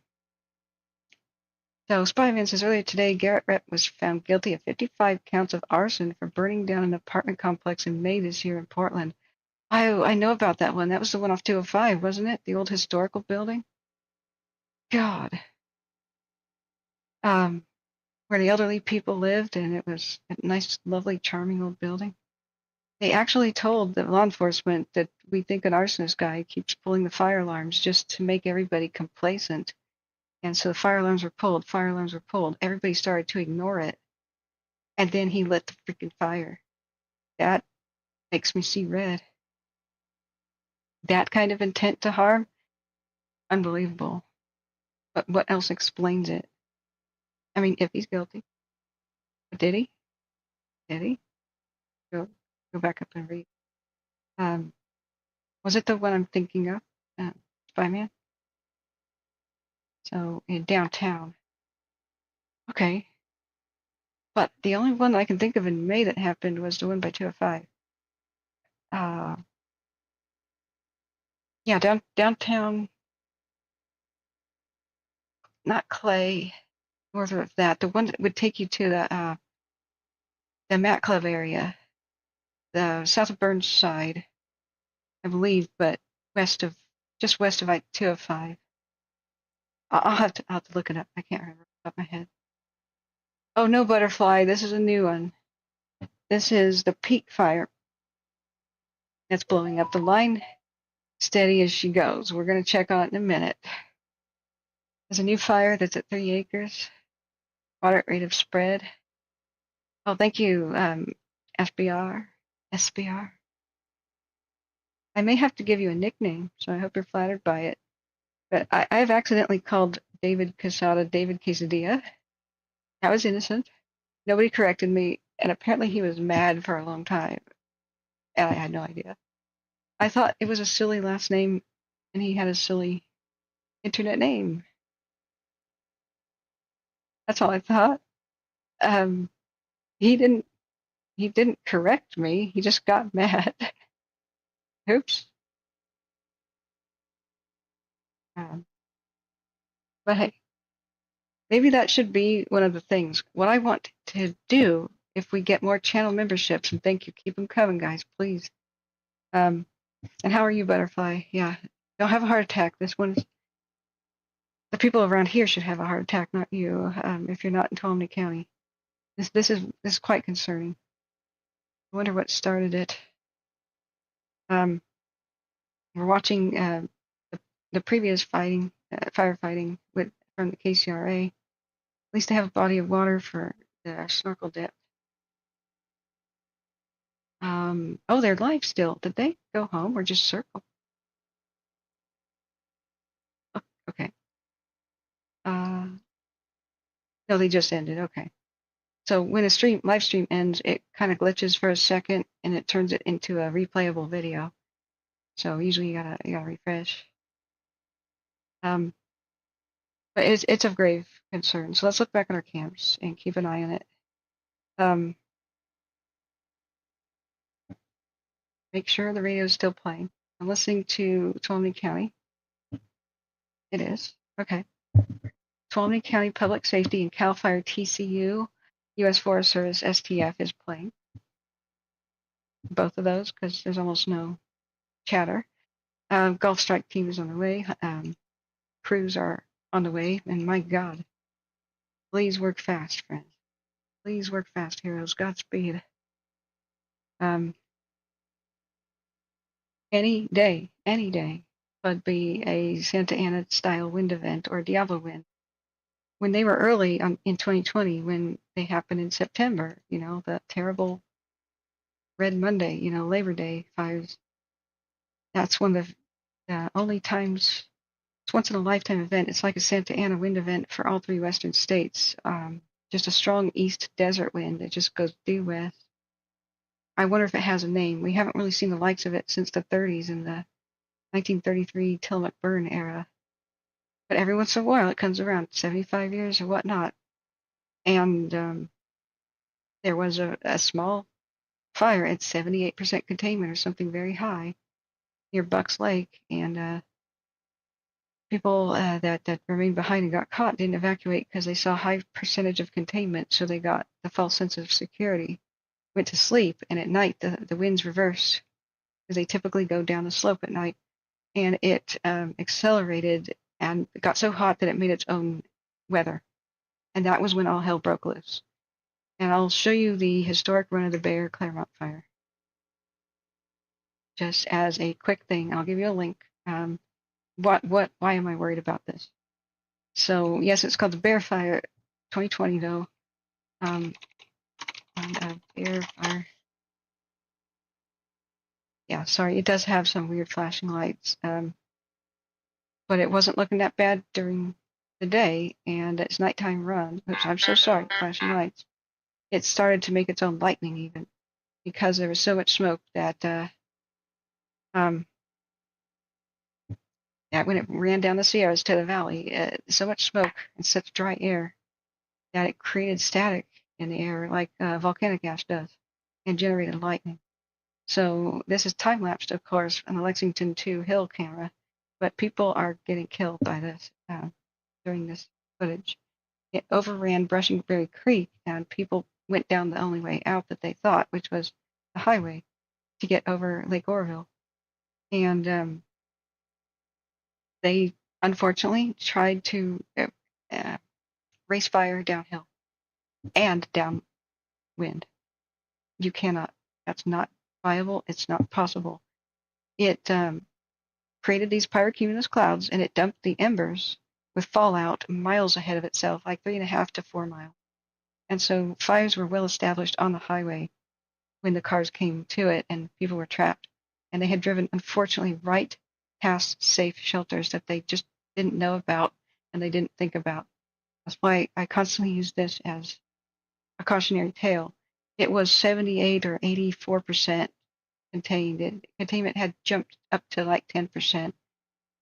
And the wind event was a once-in-a-lifetime deal. And so they didn't call level 3s, I don't believe. I'd have to look the history of how the disaster unfolded. But, and some people just didn't evacuate. I think it was level 2 status. but things can change that we cannot foresee. So people drove right past a volunteer fire station, and they had big ponds there for water. All they had to do was take a right turn, park in the big open area with nothing to burn, the big parking lot area, and they would have been fine. People who drove past the reservoir, if they had stopped at the reservoir and just sat by the side of the road with their ankles deep in the water, they would have been absolutely safe. But this is why I teach, never, never leave a safe place of shelter, and it includes while driving. If you drive over a bridge, you might consider parking there for a second, and maybe the bridge is your best shelter. If you're over a culvert, never, never drive down a sketchy road and leave a place of potential shelter and safety. It's better to just write it out if you're already in a safe place. With a disaster like that, where there's chaos, no communications, and all of a sudden, that. So it was a killer. It wiped out 2 towns. Nobody could do anything to stop it.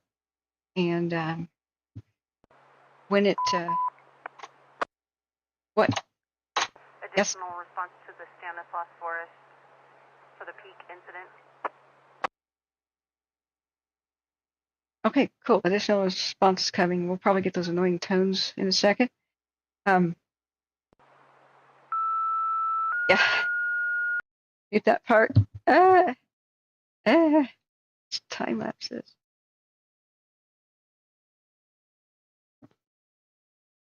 Assist the Stanislaus Forest with a vegetation fire. Highway 108 at 4N12, 1730. Sorry, there's no real volume control. The clicks are like loud as heck, and the voice is low. But they're getting more help on the peak. I think they should slam it with everything possible, and nighttime helicopters. Just Correction, Dozer 4445, respond to the Stanislaus Forest for the peak. Highway 108 at N12, correction, 4N12. okay, let's do a 2-hour time lapse now. Hey, Pez, good seeing you, buddy. How are you? So the storm was bad enough for our region to have benefited from your work here. Well, it's really bad in places. Just beyond anything we've ever seen, this fire's a worry. That is a nice area of Northern California. Yeah, isn't it? God. Oh, which peak? I'm so sorry, Butterfly. I didn't show you where this is located. I didn't see that. We pinpointed it with these cameras. This is just big enough that I don't think they can handle it in a night. We don't want fires in the Sierras during Santa Ana's. We don't want them anywhere, of course, but this is the time to not have them active. So let's see, where's our cross beam? Different, more hazy view. Where did I put it?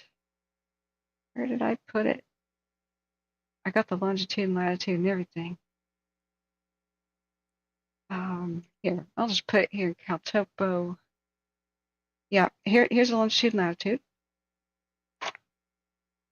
of the peak fire location. And if you zoom in, the nearest one is Bull Run Rock. 2393 meters. What is that in feet? So Herring Creek Reservoir, I believe they were dipping out of the Herring Creek Reservoir. Thank God they have a reservoir for that. So that they did a lot of good helicopter work, which we have seen with the Chinooks.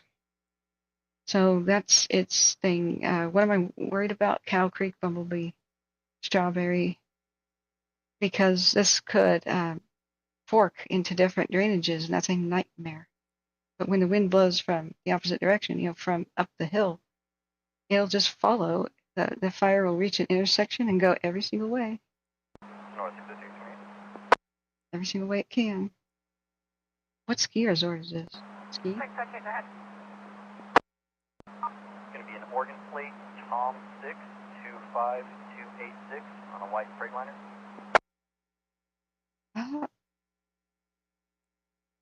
National Forest, Dodge Ridge.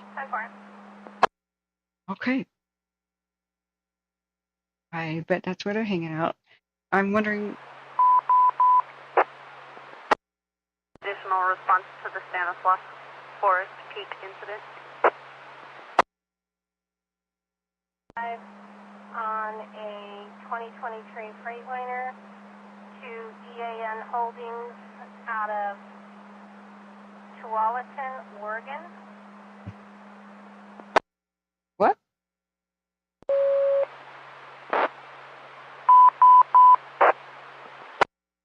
Engine 774, additional response to the Stanislaus Forest for a vegetation fire peak incident, Highway 108 at 4 and 12, 1734. Go Oregon. Oregon's helping out. Tualatin is a little town south of Portland. 602, your incident number is 43043, and last for the VIN on that show 3235. Okay.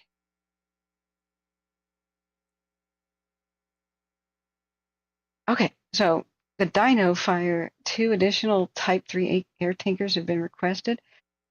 Oh, there's already been a Dino fire. They renamed, they reused that fire name too. So I don't know about this Strawberry area, and now we know that there's a ski thing.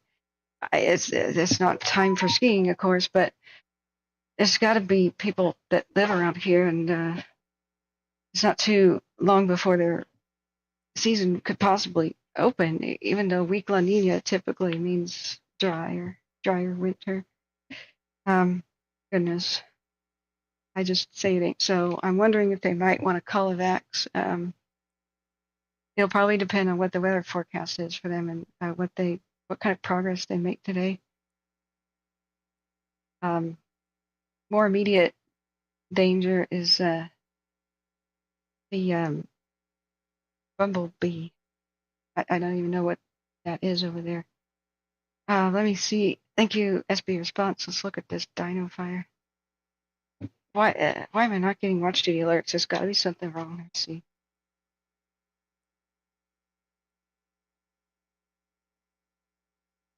Okay, it did a silent alert. Oh, I had the app open on the screen, and so it must have thought, oh, some apps don't do an audible alert if the screen is still open, because usually the sound is to get your attention. That's fine. So sometimes they think that's annoying and they mute new notifications. If you have that app open already, it has really screwed me up with text messaging apps that do that, because I'll be talking to somebody, I really need to know their answer, and I'm like, why haven't they gotten back to me? And I screen off the phone. Why haven't they gotten back to me? But even with this phone screen off, it's in silent notification mode. And I'll look a couple hours later, like, man, I needed them to help me now. And I look down, and they got back to me right away, saying, you rang? But it was silent. Ugh, technology. Okay, Dino fire, Santa Clara County. Dino fire, you can't make this up. Let's look at it real quick. The peak, still listening to Tuolumne County General Dispatch. We've not been able to find any airplane air attack. Although if somebody could check Fresno, 5 acres and grass and bush. Go ahead.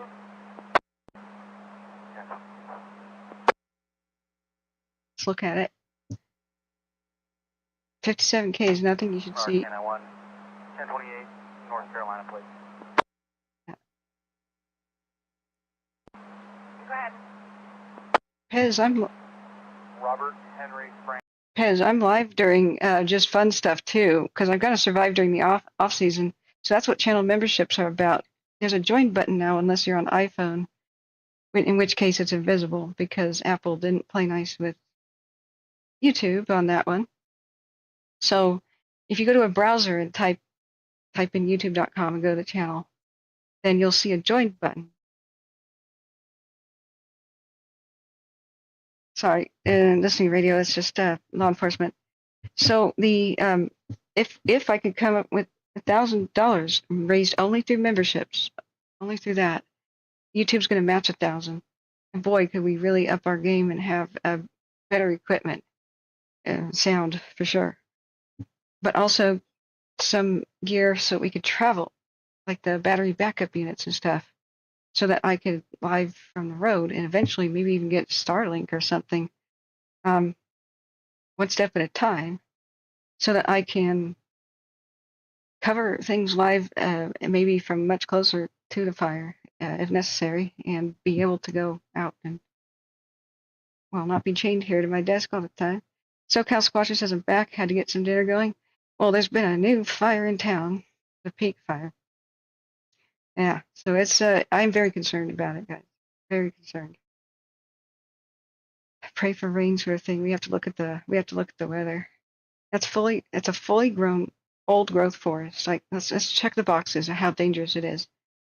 It's Santa Ana wind season and Diablo wind season in the Sierras. Check. Huge danger. Just that alone. Is the fire at elevation, in elevation above communities? Check. Are these communities looking down the barrel of the gun, which is a canyon pointing straight at the communities in between the fire and the community? Check. It can even branch out and spread massively in a fan shape. You know, fan me, I'm gonna swoon, that kind of fan, if it goes to where the drainage is split off. So check. So it could definitely grow and be way too much for them to handle if it did get in all the drainages. Like, it would just be monstrous in size. So are we in a heat wave and drought thing? Check. Is there a tremendous fuel load? Double check, because we haven't had fire here in decades, it looks like, from the history. It's fully mature old growth, and half of it is dead, or a quarter of it is dead, standing up. The ember cast. The big danger is long range spotting, downwind, downhill. Because if the taller that a tree is, like on top of a peak, that's the maximum long range spotting for that a fire needs. Is it needs to be at the top of a tree, top of the ridge, at high elevation, and dry air and fierce winds. Winds rip off larger chunks. They sail down the elevation, down towards the communities, and start spotting just everywhere. And there's nothing if it forms its own pyrocumulus, it'll make its own weather, and it'll make its own wind. And there's nothing you can do in front of it. So they have to keep it from growing. They have to keep it from expanding. They have some access here. They gotta have a reservoir. That they need to retardant rope it and then absolutely slam that thing. And I think it'll take the cooperation of the weather. Let's look at it. National Weather Service. In fact, we're gonna keep looking at the cams. Let's put the Ventus sky and refresh, and just have that animation going. Just regular wind speed. Let's go over to Tolman County. Was it Bumblebee or something? The nearest Bumblebee. That's an adorable place name now I think about it. Because there's two strawberries. There's one in near no, it's not. That's not Bumblebee. Bumbletown. Okay. Then we'll do. Okay. We'll hope it lands on the right strawberry, not the one on Highway 50.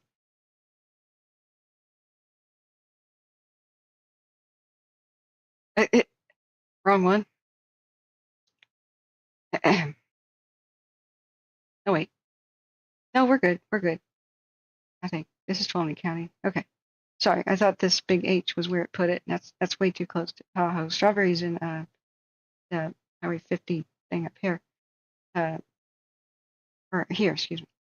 All right, let's I think this is our correct strawberry. Look at the map. Something else. have as a locale name that won't. I don't want to repeat the word strawberry because all the Tahoe people will go what, and they'll uh, react to that. So I'd rather not even be saying that word right now. Leland Creek. Leland Creek. Okay, let's try that one. Leland Creek. And we'll look at this new dino fire. But if you guys could please, we're doing the fundraiser. I need to reach $1,000. We only have until October 15th or so. And I know it's a pain in the ass, but the join button, $2.99 a month, no obligation for further months, gets you as a member. That's the lowest price there. And you can gift memberships to other people in the audience too. If you want to spend more money, that's what I would prefer, so other people can get a taste of it and see if they like it. And I mean, I'm not telling you what to do. You can always pay months in advance or go higher in the tier or whatever. But I'm just going to do bonus, much of the time non-fire content for people, so that it's stress relief. People don't want. There's some people who turn off notifications unless there's a fire in their doorstep, and they think I'm a harbinger of death, basically. Like whenever I go live, there's a disaster, and no, I go live for fun reasons. I went live at the pumpkin patch last year, guys. So I don't want to be like that. Trust me. Why does it say 8? Oh, not Washington. Okay, that confused me. Leland Creek, California. You did it? Do it correctly? Yeah. Okay. Whatever H is, I don't know what that marker is. Leland Creek, Pinecrest Peak. All right, we're now in the right spot. So this is a strange prevailing wind direction. Currently, we got at 6 p.m. like a northwest sort of wind. It is climbing. The smoke is was going right up the slope with it to the northeast. So it just goes to show this is wind gust is 16, 17, 18 miles an hour. Just call it 20. Prevailing winds 10-ish, 7-ish. But like we must understand that winds can go and fall they ride up and down. The winds that are at the surface, they ride these hills up and down, up and down, up and down, like a porpoise going up and down waves, right? And so some of the wind can't really get the power to climb fully to the other side, climb up the hill and go down the other side. So it runs into the wall of the canyon like a brick wall. It'll go left or right, has a choice, right? So it'll go one direction. That's why I like to look at cams and smoke to verify where the fire might be spreading in the immediate moment and what the local wind conditions are truly like, because there are huge gaps. They're just big question marks. That animation is a lie. All radar animations for wind are a lie, and temperature too, because they just fill in the gaps with averaging, like in between the weather stations. And in the mountains, it's actually, there are very few of these stations. I was shocked to find out that they just sort of pencil in between them. What they best guess is wind speed and temperature. So you only know for sure what's going on locally if you can see it and measure it where you're at. And it will vary greatly from down in these valleys to up on the ridge tops and peaks. And it will be different directions. So that's one of the things where conspiracy theories get started, because I wasn't even aware of that in 2020. I don't have an interest in the weather, really, so I didn't know that. And so when the Calfire fire happened and the south wind happened, it did this. It demonstrated how let's just pretend south is to the right here, like we're gesturing. The Calfire south wind went up to the north and plunged down into a canyon, and then some of it kept going over the ridge tops. And so the ridge top, the fire was going due north and headed straight for Grizzly Flats and Pollock Pines and all that, and headed for Portland, right? But some of the wind got trapped in the wind tunnel that was the Consumnes River, and so we had spread to the west and spread to the east and spread to the west and spread to the east. because every day and night, as the temperature cycle happened, the wind changed directions, but it only applied to the canyons, not to the ridge tops during the Caldor. So the Caldor was spreading in 3 directions at the same time, and people saw that there was only a south wind, so they said, something's going on here. How is it spreading against the wind, and how is it going out? And, well, that was your answer. These valleys and canyons can function like wind tunnels and accelerate wind, and they can also function as shelters. It just depends on if ground level wind is the highest, most fiercest thing happening or not. Butterfly says, I just woke up. Maybe I saw a short video somewhere before sleeping, as I remember. Oh. Do you want a lullaby, Butterfly? I could do that. Okay. Spyman says the incident commander said during, oh, that's right, we were going to find the direction. So this cam, let's just do it the old-fashioned way. This cam is looking northeast. So when we look at Mount Lewis, Tuolumne, I have a fake compass cheat sheet. So the cam is looking that direction, so I put northeast to the top of the page, right? And now I can see the wind going to the right side of the screen. So it's going to the east, east-northeast, right? East-northeast. We can look at the other cams, try to verify. So like if we look at one of the cams looking to the north, sorry, that was more east-northeast. I was thinking of the Duckwall cam is the northeast one. So yeah, let's do it from the Duckwall. That might be easier. Oh, it's too grainy. Okay, let's do an hour lapse. Okay, so this is looking northeast, but yeah, we see it still going up the slope. The smoke column is going east-northeast. So it is trying to climb and is going that way. And let's just hope there's rocky terrain or something. I can't see past it, but But what I want to know is about slope and wind reversal. So I'll put the cam on, and then I'm going to read NOAA weather. That's down to the hour more accurate sometimes than National Weather Service. The NOAA weather app by Pandemonium Software. But look at all of these dead trees here. We have every potential for disaster. Every ingredient is there. You just add Santa Ana's and Diablo winds to make that cake. This is an unbaked cake in the oven, waiting for the button to be turned on.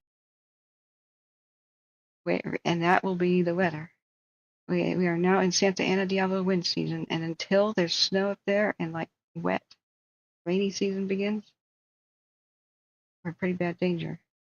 Let's rate this anywhere up in the slopes. And unfortunately, weak La Ninas for California oftentimes mean a drier than usual winter. I don't want to hear that, but well, it is what it is, right? And Pez, when was the last time you were in this area? I'd like to know more, by the way. I want to reassure people that I'm going to try to make it so I'm not always live during a disaster. But for the people who want only to hear about fire with their notifications, it's going to be mainly fire.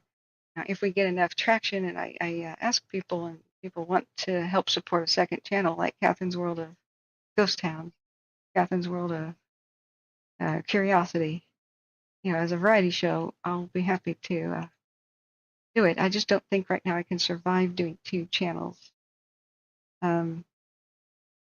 It's if you look at any successful streamer on YouTube, when they have a second channel, even if they tell their viewers that, and the viewers would probably like their content, they just don't get as many subs.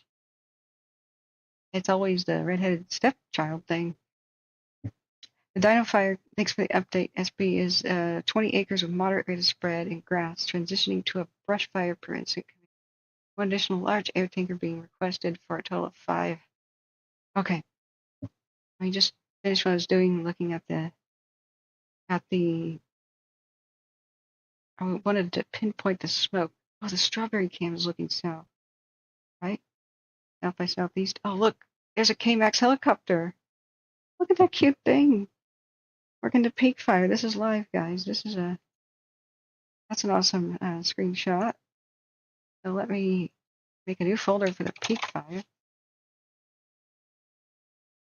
Go at it, guys. The best situation would be that they could successfully retardant rope it tonight or by dusk with the aircraft, and then slam it all night with the nighttime helicopters,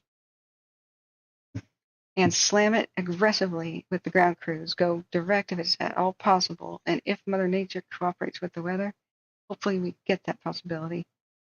And for the love of God, start masticating the crap out of these dead trees. Just cut them down, chew them up in record time.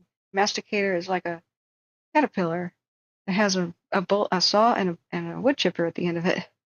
So in safety, you know, the fire crews felling trees, that's the most dangerous part for them, because they can't hear anything over the roaring of the chainsaws and everything going on. So if there's a creaking and cracking sound from the tree ready to shatter above them, or a big widow-making branch ready to fall off that weighs 200 pounds, they can't hear that. Standing beneath the trees is just the most frightening and dangerous way to log. It's one of the world's most dangerous jobs. So if they're in a masticator, they are in a little bit of safety because the caterpillar tractor arm reaches out, grabs the tree, and kind of holds it steady, and then the saw will go at it. And you may not be able to do this for the biggest of the trees, but for the little ones, absolutely. And then the wood chipper goes, and that's done. Even if they just felled them on the ground, that would be way better than them standing up, because living trees will torch quickly, like that, and only the branches burn off, and then they're done. There's thousands of gallons of water in the trunk, or hundreds, depending on tree size. So they're not a big, long-term ember threat because the trunk does not burn. Now, a dead tree will burn all the way through until it collapses and shatters and throws burning pieces all over the place. And before it collapses and shatters, it can burn for days. We're talking days, maybe even an entire week, one single standing big dead tree. And it might cast millions upon millions of embers for long-range spotting potential. That's why it's so damn important. This is why it's terrifying. Just sent more line fire pics if you want to check them out. Absolutely. Yeah, it's time to share some of those. So let me read the weather quick, and then please remind me that we're going to show SP is awesome. We've got some great photos from the scene of the line fire, like a slideshow. So I got to download them real quick. But let's get to the most compelling. And this told me you have at this elevation like these big, just bare rock areas. But I don't think they're right next to where the fire is. You locals could maybe tell me better. I'm not sure at this point what would keep it from spreading uphill. If there's something in the way. I know what the downhill risk is, but I can't see with the smoke. SoCal Squatcher says there's a military training base over by Highway 395. Maybe they'll pitch in some help. Oregon is here. There's a unit from Tualatin here, which is just south of Portland on the west side of I-5. They've got lots of help incoming. And I wish, SoCal, that military bases would just go and assist. I think that needs to happen. Do a 3-hour time lapse. Stupid thing was rotating for a bit. I think this fire is less than 3 hours old. But starting this close to nightfall sucks, because the retardant drops are done by the planes mostly. And they don't fly at night. Just the helicopters, and just a few helicopters are capable of that. Like maybe 10 in the entire state, or 6 total, where the pilots are trained and good enough to do it. So let's just do the time lapse from here. This is so thick and so dead. The fire load must be tremendous. That means the pine needles and the sticks and the sap. Every day a pine tree just bleeds sap. It's like little droplets of gasoline that crystallizes. It's extremely flammable. This is always going down beneath it, and the pine cones drop, the needles drop, branches, dead sticks, other dead stuff on the ground, smaller saplings, things that died, things the beetle killed, bushes that are dead. All of this builds up, and what happens is the snow will compact it back down. So it may be 3 feet deep, sometimes even 6, but the compaction of the snow squished it. So it's deceiving. This is how firefighters have been kind of educating me about the compaction problem. So other people can just scrape with their toe and they go, oh yeah, well I think I'm getting to dirt if I move the pine needles and stuff aside. I think I'm getting to dirt. But if you take a leaf blower and you were to just leaf blow it up, uncompacting like that, you suddenly have a huge pile when it looked like it was real thin, right? So, yeah. Oh, sorry, the link, it's not blue. I'm a beginner. Oh, let me see. Did you, yeah, thank you for being here, Butterfly. You've been here since the line began, I think, right? If I remember right. Remember, I'm very sleep deprived. I've seen you in other years, though, I thought, or somebody with the exact same name. So, it's good to have you here. Monk's Land Outdoor Adventures. Those masticators are brutal. Yes, take a shot. The drinking game for the channel is take a shot every time they say masticators on briefings and stuff or on the radio. But in this case, you're authorized because we need a drink. This is a scary one. This one right here is scary. Let's look at the dino real quick.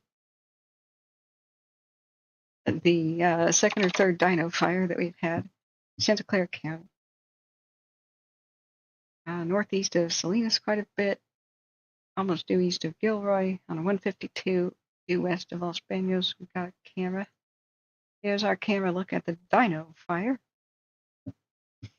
20 acres, moderate rate of spread and grass, transitioning to brush though. Well, most of this looks like oaks, and they'll shrug off the fire. This kind of fire is supposed to happen. I wish they'd just grid the landscape with pre-made dozer lines, and then do prescribed burns or grazing or something in between the grids. That would leave enough grass and stuff out there for the animals to definitely feast on. But then you'd have a grid of safe area that won't burn very fiercely, and that would buy them the time they need. So we'll keep an eye on the dino here. The wind direction shows a pretty calm situation on watch duty itself. But the hills you don't have a lot of access up here, but if they're gentle enough, you can drive forward, drive up on them. But, okay, we have a peak fire update from watch duty. Let's look back at the peak. If you haven't done so, I should reiterate that everybody near the peak fire that's downwind should be aware of this, and you should make your friends, family, or loved ones aware of this. They may not be calling for evacuation notice, but it really might happen depending on what the weather is like. The best case scenario is they had a couple days of calm weather, cold, good humidity recovery.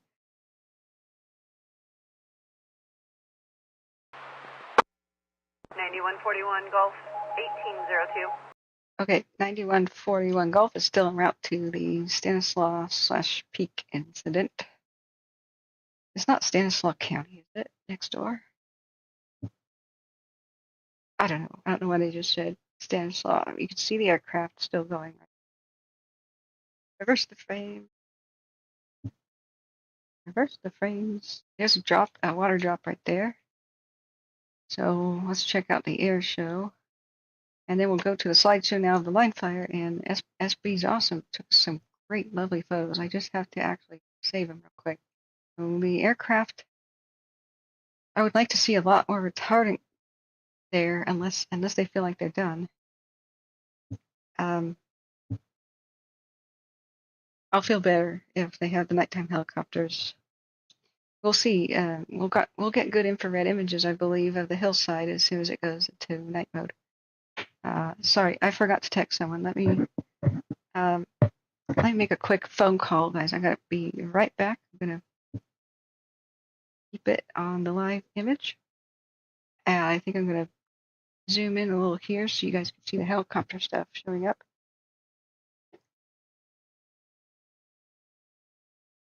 Going like that. Okay. Bathroom break. I'll be right back. Yeah, quick call.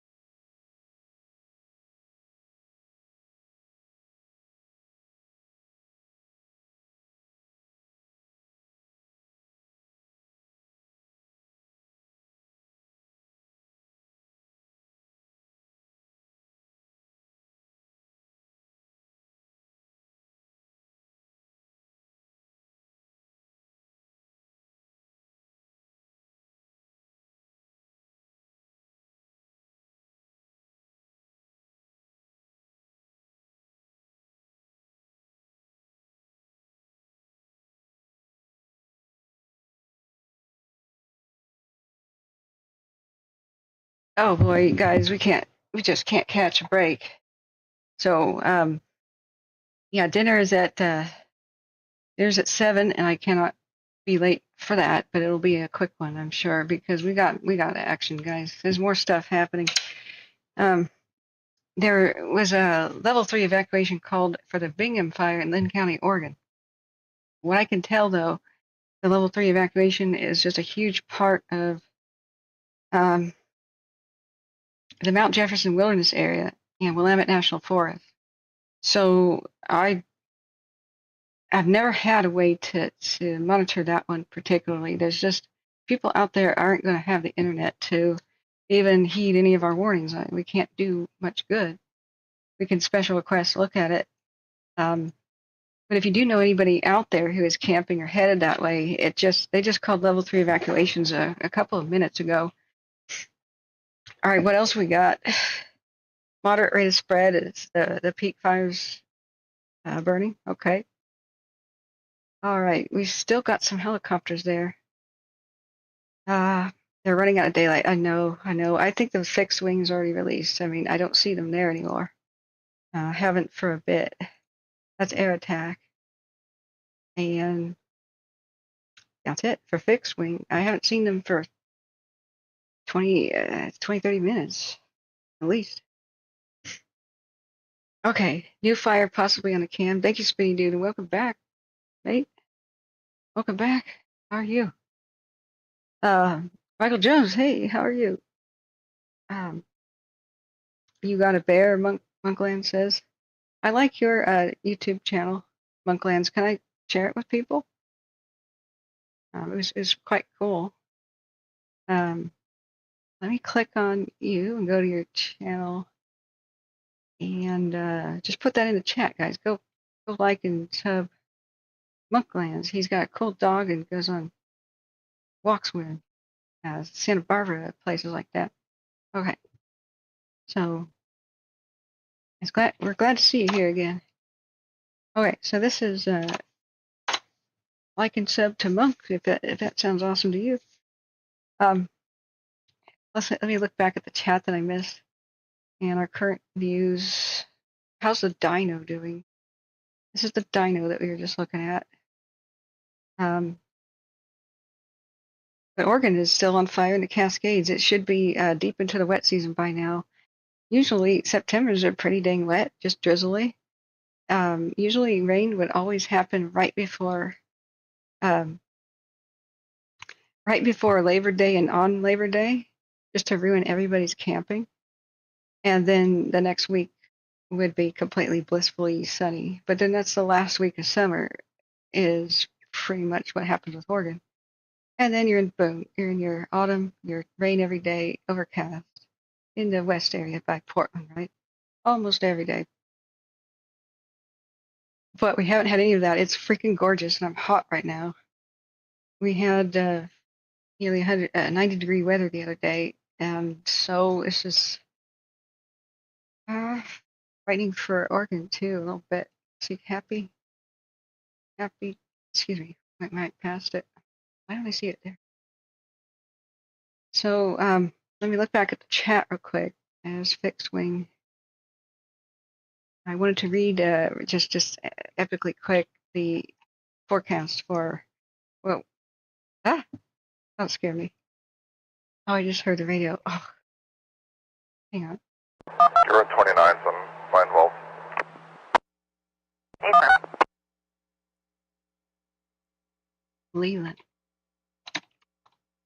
Leland, California, I think would be a good, so it's Leland Lakes, Meadows, or what? Gulch? God, okay, I have to figure that out. Leland, for weather forecast, Bull Run, Leland Creek. So this is Leland, what?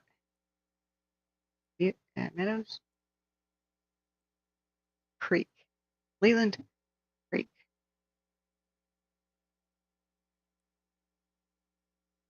There isn't a Leland Creek.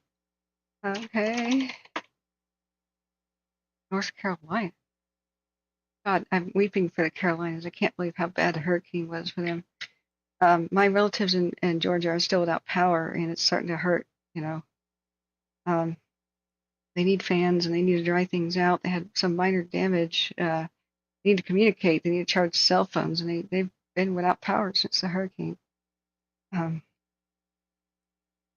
Let's just say it doesn't say Tuolumne County. Cottage. I don't know what that is. Twain Hart? I don't. Sounds like it's the right ballpark, but I'm not a local. What should I be looking at for the weather forecast? It would be relevant.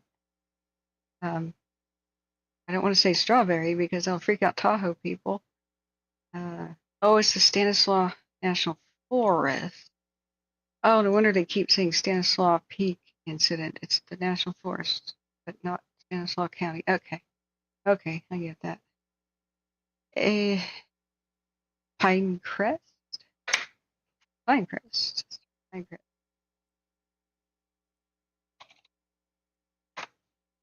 But if you have just tuned in, you're wondering why we fretting over this peak fire, because it's extremely dangerous. That's why.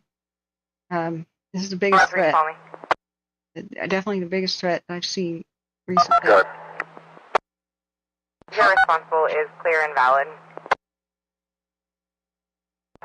Good for it, thank you. There.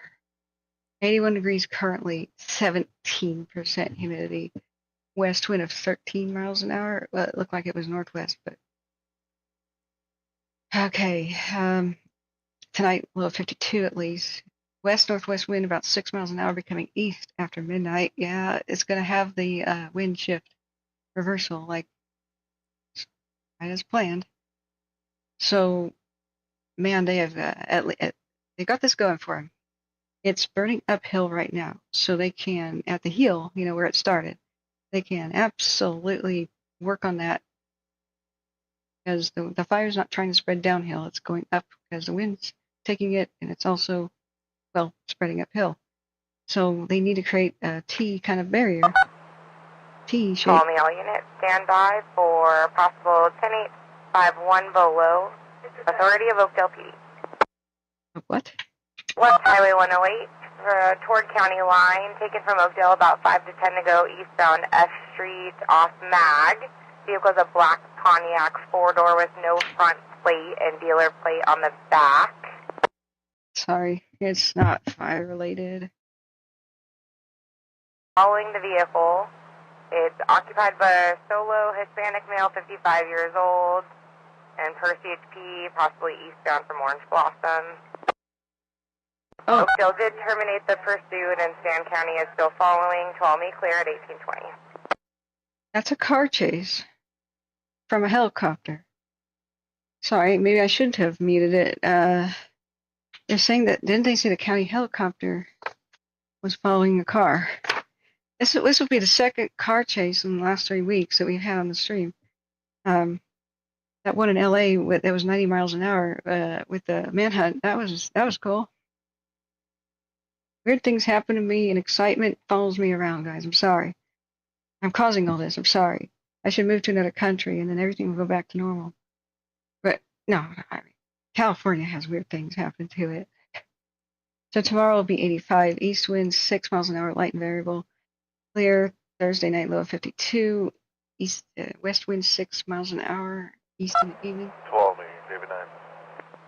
Okay, fingers crossed. David 9, go ahead. Fingers crossed. I'm getting towards county line now.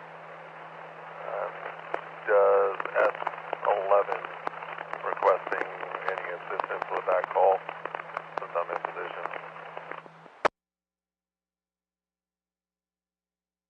Okay, let me look back at the chat. Sorry, S11, do you copy?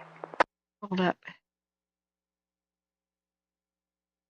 Yeah, they're running out of daylight. If that forecast holds, by God, I pray it does.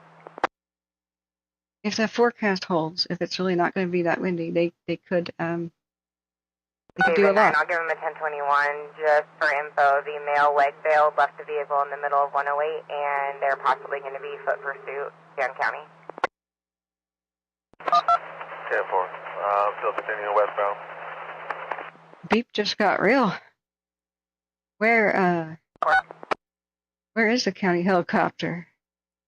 Where are they doing this? It's somewhere in Tuolumne County, is it? I see Andreas or something. Whoa. AMC Kingdom Welcome says, I'm getting upset that these YouTubers are drifting off the disaster in Tennessee and North Carolina, saying the government isn't rescuing people. God, I know. I stayed in the hurricane monitoring channels, fretting over it and hoping that Georgia wouldn't be hit too bad where my relatives lived. And the toxicity and the trolls in the comments and stuff. I shut down a YouTuber who was running his mouth. He kept trying to antagonize other people, but he goes, "This is the fakest hurricane ever. It's just a rainmaker. No wind damage. No real deaths. Whoever goes out in the car right now and gets drowned is their stupid fault." Ha ha ha. And he goes, "I love marijuana," and he starts bragging about how high he is and stuff. And I mean, the normal people like us, we were quite appalled. S11 advise you're good to go. Copy. I got a Chevy Tahoe, Stan County appears. It's blew right past me. They're in county. Okay, we do have a manhunt. I don't know what the crime is, but we have a manhunt going on in Tuolumne County right now. By helicopter and or a foot pursuit was just mentioned. AMC Kingdom says, I suppose you could check how many Black Hawks have been in the air. Yeah, thank you for your kind support, friends, and your donations. We are donation based, so we don't play ads. You can either play ads or do donations, one or the other. And I'll tell you about the hurricane thing in a second. Please become a member for the month if you want to help support us. If not, support us with a like button and just share the stream. We go live when there's a crisis. Call me, David 9. They're in foot pursuit. Lake Tulloch Road going eastbound with 2 units. They got them prone out, code 33. Units coming. Yeah, this just got exciting. You see so many. Emergency traffic only on SO1. Last 1 hour. So on the radio for this peak fire in Tuolumne County, there's also a manhunt. There's law enforcement too. So that's got interesting just now. You can see some of the retardant and water drops, but I would have painted the whole freaking thing red. I'd be so nervous about this. AMC Kingdom says, I know one YouTuber took his helicopter to rescue people and said there were just 37 private helicopters at one airport volunteering. That's what I thought about asking about ODART, where ODART organization is there for volunteer pilots to fly emergency supplies to the coast during a Cascadia quake or tsunami event. Yeah, I'm turning that off. That beep, beep, beep, beep. It's driving me insane. I'll unmute it for you guys. Oh God, it's still beeping. Weird sounds on the radio. So we got a manhunt, a helicopter chase supposedly, but now on foot. On enforcement. Shut my mouth. Okay, so let me show you some of. Code 4, 1 detained. 1 detained. Code Copy, 4. Code 4, 1 detained. Yeah.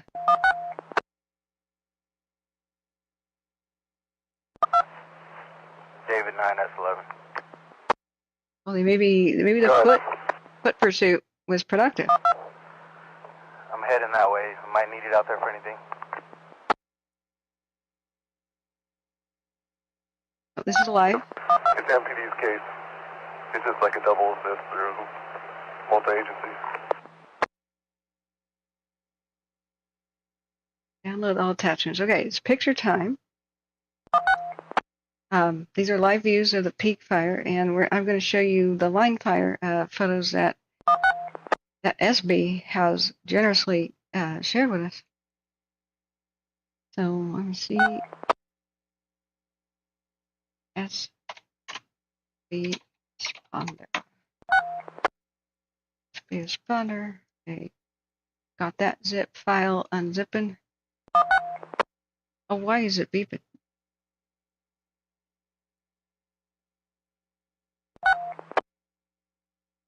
Don't beep anymore. Ah! I said stop. No. No, no, no, no, no. Stop that. Ah! Swallow me, you can cancel the marker. Okay. That's the bane of my existence. That's when I start. Cancel code 33. All units resume. No more traffic. Call me clear at 1828.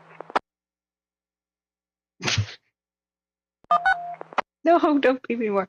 All right, when I have it muted and I start talking, I'm like, wait, talking, wait. This stuff is still going on in my head. Ah, okay, I'm about to do something about it.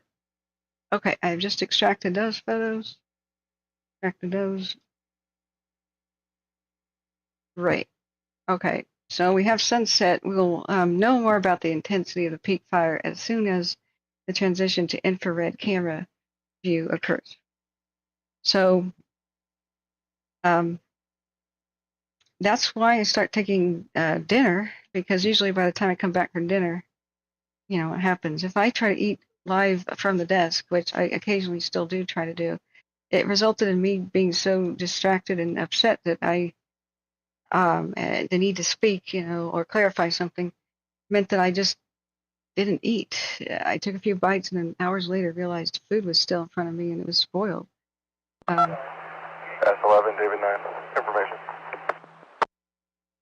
So I go. Good. Dinner break now. God, that beeping. No force use other than just the firearm pointing, and I incident to arrest. Searched the subject. I found a meth pipe. 10-4. I'm still heading that way. 10-4. Of course. Of course they found a meth pipe. This reminds me of the funny article. Okay, I can't stand it. I'm turning it down. I'm reading it for myself. I can't stand the beep. The beep beep. The beep beep. You guys even know what that is? I'm sure you do. Wait, some of the pictures are missing. 12, 2, 3, 5. Check this out.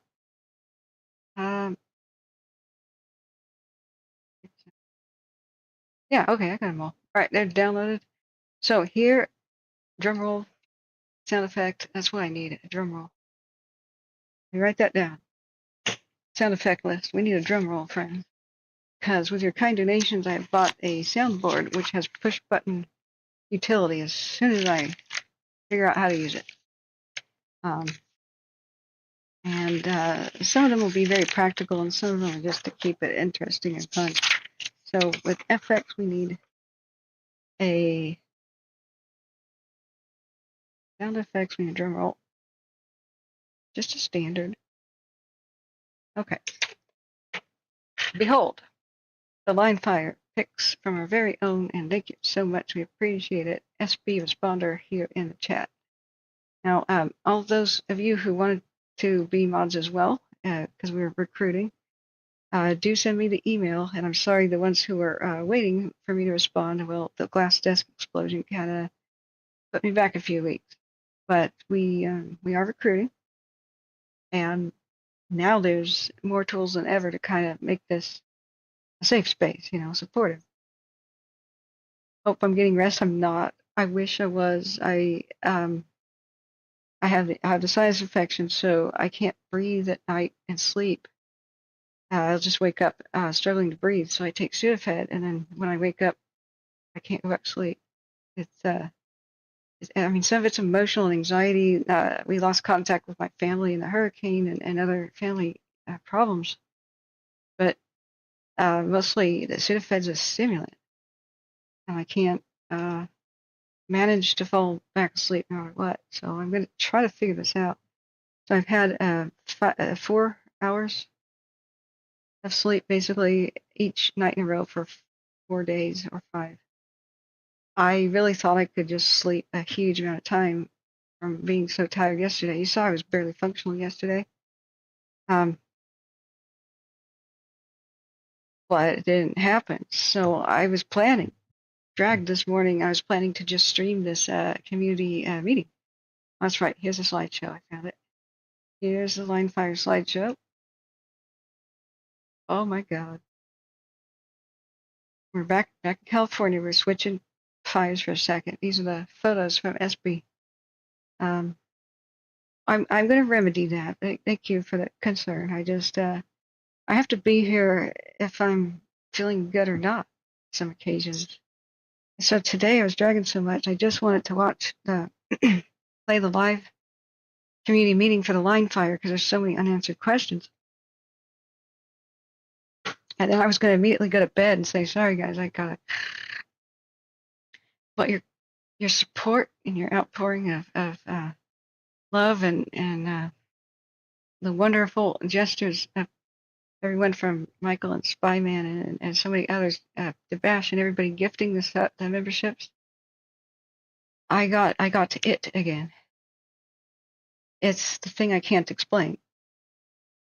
I was able to pull superhuman hours during the Dixie Fire, and eventually I counted how many days I was live and the average amount of hours. I was 96 days in a row, 16-hour days during the Dixie. Sometimes I was awake for 3 days in a row. This got me so freaking scary. Now, now that we know that the Wildfire was almost certainly arson, whenever you see something erupt like this in a neighborhood, sometimes the arsonists like to stop and watch. Now it's the time to look around and see about suspicious behavior or people who are there where they shouldn't be, and equip your dash cams and stuff, and try to point your security cams out around the neighborhood and check them. And make sure you get license plates and kind of pictures. Just like you could take a picture like this, but you can also, if the crowd's behind you, film the crowd. As what you can send that to law enforcement. It may not be anything, but law enforcement may get another photograph of a different fire, the same dude's in the crowd. Or somebody else says, hey, this was suspicious. This is how arsonists are caught. And you need, decent, clear pictures. You need, these are amazing. Like, you can see license plates and stuff, but for identification, and do it on the download. Don't be confrontive. Don't. I mean, if you're a military person and you know about making a citizen's arrest, and you of course can, or you're ex-law enforcement or something. But the average person don't try to detain somebody. Just get enough information about the person, even photograph their footprints, whatever you got to do, tire tread marks, where they went. Anything about them, their average height. Notice the trees they walked past, and then go to the tree and put your hand where how high they were, like how tall they were. Whatever you can do to help law enforcement, clothing description. Arsonists repeat their behavior until they are caught. So this is not the only one. We had in this area so many weird, suspicious ones where on a red flaggy kind of day, a fire starts behind a neighborhood, runs up a hill further into it or behind it, and threatens another community. I would be willing to place money that the arrested suspect for the Wildfire had something to do with a lot of those. They have patterns, MOs. They have once they see something work with arson, they do it again, and only you can prevent arson. Only you can be vigilant citizens. Do your night walks. Form your what do you call that? Community. What do you call that? That was more popular in the 80s and 90s, but they're still out there. The signs that show the eyeball in the neighborhood. What are those called? Says your community does a patrol. What is that called, guys? Community. Yeah, what park is this, SB? This one was real close to where it happened. When the line fire first started, I have to say something too. When it first started, I looked at it. I got the notification, I looked at it, and they said potential for 15 acres. That was it. And, you can see it's not, there's a big smoke column and stuff. And then all of a sudden, it's like out of control. And I thought to myself, okay, with the magenta, eerie aerosol pollution coloring of the clouds and stuff, I thought to myself, how did it escape them? Did it run uphill? But it didn't look when I put the little gold man on street view. I didn't, scratching my head. I'm like, I don't see, they had plenty of road access. It was grassy, shrubby. How did it escape them and run up the hill when they had a lot of crews there? And I thought, in a chilling kind of way, oh, more than one place of ignition, more than one ignition perhaps might be it. So I will follow this case closely. I wonder how much they will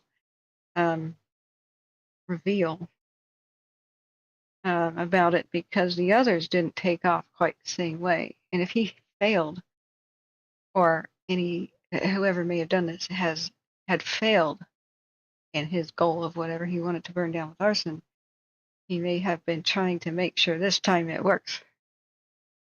Yeah. Neighborhood Watch. Thank you, friends. You guys know about it. Yeah, you have the eyeball thing. Remember, guys, subscribe, or you'll never find us again if you're just tuning in now and have just found us. Every 12 hours we have to restart the stream, even if we're in a crisis, or YouTube deletes our videos. So even though we get a lot of likes, we get a lot of activity, we got a lot of good metrics, and YouTube starts promoting us in search results and trying to connect our stream with those looking for the info. Unfortunately, whenever we restart the stream, we go back to zero with 0 likes and 0 views. And this hurts us really greatly, but I don't want to lose the footage.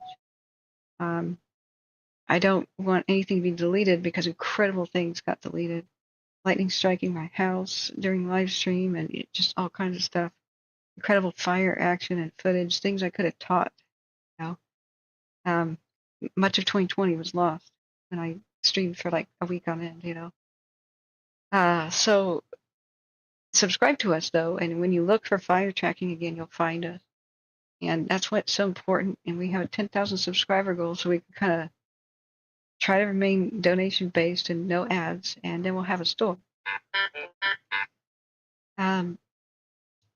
So Jeffrey M says the tones are notifications for priority traffic only on the radio for the foot pursuit.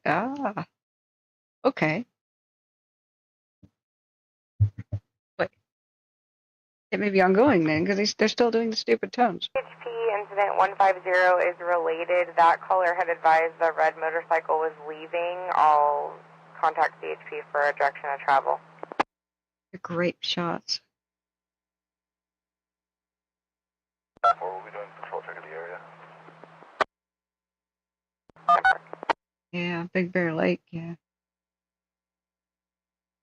I just can't. That is so much. Yeah, the camera's not calibrated right, but you can get the idea of how bright the fire was under the smoke. That's just terrifying. Gotta be a sunset because we're facing southwest here. This was the line fire. Thank you so much, SB, for sharing these photos. Wow. Wow. You have like a Twitter, SB, or when I'm this sleep deprived and with long COVID messing with my memory, I need memory prompts to fully remember all details about where I've known people from and what they specifically do. It's really hard. I've met thousands of people, mostly super wonderful friends. But long COVID happened, so I'm lucky to be alive after the viral attack on my kidneys. So I'll just take what I can get. I hope you guys understand. I nearly I had a life-threatening kidney issue late 2022, and into 2023. And so, like I said, just keep on the sunny side and gratitude. And so this is why the neighborhoods down there where people are allowed back in. And it was Nora declared, 120. oh, it was declared safe. There was not much else to burn by those neighborhoods. CHP advised they did not have a direction of travel per that second caller, but the first RP would like contact, please. Okay, they're most likely for a repeater TX tone. You too. Okay. All right. Affirm. CHP does not have a direction of travel for the bike, and the first RP, the male in your call, would like contact, please. Okay, I'm away. All right. Sorry, it's dinner time. I cannot be late. I will really inconvenience. David has a guest visitor, so I need to go and hang out with them. So I'll be back, and I'll keep this radio on, and I'll keep the. Nora X, you're broken and covered by static. Sorry, I didn't mean to talk over the radio. Call me on duck wall to Nora X is better. Affirm, loud and clear. Temper, thank you. Nora 1, follow me. They have no direction of travel for the bike, and the RP on your call would like contact. Tabor. Yeah, neighborhood watch, guys. Yeah, Call me absolutely. UP1098. Yeah, I remember you, AMC Kingdom. Just I can't place like where, what time, what was it? And that memory prompt helped me out. Found it a long time ago through 41 South. Yes. Okay, yeah. How is our mutual friend? I've wanted to be more on his live stream. 12 Okay. David 9, 29 went clear. All right, is the dyno okay? 29, go ahead. Last of Hernandez with a Z. First of Julio, John Union Lincoln Ida Ocean. Middle of A for Adrian. 1-3 of 94, 9-4. 10-4. All right, it's time to make a tile. Do Strawberry, Duckworth, and oh, that's my. Wow, it remembered my old tile from back in the day. Wow. Okay, this was our camera collection for the Lakefire era. Woo, that's a long time ago. Okay, let's customize it. I'll give you guys a link so you can monitor it for yourselves too. But I just want to reiterate, I may lose people to dinner time and whatever. The peak fire is dangerous. We will be very, very lucky if the weather holds and it doesn't have wind on it, but it is a disaster cake in the oven. Just add winds. Especially now that we're in Santa Ana / Diablo wind season, that is super dangerous. So even if they're not calling for any evacuation, anything right now, and we hope we get lucky, if you don't, all hell's going to break loose and fast. If the weather changes, if something unexpected happens, whatever. So everybody down there, you should inform that there is a quite large danger, a big threat, and it's quite serious. The fuel loads are enormous. The dryness, everything is lining up. There's nothing positive except that we're getting closer to the first snows, okay, but that's not really positive today. The only thing that's positive is there wasn't massive crazy wind today going downwind. Otherwise, I'm sure there would be all chaos. So we got lucky with the mild wind kind of pushing it up the hill, but this is a extremely dangerous beast. So let's see, let's add different cams. So how do I, add, okay, there it is. So Strawberry 1, I think, right? Add, what is it, Strawberry 2? I think it's Strawberry 1 that looks at it. Okay, so we'll do Duckworth. Duck Wall. I said Duckworth like it's Scrooge McDuck. Height was our other cam. Mount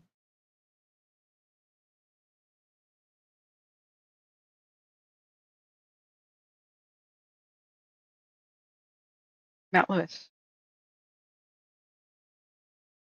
There is an ID card with that DOB. Cam 4. You can just post him in the incident. I believe I overheard him that he was on parole or some kind of supervision. Well, that's why I was asking. I think that's a different DOB. I'll check.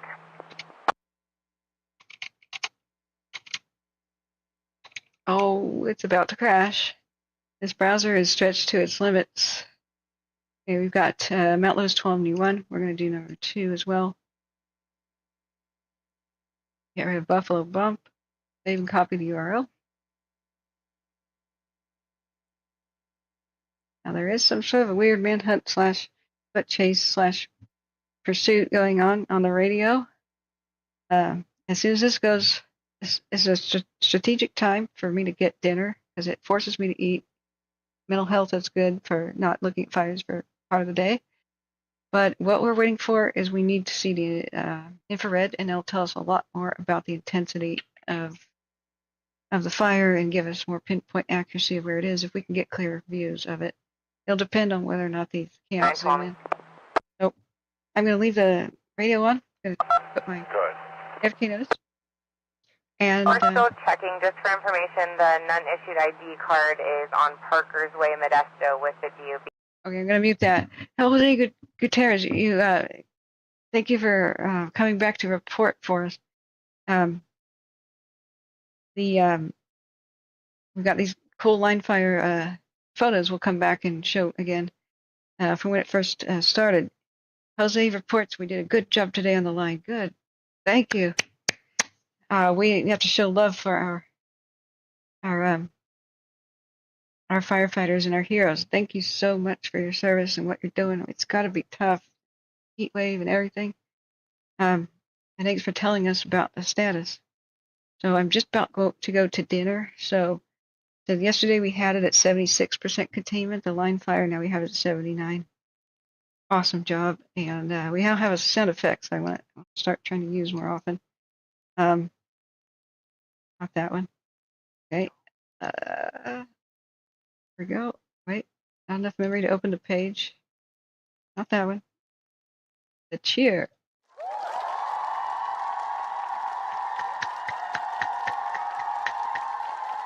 Go our heroes. So I hope you sleep well tonight and get good rest. We have a new situation of the peak fire that's really dangerous. I think it has all the potential to be a town threatener in Tuolumne County up here at the elevation.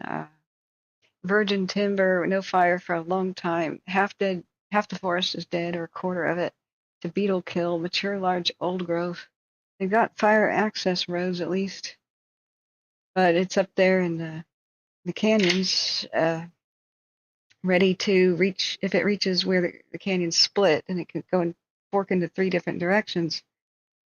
All it takes is it's a disaster cake ready to bake. It's in the oven. Just add Santa Ana's or Diablos, or any kind of strong wind, and the communities are absolutely threatened. And it's a little bit big right now. If the weather holds the next couple of days without crazy winds and they work day and night, I think that that's the best scenario for this new peak fire. I'm gonna get my shoes on, guys. But they need to work at lightning speed,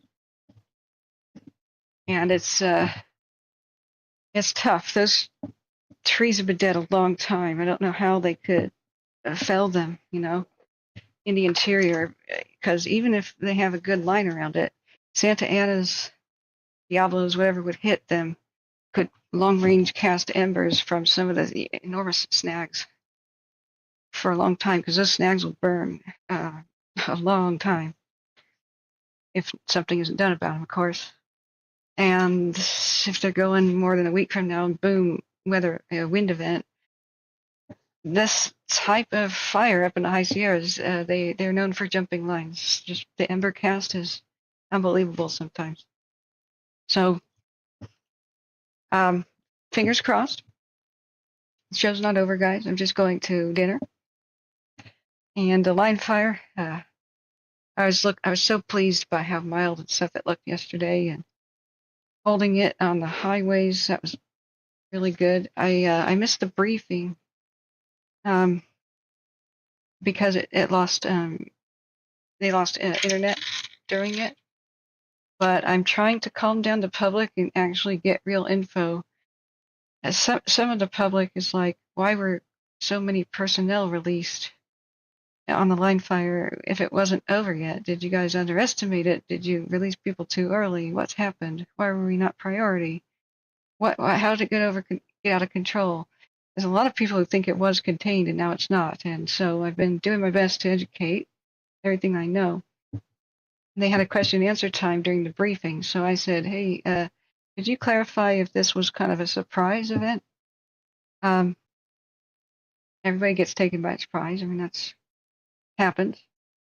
Or was it you anticipated this stuff to happen and kept the right amount of crew around for it, like sort of thing? Or was it a case of releasing a lot of personnel because too many cooks in the kitchen where they needed to finish the line? Because if it's steep, rugged terrain and access is the difficult part, and nobody can get there until a dozer clears the way, it doesn't make sense to have 1,000 firefighters just sitting there waiting, right?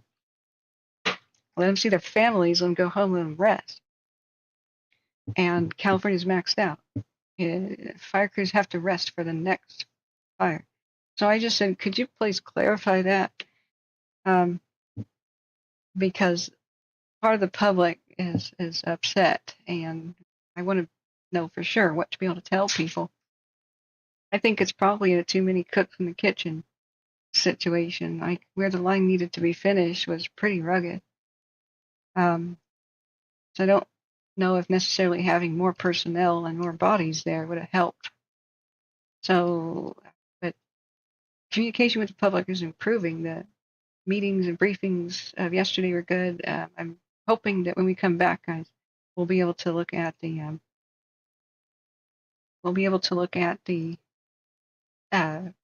briefing of today that got interrupted by internet outage.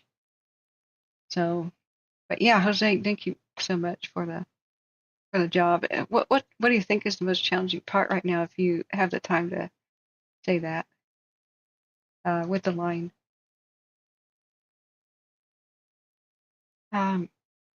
AMC says our mutual friend is still bedridden with breathing problems. Yeah. We got to take it one day at a time. I know so many people with struggles too. So we're all here together supporting each other. So I'll just say peak fire at dinner. We'll return at 7:30, 7:30ish, after 7:30. I'm not going to linger. I would love to actually just hang out with David and his house guest, and that was the plan, have a movie night. But hey, fire's here. You guys have given me what I needed. You gave me your energy in my sleep-deprived state to continue on and keep going for the day. And that's all I need, really. It's unexplainable. Here I am, just absolutely exhausted and downtrodden, and I have no energy. You guys show such generosity and support and love, and I find out, yes, I'm reminded, yes, I am helping. And boom, I have a burst of energy from who knows where that comes from. So let me go and actually eat. Jose says, I just want to let you know that we are doing a little better on it. Okay, no worries. That's a cool update too. I know you can't say a lot, so don't worry. I've got your back with, popping the myth bubbles that some of the public believes that is, there's nothing quite like people getting mad at what isn't real. So the whole not losing structures at Pines and Nita and stuff, that was so impressive and so good. Where can I send you pictures of the fire? Oh, I would love them. Here's my email. It's Catherine, and you have to put the dots in. My name, Davidson, like the motorcycle, .wildfires@gmail.com. And yeah, we'll look at more pics when we come back. SB has awesome ones. And the radio is on. I don't think the foot pursuit is still going. So there will be long periods of silence during dinner, I think. You know what? I'll put on rain sounds so that people realize that nothing is wrong with this stream. Let's do that. Let's do gentle sounds of rain. And I'll be back within an hour, guys. Let's see, rain, gentle rain.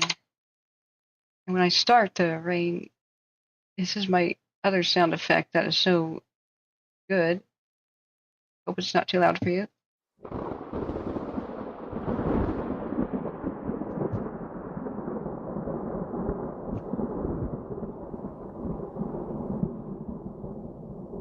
I love that thunderclap sound. That's a high quality one. Let's see, gentle rain. I don't see the one I usually play. I'll just pick one.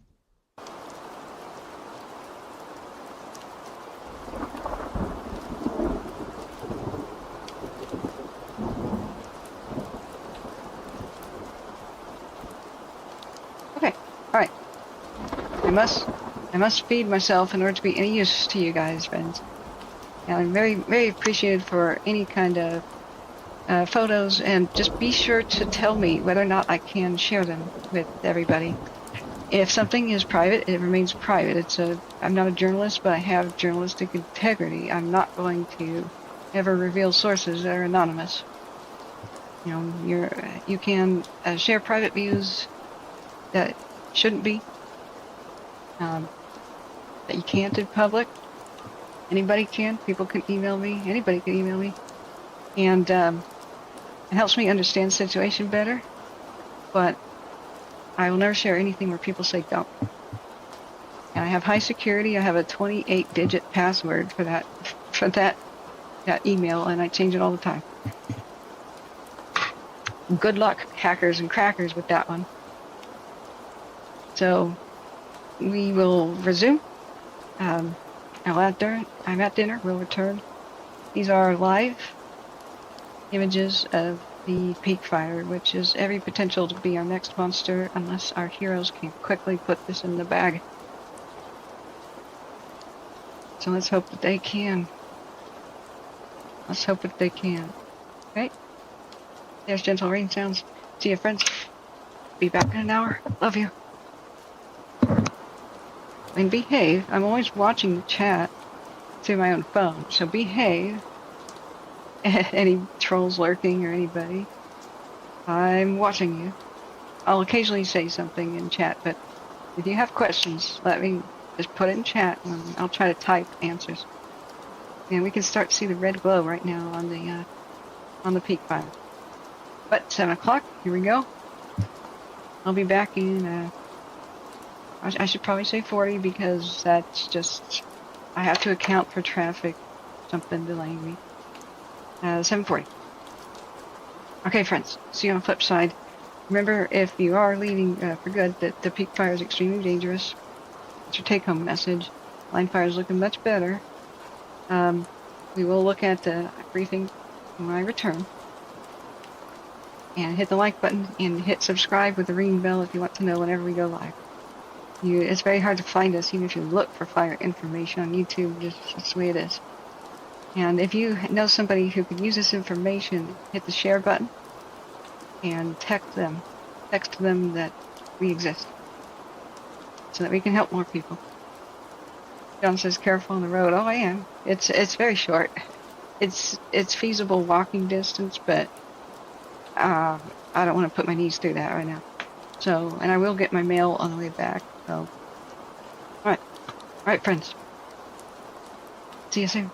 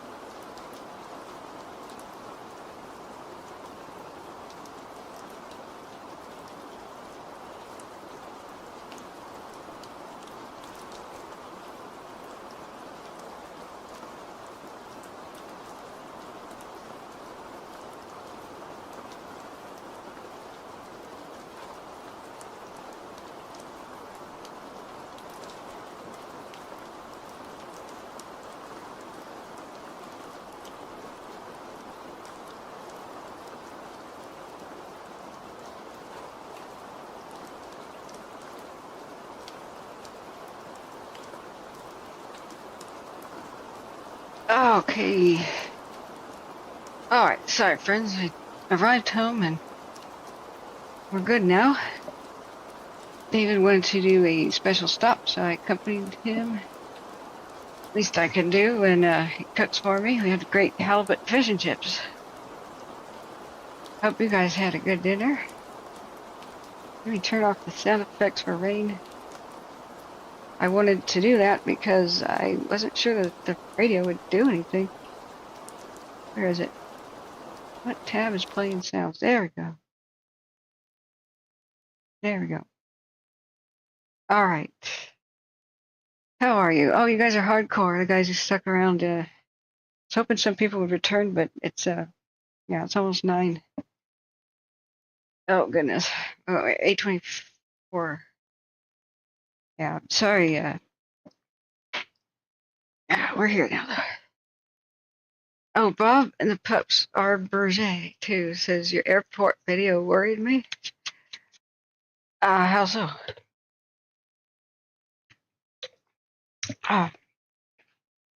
That was the worst lighting I've ever filmed in, and I couldn't.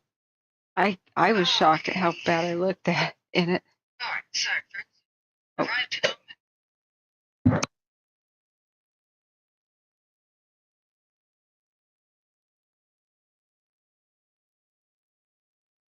Okay, it's always weird when I hear my own voice coming from my phone. I was monitoring the chat a little bit. Okay, friends, who's still with us? I have been sick, with the sinus thing. I just have not been sleeping. I've had 4 hours of sleep for 5 days in a row. So yeah, I'm not doing too well. I just have this energy that you guys gave me today, and the adrenaline from seeing this new threat of the peak fire. So we'll check in with see if updates happened with the dino fire, since I'm already on there. That was the one by. This is another dino fire. Also a candidate for weirdest, wackiest, and funniest fire names of 2024. 30 acres and 10% contained. 1 night flying helicopters on it. Fire remains 20-ish acres 2 hours ago, with potential for 30 to 40. Okay. All right. So that was already on there. Did we get an update on the peak? Now the wind is supposed to be mild tonight. It's supposed to be mild the next 2 days. Godspeed our heroes, because this is quite a threat. The location, the fire load, the fact that it's Santa Ana and Diablo wind season, just super old growth, a quarter to 1/2 of the grove being completely dead, tall standing snags. Fire load that's enormous, been building up over decades. Hasn't been logged in God knows how long, who knows, or if there really was much.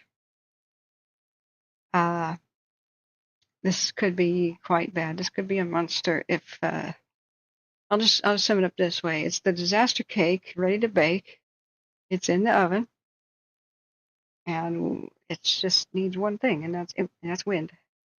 Just add wind, and you have your disaster. So just think that that's the only component necessary right now to have this be another really big disaster-like fire. They got to work through the night through tomorrow night, and super reinforce the lines, whatever they do with this, because long-range spotting potential in the high Sierras is basically the greatest in California, due to the height. You throw a paper airplane out the window of a 2-story building, it don't go that far, but you're at high altitude and at the top of a very tall tree, like a dead tree, and the embers can just sail for miles if they have really, really fast wind speeds. So what I'm interested tonight, making sure that I'm comfortable going to sleep on the oh, that's the Buckrock cam. That's a different one. Going to sleep on this fire. I don't think we need nighttime monitoring, but I need to go to bed as soon as possible. because even though I'm not tired now because of adrenaline, I've got to have rest. I've got to. So thanks for being here, friends. And Grumpy, you're a soldier, man. More ways than one. Not only a veteran, but hanging here for the full broadcast, man. You're awesome. Oh, Jose said it didn't let him email me. Okay, well, hopefully he checks in tomorrow. I don't think I I didn't mistype my email address. You check it. It's usually people forget to put the periods in. And that's usually the problem. Or they don't make wildfires plural. I do need to simplify the email address. That's another to-do list thing. I got to be careful on what we name it. Let me refresh my email. We have a couple things to check. Did the community meeting get uploaded for the line fire? Because we were all set to watch it at 1 and they lost internet. And I hope they responded to my question, which is kind of what went wrong with the line fire's reactivation. Was it a surprise? Did the public just not know about the danger of reactivation because of lack of awareness or lack of communication to the public? Or was it something like they are always aware of the danger and were still working hard, but they released personnel, a significant amount of them, because the last of the work to reach 100% containment was too many cooks in the kitchen don't make dinner come out faster kind of thing. It was challenging terrain where they had to do the very last bit. So I hope they answered my question, because there's a lot of community anger. Mostly that kind of thing happens when the rumor mill says, oh yeah, it's contained, or oh yeah, it's done. If people don't look at the actual, oh, it was still in the 80s, low 84, 82%, or whatever it was. That's not 100. So they did a great job explaining the fuels and moisture content and why the fire behaves way different when it dried out in the heat wave than during the rain. And who knows, but it's something I want to let them answer. And let's see, did this update our totals up to our goal? It did. We're at $295.25. I'm sure more donations get updated later. I don't know if that's all for the day, but thank you, friends, for getting closer to the 1,000. And then we'll get matched with 1,000, and we'll get really good gear, or I'll be able to drive around more and show you guys cool stuff from the field. Okay, that's Blue Mountain Calaveras. Oh, that's got a very long range. I never saw the time lapse of this. This is our peak fire. Overlooking part of the Caldor Scar to look, I think, or the Electra Scar. And then it switches position to look at this peak fire. They don't have any sort of incident management team up and running for a bit, but I really hope they can give us a lot more information about what do the boots on the ground think about the situation. Will it be that challenging? Can we be more hopeful or not? But here we go. Okay, friends. I'm so happy. Thank you for your kind donations. We might make it here. You renewed my spirit. You gave me some energy. So I just need to make sure that everything's all right and finish up, and then I will force myself to sleep somehow. But it begins with not looking at fires. That just keeps the adrenaline flowing. Okay, so where did I put watch duty? There it is. So with the peak fire, we only had a 3-hour ago update. 25 acres, peak fire burning in timber and brush at a moderate rate of spread, with short range spotting and no structure threats per the incident command. Yeah, not immediate. Air attack has requested 4 Type 1 helicopters to fly over it tomorrow. Oh dear. I would have hoped that they would have nighttime helicopters tonight. I know they're in demand everywhere, and the line could use them too. But this is a crisis ready to happen if we have strong winds, from what I can see. Oh, a Boeing Pegasus? KC-46A Pegasus? I didn't know that that was a plane that existed. KC-46 Pegasus? Oh, it's Air Force. Okay, sure. I was a little bit confused about that. Okay, so that's not a VLAT relocating, all right. There's quite a lot of smoke, and they did hit it with helicopters today. Let's check different camera angles for the which one has best infrared. It's a lot less clear than I was hoping for. We see hot smoke. Dang it.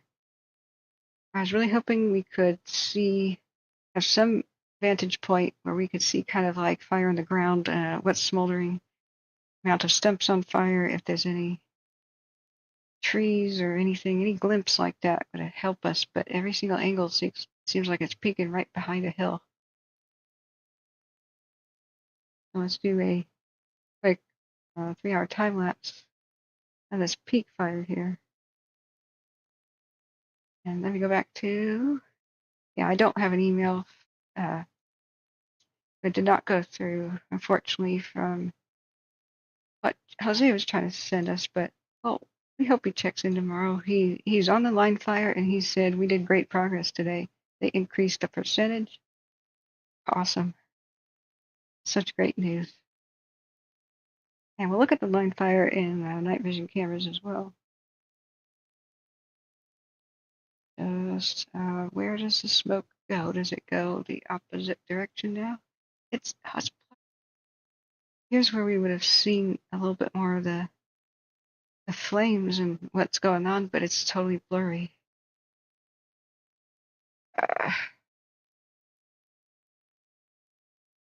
See, like when it's a bit more focused, we got much more of an idea of what's going on. And then it becomes the blob. And there's a helicopter that goes by in the sky right there. That light. Or a mapping plane or whatever it was. I was hoping we'd get a perimeter. I thought the mapping plane would come around. This is worthless. I want to volunteer to just man their cameras and keep them in focus. It just drives me nuts. All right, so then let's look back and see if they uploaded the line fire. What's our current view? That was earlier today, the Angeles Oaks cam. This is our live Angeles Oaks. So these are our heroes walking around right now. And guys, those are bugs in front of the camera. They are not embers, so don't worry about it. When embers would show up, they bounce along the ground. Like they're very bright, and they swirl around in the wind, and they'll all do the same pattern together for a second. Then they'll hit the ground, bounce on it, and you'll be able to tell. The insects in front of the camera and bats have been leaving a little body heat trail or whatever the artifact in the video is. And it's been freaking people out, so don't worry, guys. This is not embers. That's Angeles Oaks. Yeah, we can never really see anything on the bird nest cam. Oh, hey, shut my mouth. Look at the bald eagles. They made an appearance on the cam. Oh, okay. So at 18:23, Jackie and what's the other one's name? The beloved, famous big bear bald eagle pair. Oh, I'm gonna screenshot that. That is so cool. Birds in front of cams are lucky in my book. Okay. Eagle. Okay, what watch duty? No, I'm going to sleep. Oh crap, I totally cursed it. Yay, Dino Fire forward progress stopped. Okay, that's the kind of update I can do. I can do. So let's see, Eagles. Name that screenshot. I've never known what's behind. I always thought it was city lights. Some people were very sad, thinking that that was fire behind them, but it just sort of looks like. I'll mute that. It just sort of looks like building lights to me in the background. So I wonder if that is the background in daytime. Because nothing moved. I don't think that this is fire. Here at the Big Bear line fire thing. So I just yesterday I was unable. Oh, yesterday I was unable to find a daytime image of what's behind this cam. But let me know what you guys think. Oh, Grumpy Gamer Guy says good night. Yeah, I'll try to contact you tomorrow. Sorry that well, fire happened and I couldn't give you a call. But thank you, Grumpy. You're wonderful. You sleep well. You sleep well. Thank you, friends, for helping helping the stream and keeping us going. The amount of donations and generosity today has blown me away. You guys are wonderful. So let's see. That's the Eagle cam. And this gold mine cam has been so wonderful. So this is the line fire live as a movie cam. It's so peaceful. Oh, and there's an insect. Did you see that? Watch. Left side. Woo! That's a bug. He goes, zoom. Yeah. So if you guys can go to this gold mine cam and like them and sub, that helps. Oh, Jose, you are there. Good night, everyone. It doesn't let me send you email. Did you add an S to Wildfires to make it plural and include the dots in between my name, Jose? That's usually what goes wrong, but I can try to accommodate you tomorrow. If you check in with us tomorrow, that would be awesome. And thank you for trying. But it's usually people forget to make. I'll type it right here again. You did the plural and the dots. Did it like bounce back, or say undeliverable? Because others are coming through. I don't know what to make of that. Well, we'll discuss it tomorrow, I guess. But the line this is looking beautiful. Just what a far cry from the other day, guys. Okay, it says it's bounced back. Okay, somebody else said that too, and I cannot figure why. It's undeliverable for just 3 people, and who knows? Yeah, you get your good rest. I don't want to. And please remember, tell your fellows how much we love them. We love you guys, you firefighters. You are our heroes.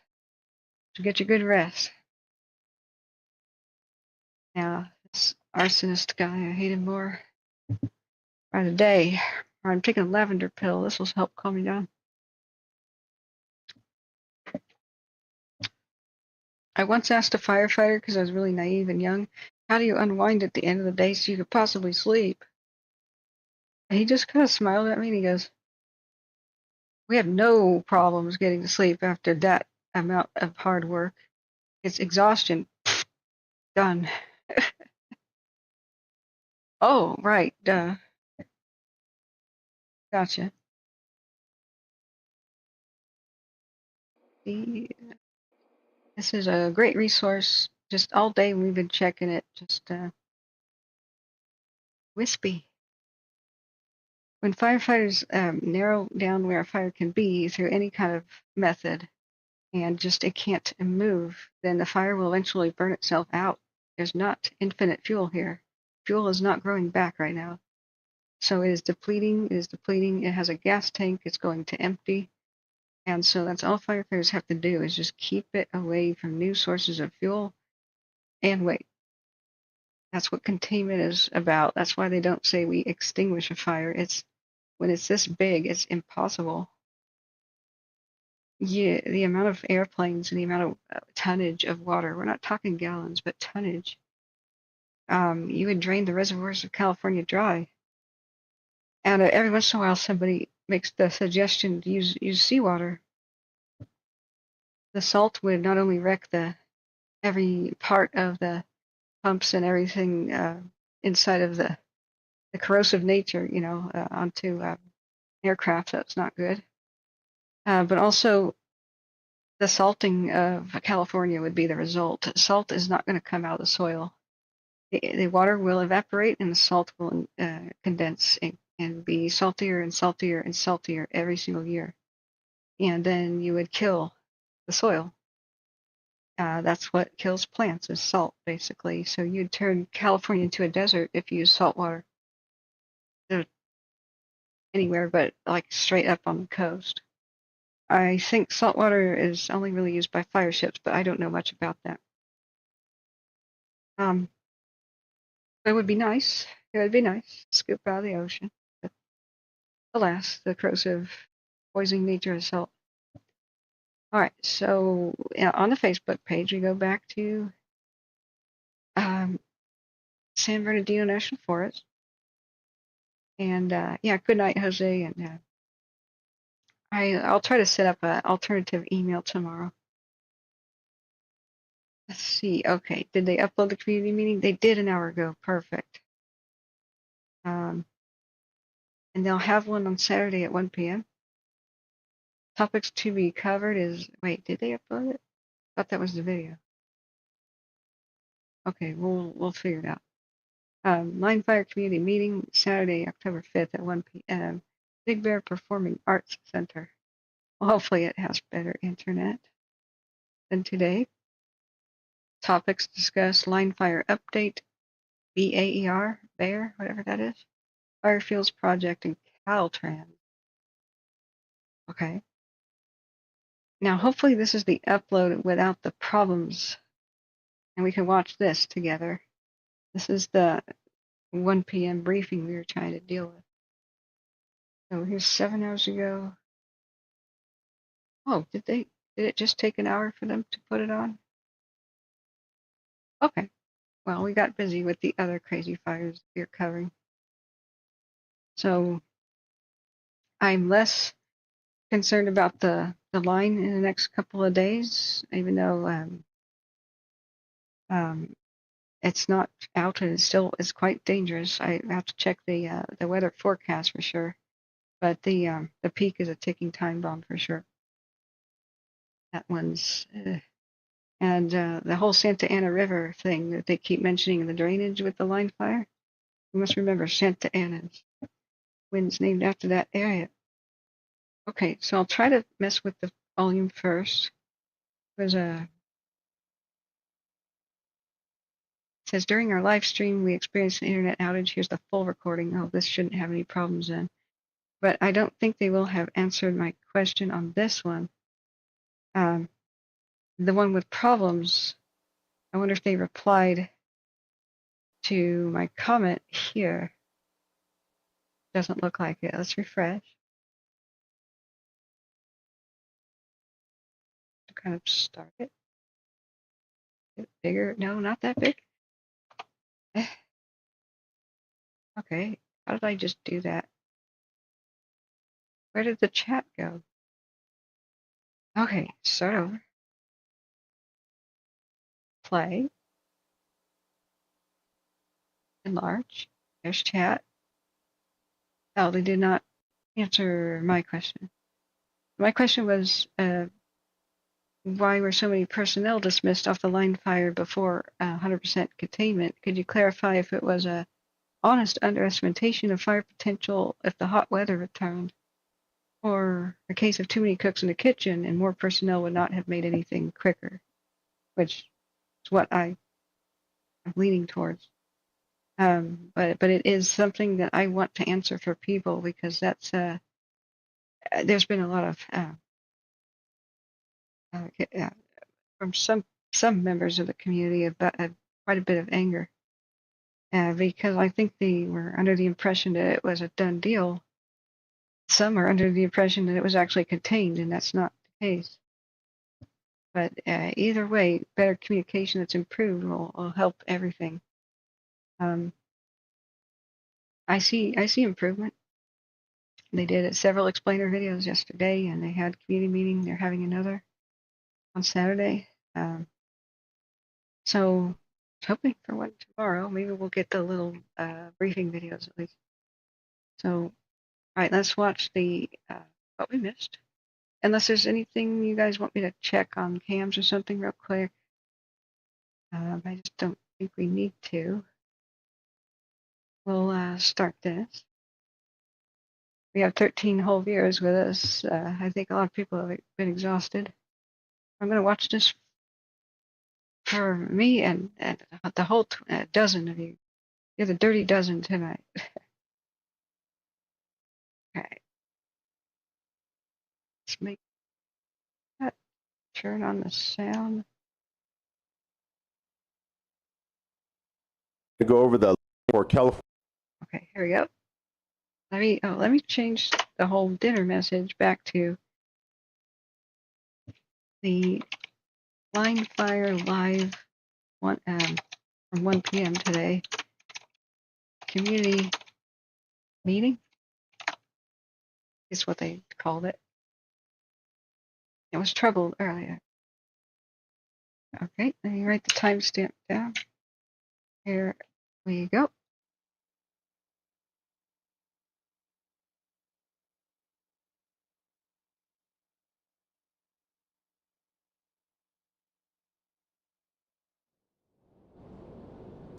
Good afternoon. This is Steve Rasmussen, Public Information Officer for California Interagency Incident Management Team 11. Today we're going to go over the line fire update. Welcome. I want to thank everyone for the supportive comments. For the firefighters, we've been able to pass on the great work and the great compliments that we're getting, so thank you. For our online viewers, go ahead and leave your comments on the chat, and we will answer your question with this update. For your operational briefing, I'd like to introduce Mark Lamont, Operations Sections Chief.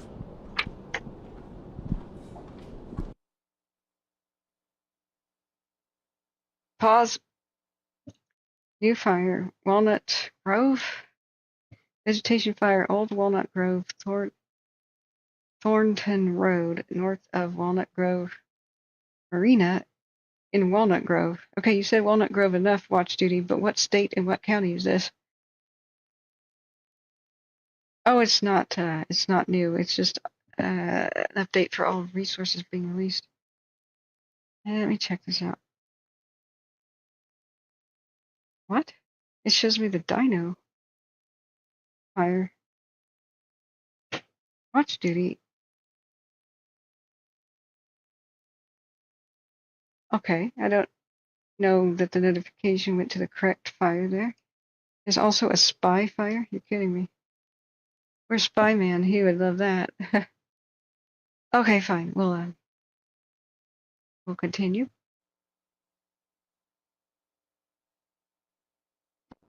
Hello. Good afternoon. Thank you for joining us this afternoon. We have a great update for today. A lot of good work continues to take place.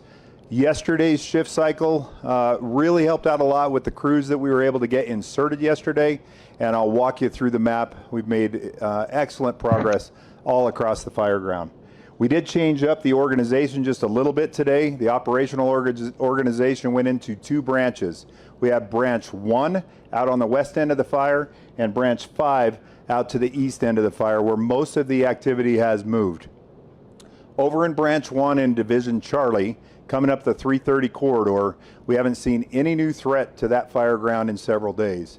We did have some interior smoke that did not present a threat to the line, and we are working that still. I'm going to full screen this because there's no chat to show on the side. There we go. with some rotor wing or helicopters. And today, the operational organization went into 2 branches. We have branch 1 out on the west end of the fire and branch 5 out to the east end of the fire, where most of the activity has moved. Over in branch 1 in Division Charlie, coming up the 330 corridor, we haven't seen any new threat to that fire ground in several days. We did have some interior smoke that did not present a threat to the line, and we are working that still with some rotor wing or helicopters and making good progress knocking the heat out of those couple of smokes that we've had. They are persistent, large fuels which hold heat for quite some time, and so we're helping to keep those knocked down, keeping the heat out of that, keeping any ember cast or any threat from presenting itself. We feel very confident about Division Charlie all along the 330 corridor out the southernmost portion of the fire, up and around the west end as we make our way up into Running Springs. Up on top, as we cross over the division break into Division Papa, we have not seen any threats to the fire line all along the black line on the 18 corridor making its way to the east. We continue to monitor and patrol that area. We're not mopping anything up at this time, as we have not seen any heat along the fire's edge.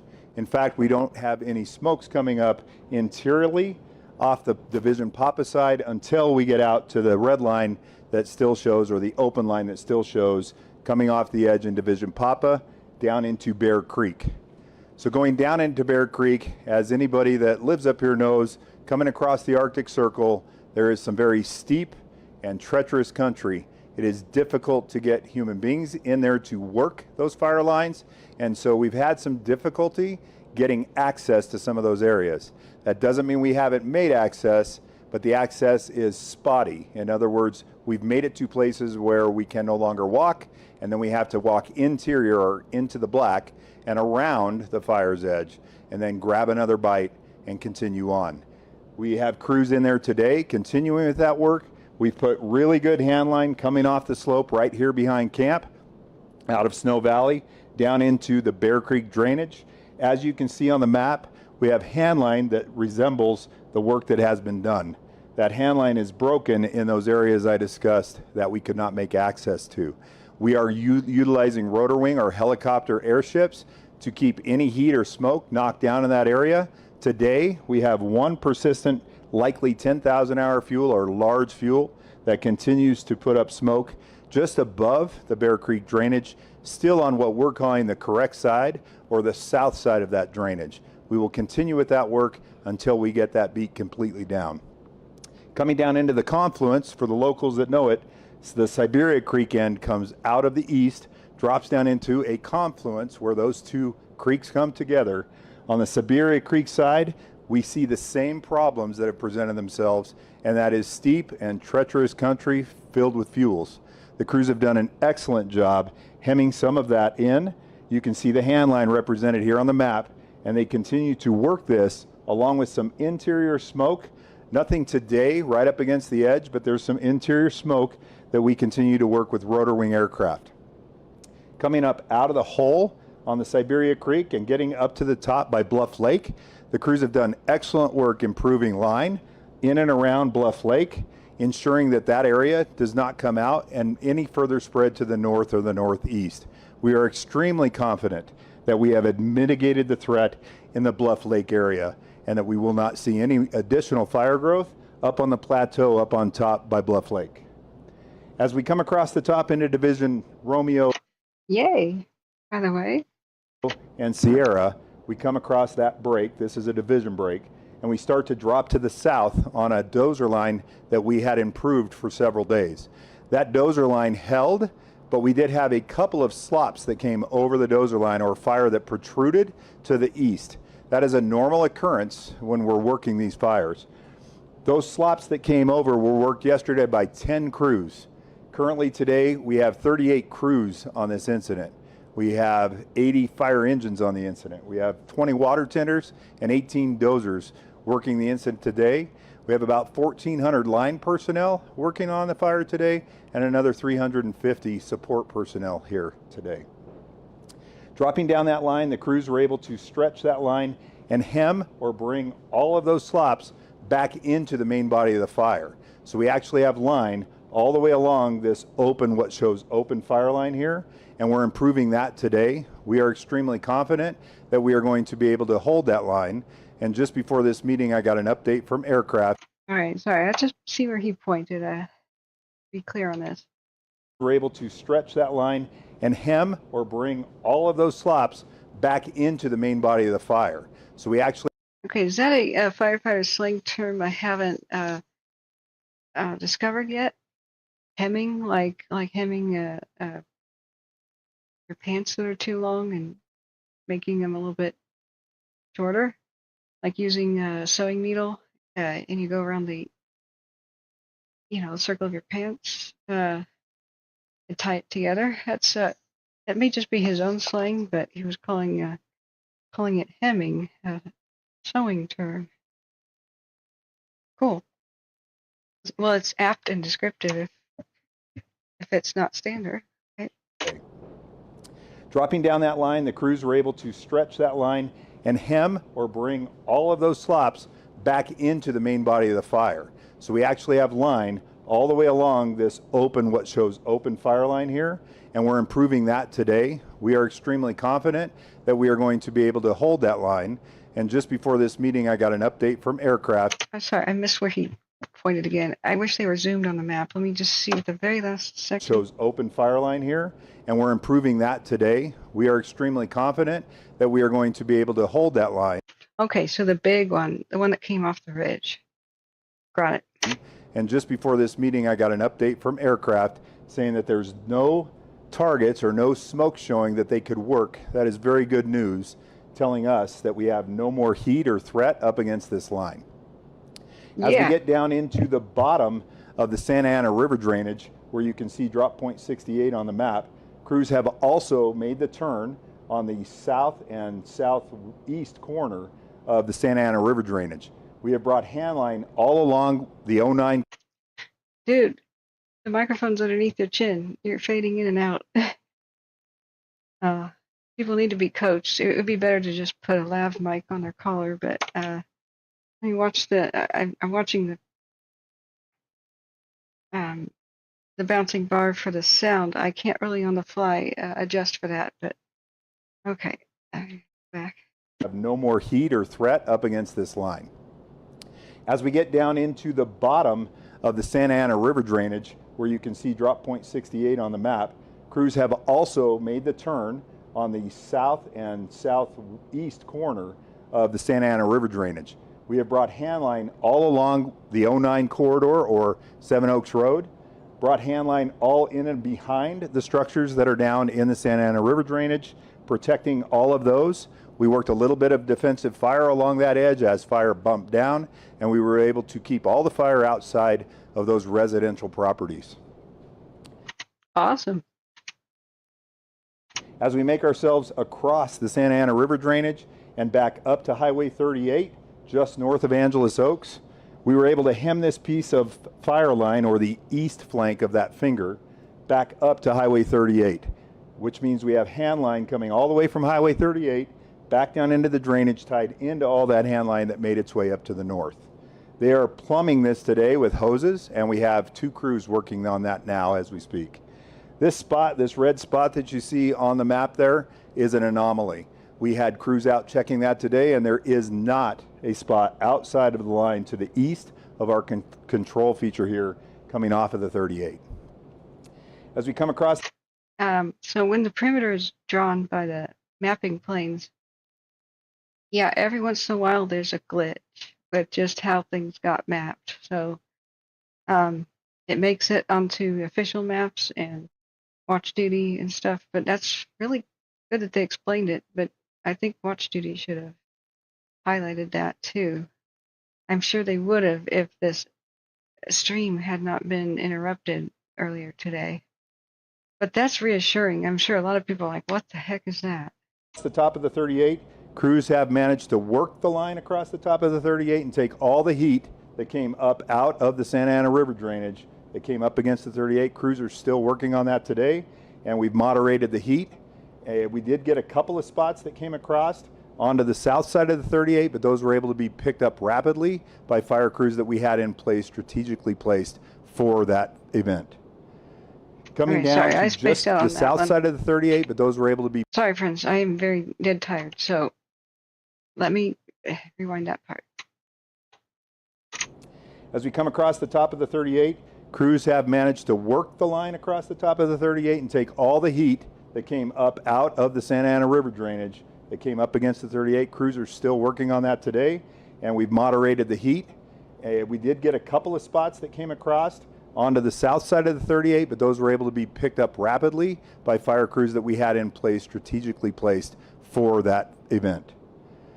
Coming down to just the north of Angeles Oaks, there's Cold Creek. Down into Cold Creek, the forest had done a fantastic job with some fuels treatment in and around Thomas Hunting Ground roads that is enabling us to make access and continue to cut direct hand line on the fire's edge down just behind Thomas Hunting Ground Road, down into Cold Creek, and then back up to the 38. So that will be our control feature as we make the cross into Division, Utah, up in Angeles Oaks. Coming across into Division, Utah and our branch break, we come all the way around the bottom of the fire, which we continue to monitor and patrol both by air and by ground. We have not seen any smoke in these locations. However, we will continue to monitor and patrol that for several days as there are large fuels in the fire ground that could show themselves again. Again, we don't believe that there's any threat of fire to the black line, which is on the map, and we're making excellent progress on the red line, or the open line that is there now. Thank you very much. Appreciate your time. I would now like to introduce Carrie Flegel with your fire weather forecast. Good afternoon, Carrie Flegel, National Weather Service incident meteorologist working with Team 11 here.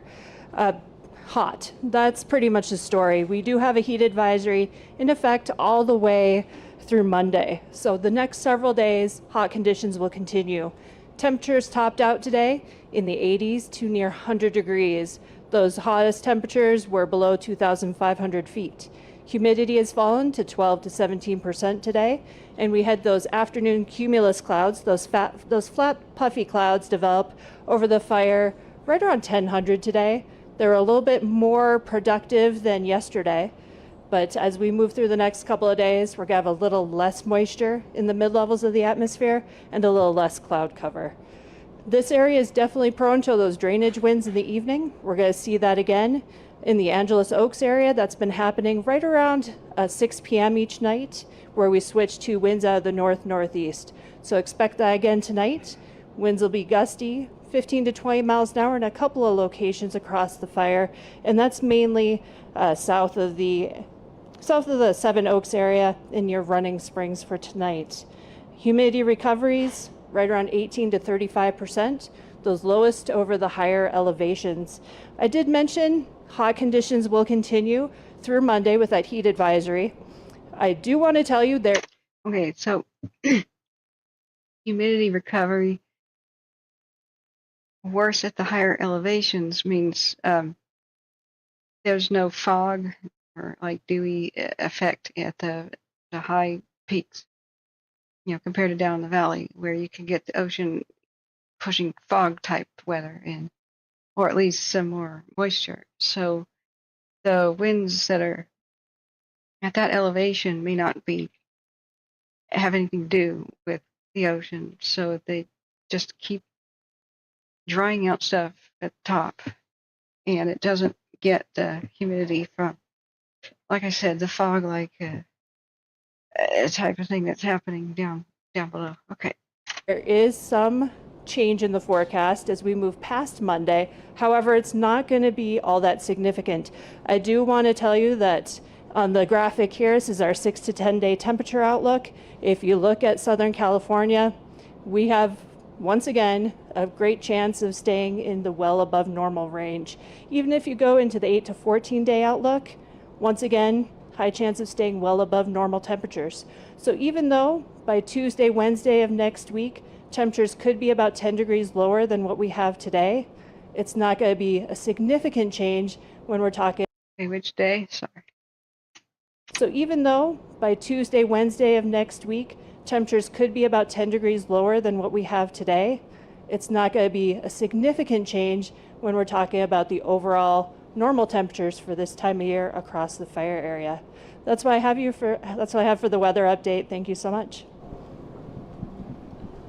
I'd like to call up John Fisher with your fire behavior update. Thanks, Steve. You just heard about the weather from Carrie. Let's talk a little bit about the fuels here. As a review, the fire started. This is the energy release component. Essentially, it's a chart talking about how hot the fire is going to burn with the condition of the fuels out there, how volatile the fuels are to fire. The fire started up here in early September with near record highs. We got a little bit of rain, that and the firefighters helped save running springs, but it rebounded quickly and the fire pushed to the east where it got hung up in those very inaccessible areas when we got about half an inch of rain later. The fire, there's still a lot of heat up there, even though we were at record low ERCs. We have... Okay, I want to make sure people know energy release component. That's the fancy word for how flammable is everything. It's if you have wet wood or damp wood and you put that in the stove, you may get the fire going. It's difficult, and then it'll probably peter out because it's somewhat wet. Right? And if you had kiln dried, super dry, absolutely cured firewood, that would be a totally different story. If you added a lot of wind to it, it might just burn all the way to ash, you know. So it's the energy release from like any thing that's on fire. If it's super dry and super windy, it'll burn the whole thing up, everything that can burn. So whether or not that's a log or a stick or tree trunk, whatever it is, bushes. So what happens is the fire would struggle a little bit when it was more cold and damp, you know, and like after the rains. But it's still not out. So you only had like a partial burning of some of the fuels due to that rain, and so it went down and diminished, but the fuel was still there. All it needed to do was dry out again, and then whoosh, just add wind, right? And or heat. And it wasn't really that windy the other day, and that's why they've had so much success since the return of the flare-up. That was a heat-based, and the fuels are now dry again, and then whoosh. If there had been a huge amount of wind, oh man, God help us. So firefighters are always doing what they can. They can only do what weather allows them to do. So they were allowed by the weather to really do awesome work the last couple of days. We cannot fault them if insane weather reoccurs. So when there is a light rain on fires, we have to remember that according to the chart, you know, the intensity of the fires get worse when the whole shebang burns readily and all the way to nothing, all the way to ash. That's when you get the fire cumulus. That's when you get the maximum amount of heat. The heat pushes the pyrocumulus higher into the atmosphere. It'll go a couple thousand feet. And once it does that, it'll suck in fresh oxygenated air down at its base to replace the air that went away with heat rising. So then it feeds itself more fresh air, and it gets more intense, feeds itself more fresh air, and gets more intense until something changes, like the heat of the day falls, or the fuel's consumed, or wind completely dies down, or rain, or whatever.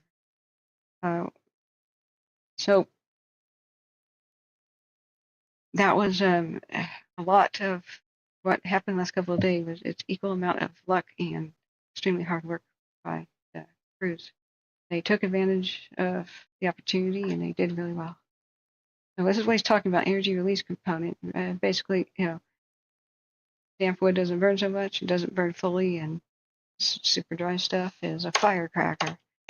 So let's go back to, now that people know what that is, start that section again. I'd like to call up John Fisher with your fire behavior update. Thanks, Steve. You just heard about the weather from Carrie. Let's talk a little bit about the fuels here. As a review, the fire started. This is the energy release component. Essentially, it's a chart talking about how hot the fire is going to burn with the condition of the fuels out there, how volatile the fuels are to fire. The fire started up here in early September with near record highs. We got a little bit of rain, that and the firefighters helped save running springs, but it rebounded quickly and the fire pushed to the east where it got hung up in those very inaccessible areas when we got about ½ an inch of rain later. The fire, there's still a lot of heat up there, even though we were at record low ERCs. We have continued climbing with the heat that's been going on for the last 10 days. We're now up in the 90th percentile range over the entire year. So very, very hot, dry fuels. And that is essentially what's going on with the fuels condition out there. If we can switch over to the map. Okay, part of the reason that the fire pushed to the east is that there was no recorded fire history. The fire history in Bear Creek had not burned since 1970, since the Bear Fire. Further east, there was no fire history since 1945 in the area around the Santa Ana River drainage. No recorded fire history at all. Part of the reason that they were able to pick it up so quickly as it crossed the 38 was that it was in only a 4-year-old burn scar. You heard some talk from weather about light winds and shifting winds. We do have excellent lines in place right now. Should something get out or if we have a new fire, it's going to want to mostly run uphill with the uphill winds in the day and then back downhill at night. If we can switch over to the pictures. You heard some talk from operations about the excellent fuels work that's been done out here. This is a picture captured off of Google Earth earlier in the fire while Team 3 was still supporting the fire, and you can see from the aircraft that were looking at the perimeter here, the intense heat that was coming down and approaching Angeles Oaks. You can also see from Google Earth a prescribed fire that was put in here earlier this year by the San Bernardino National Forest. That fire is still sitting on the other side of that prescribed fire, and that's why earlier in the fire, Angeles Oaks was easily able to be saved by firefighters. Next picture, please. Further on the east side of the fire, this is the Bluff Mesa area. Work's been going. Highlight what he just said. It was easy to save Angeles Oaks because they had done prescribed fire and they had prepped the area prior to everything. So they reduced the fuel load, and so that makes so much of a difference.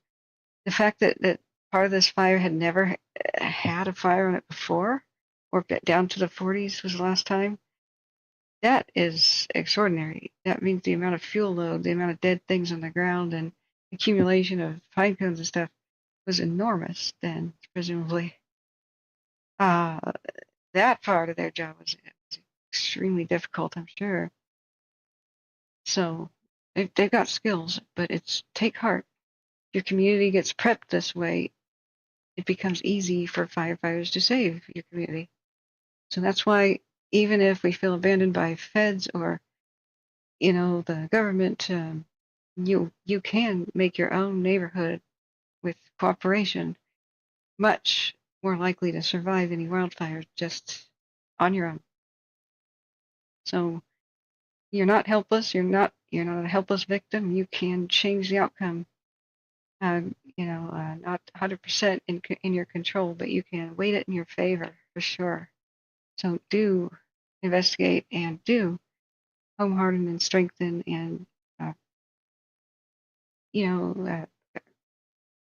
ask local fire departments in the off season to rate my defensible space job that I did, and they'll be happy to tell you, especially if you throw them a barbecue of appreciation, what you could do better, what you've done right, and This will also make a difference in whether or not you get fire insurance and other implications. But you'll sleep better a whole lot. So this is proof. San Bernardino National Forest. That fire is still sitting on the other side of that prescribed fire, and that's why earlier in the fire, Angeles Oaks was easily able to be saved by firefighters. Next picture, please. Further on the east side of the fire, this is the Bluff Mesa area. Work's been going on in that area for 20 years to protect Big Bear right up above here. As the fire came pushing up the hill, and you probably can't see it on TV, but at the top of the hill here, right above Clark's Grade and in Mile Creek, is where the fire stopped. It stopped when it hit the 2N10, and firefighters were able to pick it up there in the fuels work that was done. All of these green areas are indications of fuels work that was done up in there. So that's allowed firefighters much easier time taking care of the fire. That's what I've got for you. Thank you, John. I'd like to now introduce Molly West, Air Resources Advisor. Good afternoon, everyone. My name is Molly West, and I'm the new Air Resource Advisor for the line fire. And what that means is that I'm going to be looking at smoke impacts, both monitoring and putting out smoke outlooks so you can know what to expect for communities around the line fire that may be impacted by smoke from the fire. As you heard from Carrie and John, we've got hot weather, dry fuels, and quite a bit of fuel to burn.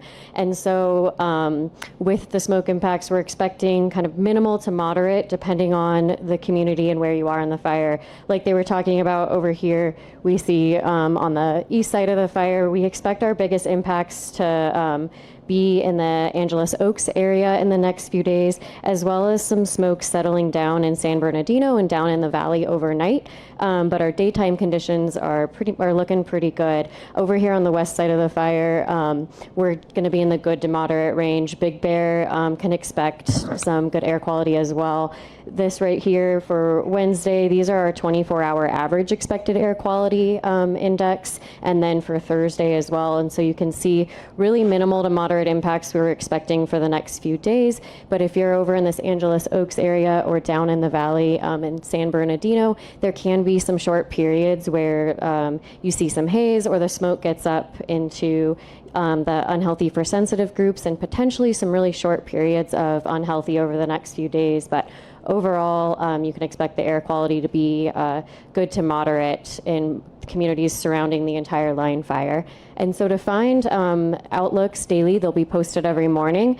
You can go to the fire.airnow.gov, and not only can you get some detailed outlooks for where you live or the areas you're interested in seeing what the air quality is doing, you can get live air quality monitoring information, as well as links to your local air quality districts, which will have advisories and a lot more information for you. And so that's what I've got for you for today, and appreciate the time. Thank you. I'd like now to introduce Danielle Harrison, Forest Supervisor.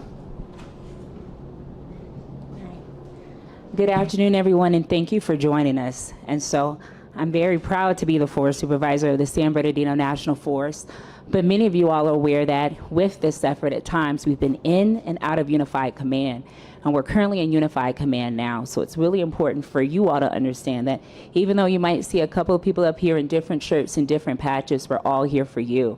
So not only is it Team 11 who, and I'll talk about them in a minute because what a difference a couple of days makes, but San Bernardino County Fire, Calfire, and San Bernardino County Sheriff. So I just want you all to know that we are a united front here to be in service to you in this community. So I do want to talk about the last couple of days. I mean, you can just stand outside and you can feel it in the air. You can literally see it, what a difference it has made. And so when you hear about the efforts, and I'm going to say it, heroic efforts over the last couple of weeks, but even for us dealing with a little bit of the unexpected that came with some hot weather, right, some increased temperatures and some winds, the valiant efforts of our firefighters. And I want to recognize that we have thousands of people who have shown up to come save the day and have our backs. But I also want Yeah, go heroes. you all to recognize that as all these different agencies, right, we work and we live in this community. So I want you to know that we're living through this with you as well. We know that it's important for us to have a lot of opportunities to engage with you all. So not only are we having this forum today so you can have updates, I hope for whoever can come out, Saturday at 1 o'clock, we're going to have a in-person community meeting. Of course, we're going to stream it for those of you all who can't make it because it's important for us to make it accessible. But we want to spend a little bit more time with you talking about what this incident means for us here in this community. So I hope you can join us. So again, that'll be Saturday at 1 p.m. at the Performing Arts Center. And the last thing that I want to leave you all with is just a big thank you. This is a campaign fire. For most of the time when we have big events here in Southern California, if we're lucky, right, we get a lot of people who show up, we get air tankers in the air, we get engines and other equipment on the ground, and we're hoping that within a week or two, right, we can restore things back to a little bit of normalcy. Well, this one has been a little bit different, and so I just want to thank you all for your cooperation, your patience, and your understanding. I recognize not everyone is in their home right now or has been in their home in the entirety of this. And so especially for those of you all who are still displaced, I'm just going to ask you just to hang in there just a little bit longer because you heard about all the hard work they've been doing. But we want to make sure that, right, we give this team every opportunity to keep it in the box and to keep you all safe. So hopefully just a couple of more days. So just thank you for everything. We've got, right, we're not quite totally on the clear side of things, but I feel encouraged that we're getting there, and I'm hopeful. Thank you. Now representing your Unified Incident Commanders, James Courtwright. I like her. Good afternoon, James Courtwright, one of the incident commanders. To my left are the Unified ICs from San Bernardino County, Calfire, and the San Bernardino County Sheriff's Department. I'm a kid that grew up in the West, and I've lived in many communities where wildfire is a regular thing in the summer. And I say that because I understand the stress and the angst that comes with having wildfire in your backyard. I personally have been had my home evacuated up in Redding, California, and so we understand what you're going through.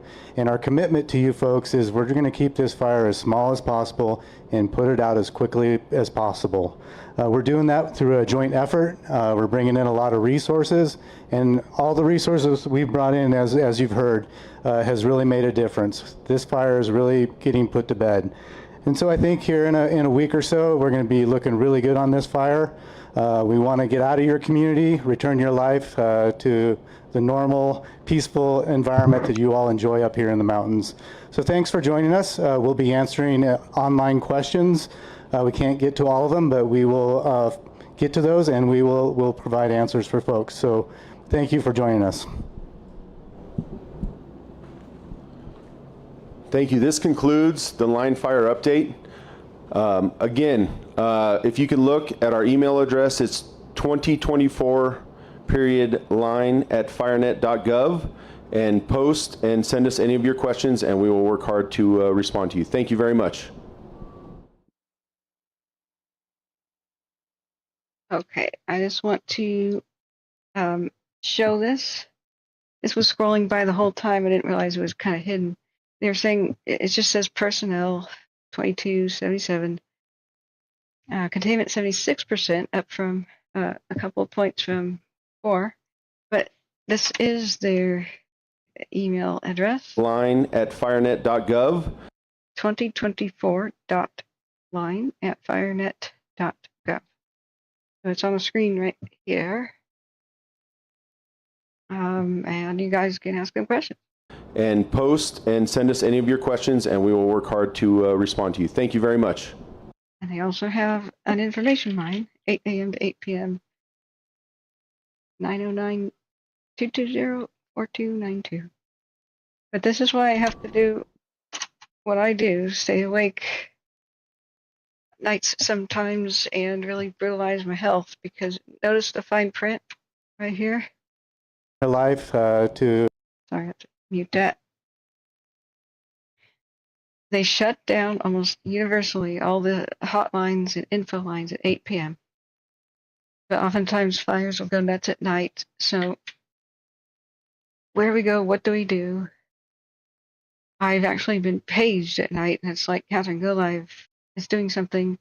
We can't get any answers. What's going on?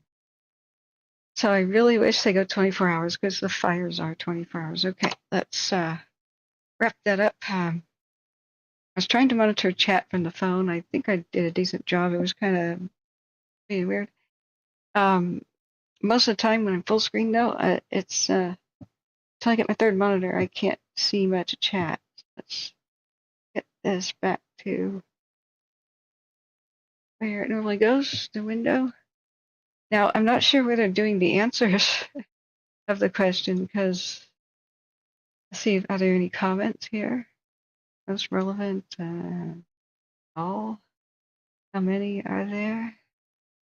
2 out of 10. Thank God for all of you. Yeah. Are the trails cleared in a certain section? Can we make our wedding? Yeah, excellent presentation and knowledge, but the question on everybody's minds is why was there such a reduction in personnel right before it flared back up? They've just got to explain that part because that's a lot of community anger is feeling abandoned. So I hope they answer my question because I have a hunch that just they didn't necessarily need more personnel to finish their lines. It may not have been any faster. But there's another thing I just remembered that could be going on from my conversation with retired Fire Captain John Bruno. And he was explaining some things, and I don't want to misquote him because I am sleep deprived.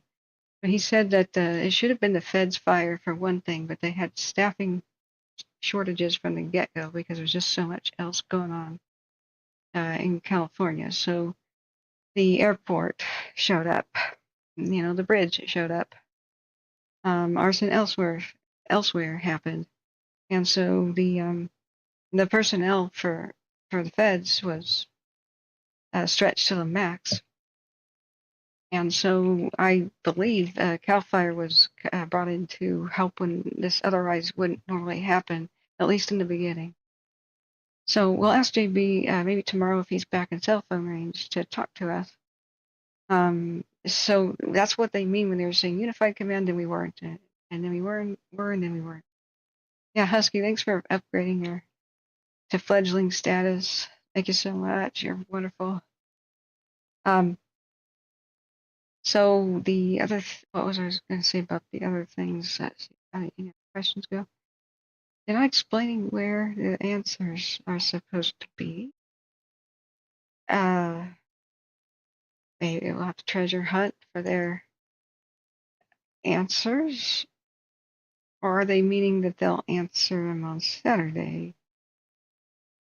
Looking back to the troubled stream where people put their questions, I guess we could see if any answers show up there. It's not to peaceful not to my question, but maybe somebody already asked it. Maybe somebody already answered it. But oh yeah, this is still the same one. Okay. People are saying, how close is it to Sugarloaf? The hill or the ski resort? I mean, we could find that out. But I am dead tired. I need to stop looking at fires in order to wind down and get to sleep. So we'll call last call, friends, for information and questions. Just put it in chat here. If you see a join button and you hit join with a membership for $1.99, there's no commitment. It's just $1.99 for the 1 month of the membership, and that will help so much to help us meet our goal and get better equipment for the stream and get me down to California for sure with a bit more confidence. I'm prepping as hard as I can, fast as I can, because now I finally have the green light to go from the surgical arrangements and all those complications I had. So I want to leave by the 15th, 14th or 15th if possible, and return around the 2nd or something in November. Then I have the surgery, rest up in November, and then maybe I'll return in December, or maybe possibly late November. So Sleep Cat, yes, exactly. Husky says, "Oh yeah, my 4-year anniversary is in a few weeks. Plan something special. That sounds real nice." Uh, okay, let's look at one of the Big Bear cams went down. Check status. Okay. Big Bear, California live cam. Oh, they had to restart their stream. That's what it was. They just had to restart their stream. Okay. Thought I thought I'd. That's what YouTube needs to do, is saying this stream ended, but a live is ongoing. Click here. Oh my God, YouTube, I would love you if you did that. Of course they wouldn't. So this is the new camera link. I'll have to adjust the description of my video for Big Bear's downtown. And the red glow in the background, I'm not sure how to explain that. Let's see, it's up and running. Cool. So check on the other cams real quick. We're very grateful that they have them. This one's spectacular, the gold mine cam. And look at it, nice and mild. Nice and mild. I took away the most important thing from that is they think they'll wrap this fire up in a week if things go well. So just hang in there, friends who are evacuated. Here's Angeles Oaks. Tired night cruise headed for bed or something, or maybe sleepy or tired day cruise, or maybe sleepy night cruise just waking. So this one's really cool. This is in the link, the description of the video, and you can rewind for usually much of the day. You can see them working on this water truck, which they call tenders. Chicken tenders is the only thing that comes to my mind though. When I hear tender. Yeah, so checking that out there. Oops. And there's a lot of cool moments where, you just see behind the scenes stuff, and they have powwows and meetings, and news crews show up, and different vehicles come and go, and then they tow something, and you can see the different engines from different places. I can't really read any of that, but how from far and wide people have come to help. John Sater says, for some reason, just thinking of Click and Clack, the Tappet Brothers, doing the fundraising events. Hope you make your goal. Me too. And it'll be exciting if we do. And thank you so much for your kind support, John. I really appreciate it. I want to call you again as soon as I can. I got to coordinate a bunch of things here. I'm starting to think that maybe we should have on Sunday the membership launch party, the formal. Here it is. I know we're running out of time to meet the goal, and some people might not be able to participate. So they're purchasable now, and we're working out the kinks, and then hopefully I'll be able to answer everybody's questions about how it works on that. Right now I'm leaning towards Saturday, but Tracy would love to be a part of it, who's a longtime supporter. She's over in the United Kingdom, so I want to try to accommodate if I can. We had a lot of international friends for the nighttime coverage of the fires. And many of them are die-hard supporters. It's so touching to know people care from all over the world. So there's a posse. Remember, something like this right here is a pretty good shelter-in-place option in a pinch if you're in a crisis. This won't burn.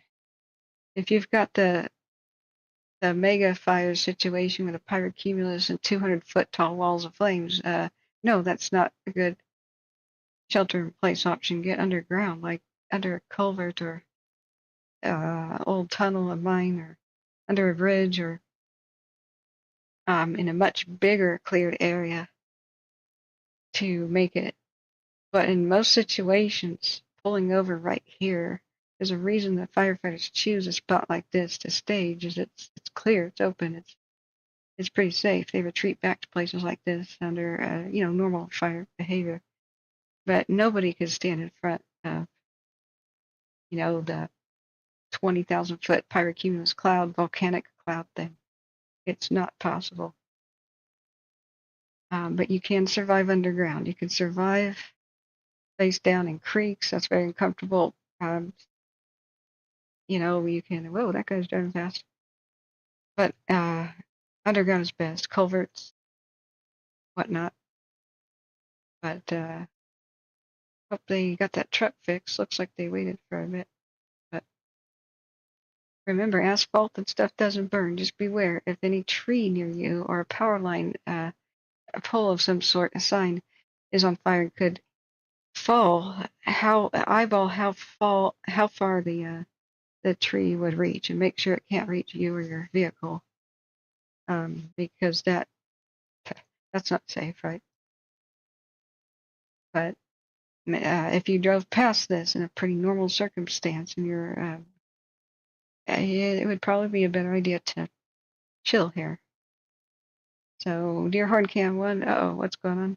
Husky says I'm heading out for the night. Be back tomorrow. Yes, Husky, I was just about to say, please get your rest. We might need you in a hardcore way, like we will need you most of the time. So, yes, you did an awesome job. Thank you, Husky, and MVP, Super Mod, and all the mods. Thank you. Of course, I'm gonna work hard behind the scenes to try to make it a more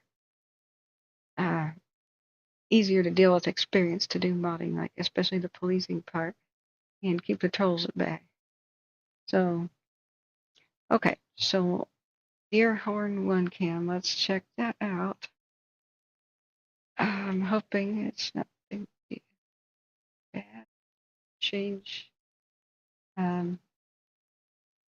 Last call for fire info tonight. Okay, change that. Deerhorn 1.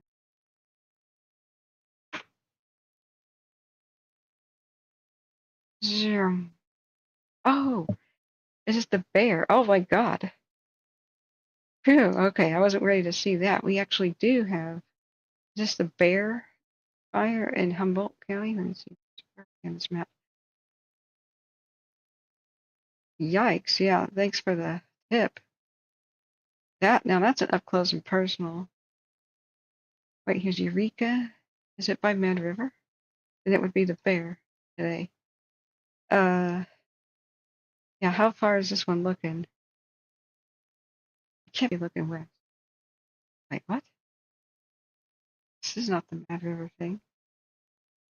What? Is it the bear? Uh, the spy. No, the spy is far too south. Eureka.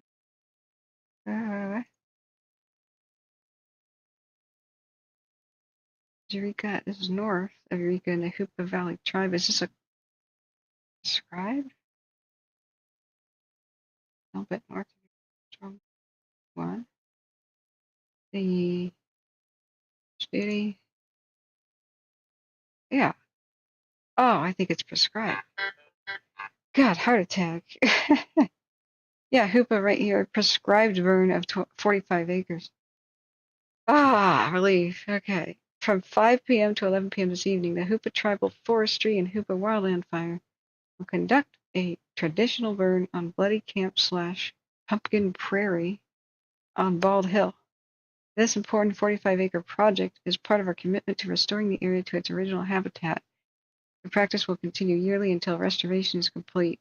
Thank God the Indians are allowed to do their thing again. They knew how to manage this land for 25,000 years or so. Gosh, what do they know? Arrogance of telling them what to do. Now we should sit down and listen in humility and say, teach us, senpai. So, good for them. Because, well, what are they going to do? They have to look after themselves. The low population status of the northwest corner of California means that they're the place abandoned first year after year. Because there's not enough personnel to go around. That's what I'm thinking about the line fire is they had to start releasing crews or they die of exhaustion. And a lot of it was probably help from elsewhere. and they need to go home.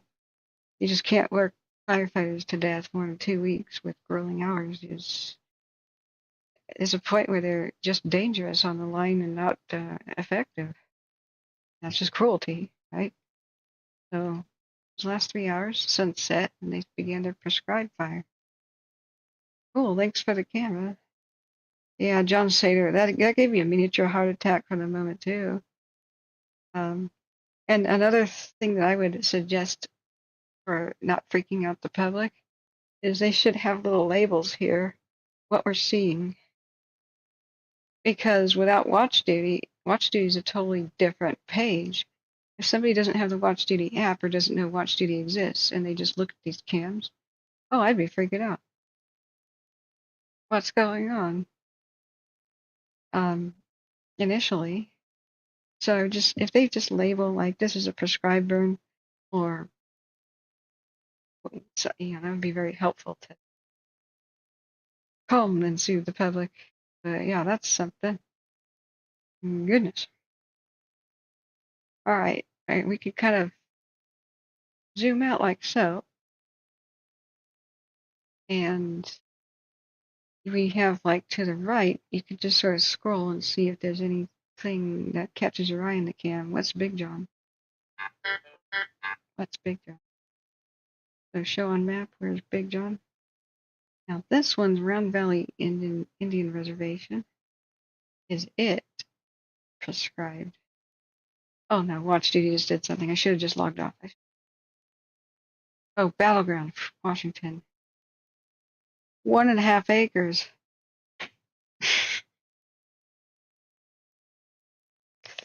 Okay. Oh man, I'm jumpy. I expect it's the curse. I say I'm going to bed, or we had an easy day. Right as I say, I'm logging off. That's when stuff hits the fan. So we'll just do it quick then. I just want to know what this Big John camera is looking at. South Fork of the Eel. Where's the nearest town that? Okay, it's pretty solidly in wilderness. Northeast of Fort Bragg, and quite away southeast to the Elkhorn Ridge Wilderness. Okay. This is why we have to do what we do, friends, because there's no one-stop shopping comprehensive location for wildfire information still in 2024. You would think the government would get its beep together because, hey, you'd think they want to control the narrative and have an official voice be the official voice that people see first rather than the rumor mill, but they're not, whether or not it's state, local feds, they're not understanding the importance and of providing information before people's imaginations run wild. It's part of why all the conspiracy theory crap is going nuts. If you say, go search on, follow us on social media, wrong. Don't do that. Don't tell people to go to social media because what is suggested next to your official information? Oh, all of the conspiracy stuff and the charlatans capitalizing off of people's fear, and that's exactly where you don't want to send people to. You want there to be an official wildfire app and website, period, boom, one-stop shopping. It's all there, 24-hour hotline. Somebody doing a 24-hour stream would be nice. Yes, it's prescribed. Thank goodness. All these green flames on the right, prescribed fire with the RX. Awesome. Awesome. So remember, everybody there with the line fire, my last bit of comforting words is that, yeah, you could be out of your home and it's just nerve-wracking. It's gone far too long. And anybody who's nerve-wracked, but you had fire go up on your doorstep, whatever burns around your community but doesn't destroy, structures, of course, is protective of you for the Santa Ana wind season, which we just emerged to. Having the vegetation thinned out or burned near your community makes it so much easier to defend. So it's almost like pre-made black line that would help protect you from other fire events and wind events, or power lines down like PG&E does every single year. You get the picture. Fire weather watch is that orange everywhere. Oh God, we should check on, I totally forgot about Wyoming today. The elk fire. Let's see if the fire's approaching their port town.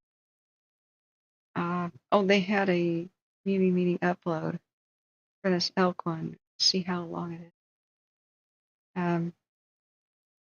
Elk fire community meeting is underway. Okay. They extended the forest closure in Wyoming, and let's look at the cams there. This is their live cam. Eerie. This is their town. There's the fire up there in their hills.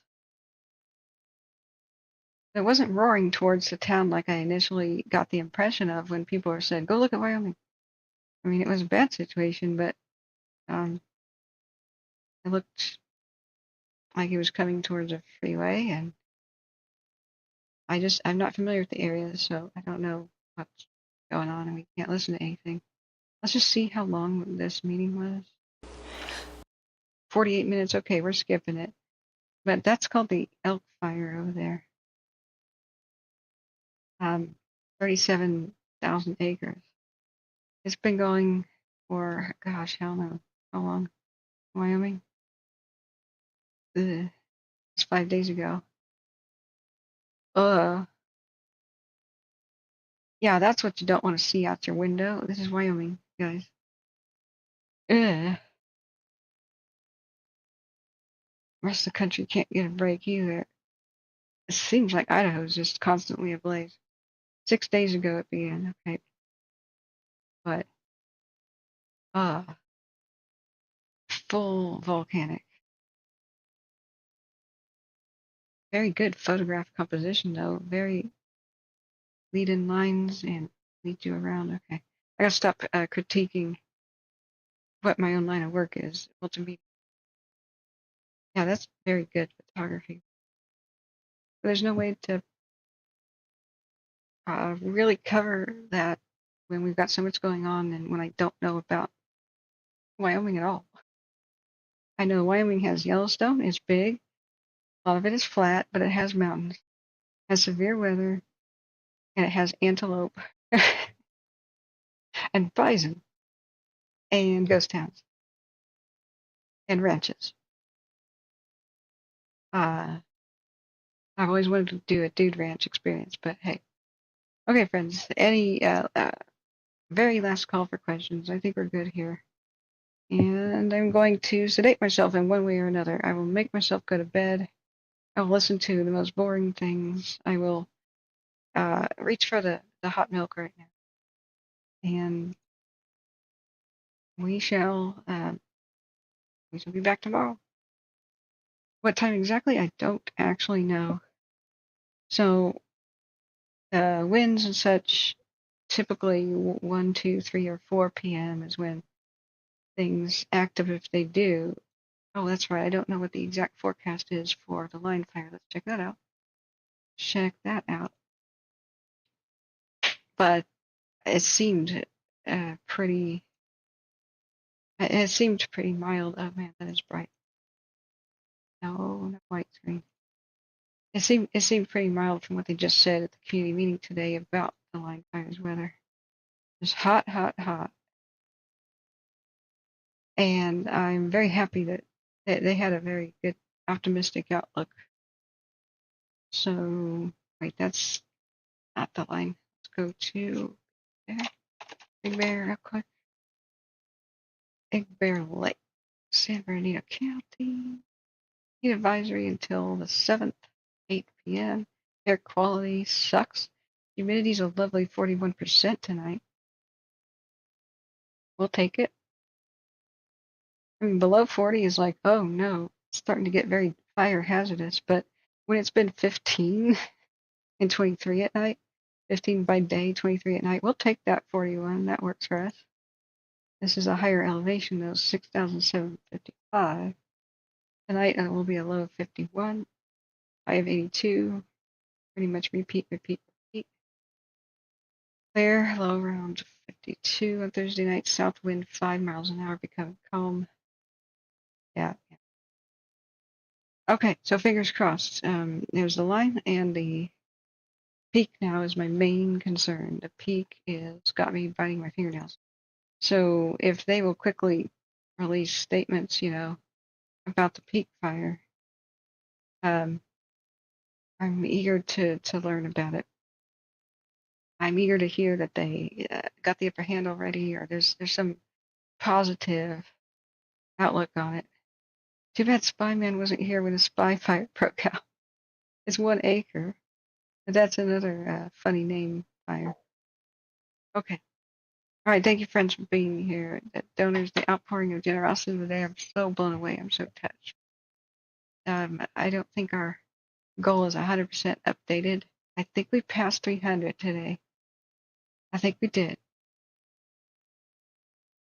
I don't know if it's fully updated here. We've got 66 members, guys. The more members we have, the more fun things we can do with custom smiley faces and emojis and stuff. So keep the hype train rolling, and I'm blown away. You guys are wonderful, wonderful viewers, wonderful donors, Cash App, Venmo, PayPal, and the letters. I mean, I appreciate you so much. And that's where they're not taking 30%. I'm just hoping asking for $2 more from a membership won't be too much, because I want that matched cash. That would be great. We didn't break even last year, so I'm still sweating bullets. Last year the donations were down 78%. Just there weren't really big fires to draw in the viewers. There were many small ones, so I didn't have the opportunity to, like do a hobby kind of jobs. I was stuck here, but we'd have low viewer count, and well, the economy got everybody spooked. So last year was a June through mid-December fire season, where it was terrible. But this year has renewed my hope that this kind of channel can survive. So, and you guys renewed my hope. I can't do it without you. So thank you, mods, past, present, here. Thank you, viewers. Thank you, everybody who hit the like button. Please do that now if you forgot. Remember to subscribe, or it'll be very difficult to ever find us again. The way YouTube works. With the ringing bell, if you want to be notified every time we go live, that's the way it's supposed to work. Share the stream with anybody, like hit the share button. Anybody who needs this info but may not know we exist. On your social media too. We spread by word of mouth because the algorithm is borked. But just thank you all. Now it's time to pass out. Click and Clack the Tappet Brothers, by the way, I used to listen to them, John. I had an obsessed family member who was like, it was Car Talk, the radio show, and that was classic. Yeah, thanks, Christopher. Yeah, thank you for being here day after day and holding the fort. So, yeah, I think maybe I can sleep now, guys. And I'm going to click the end stream button before the devil hears me and start something else. So, thank you, guys. Love you all. And, whoops. Good night. Stay safe. And good luck.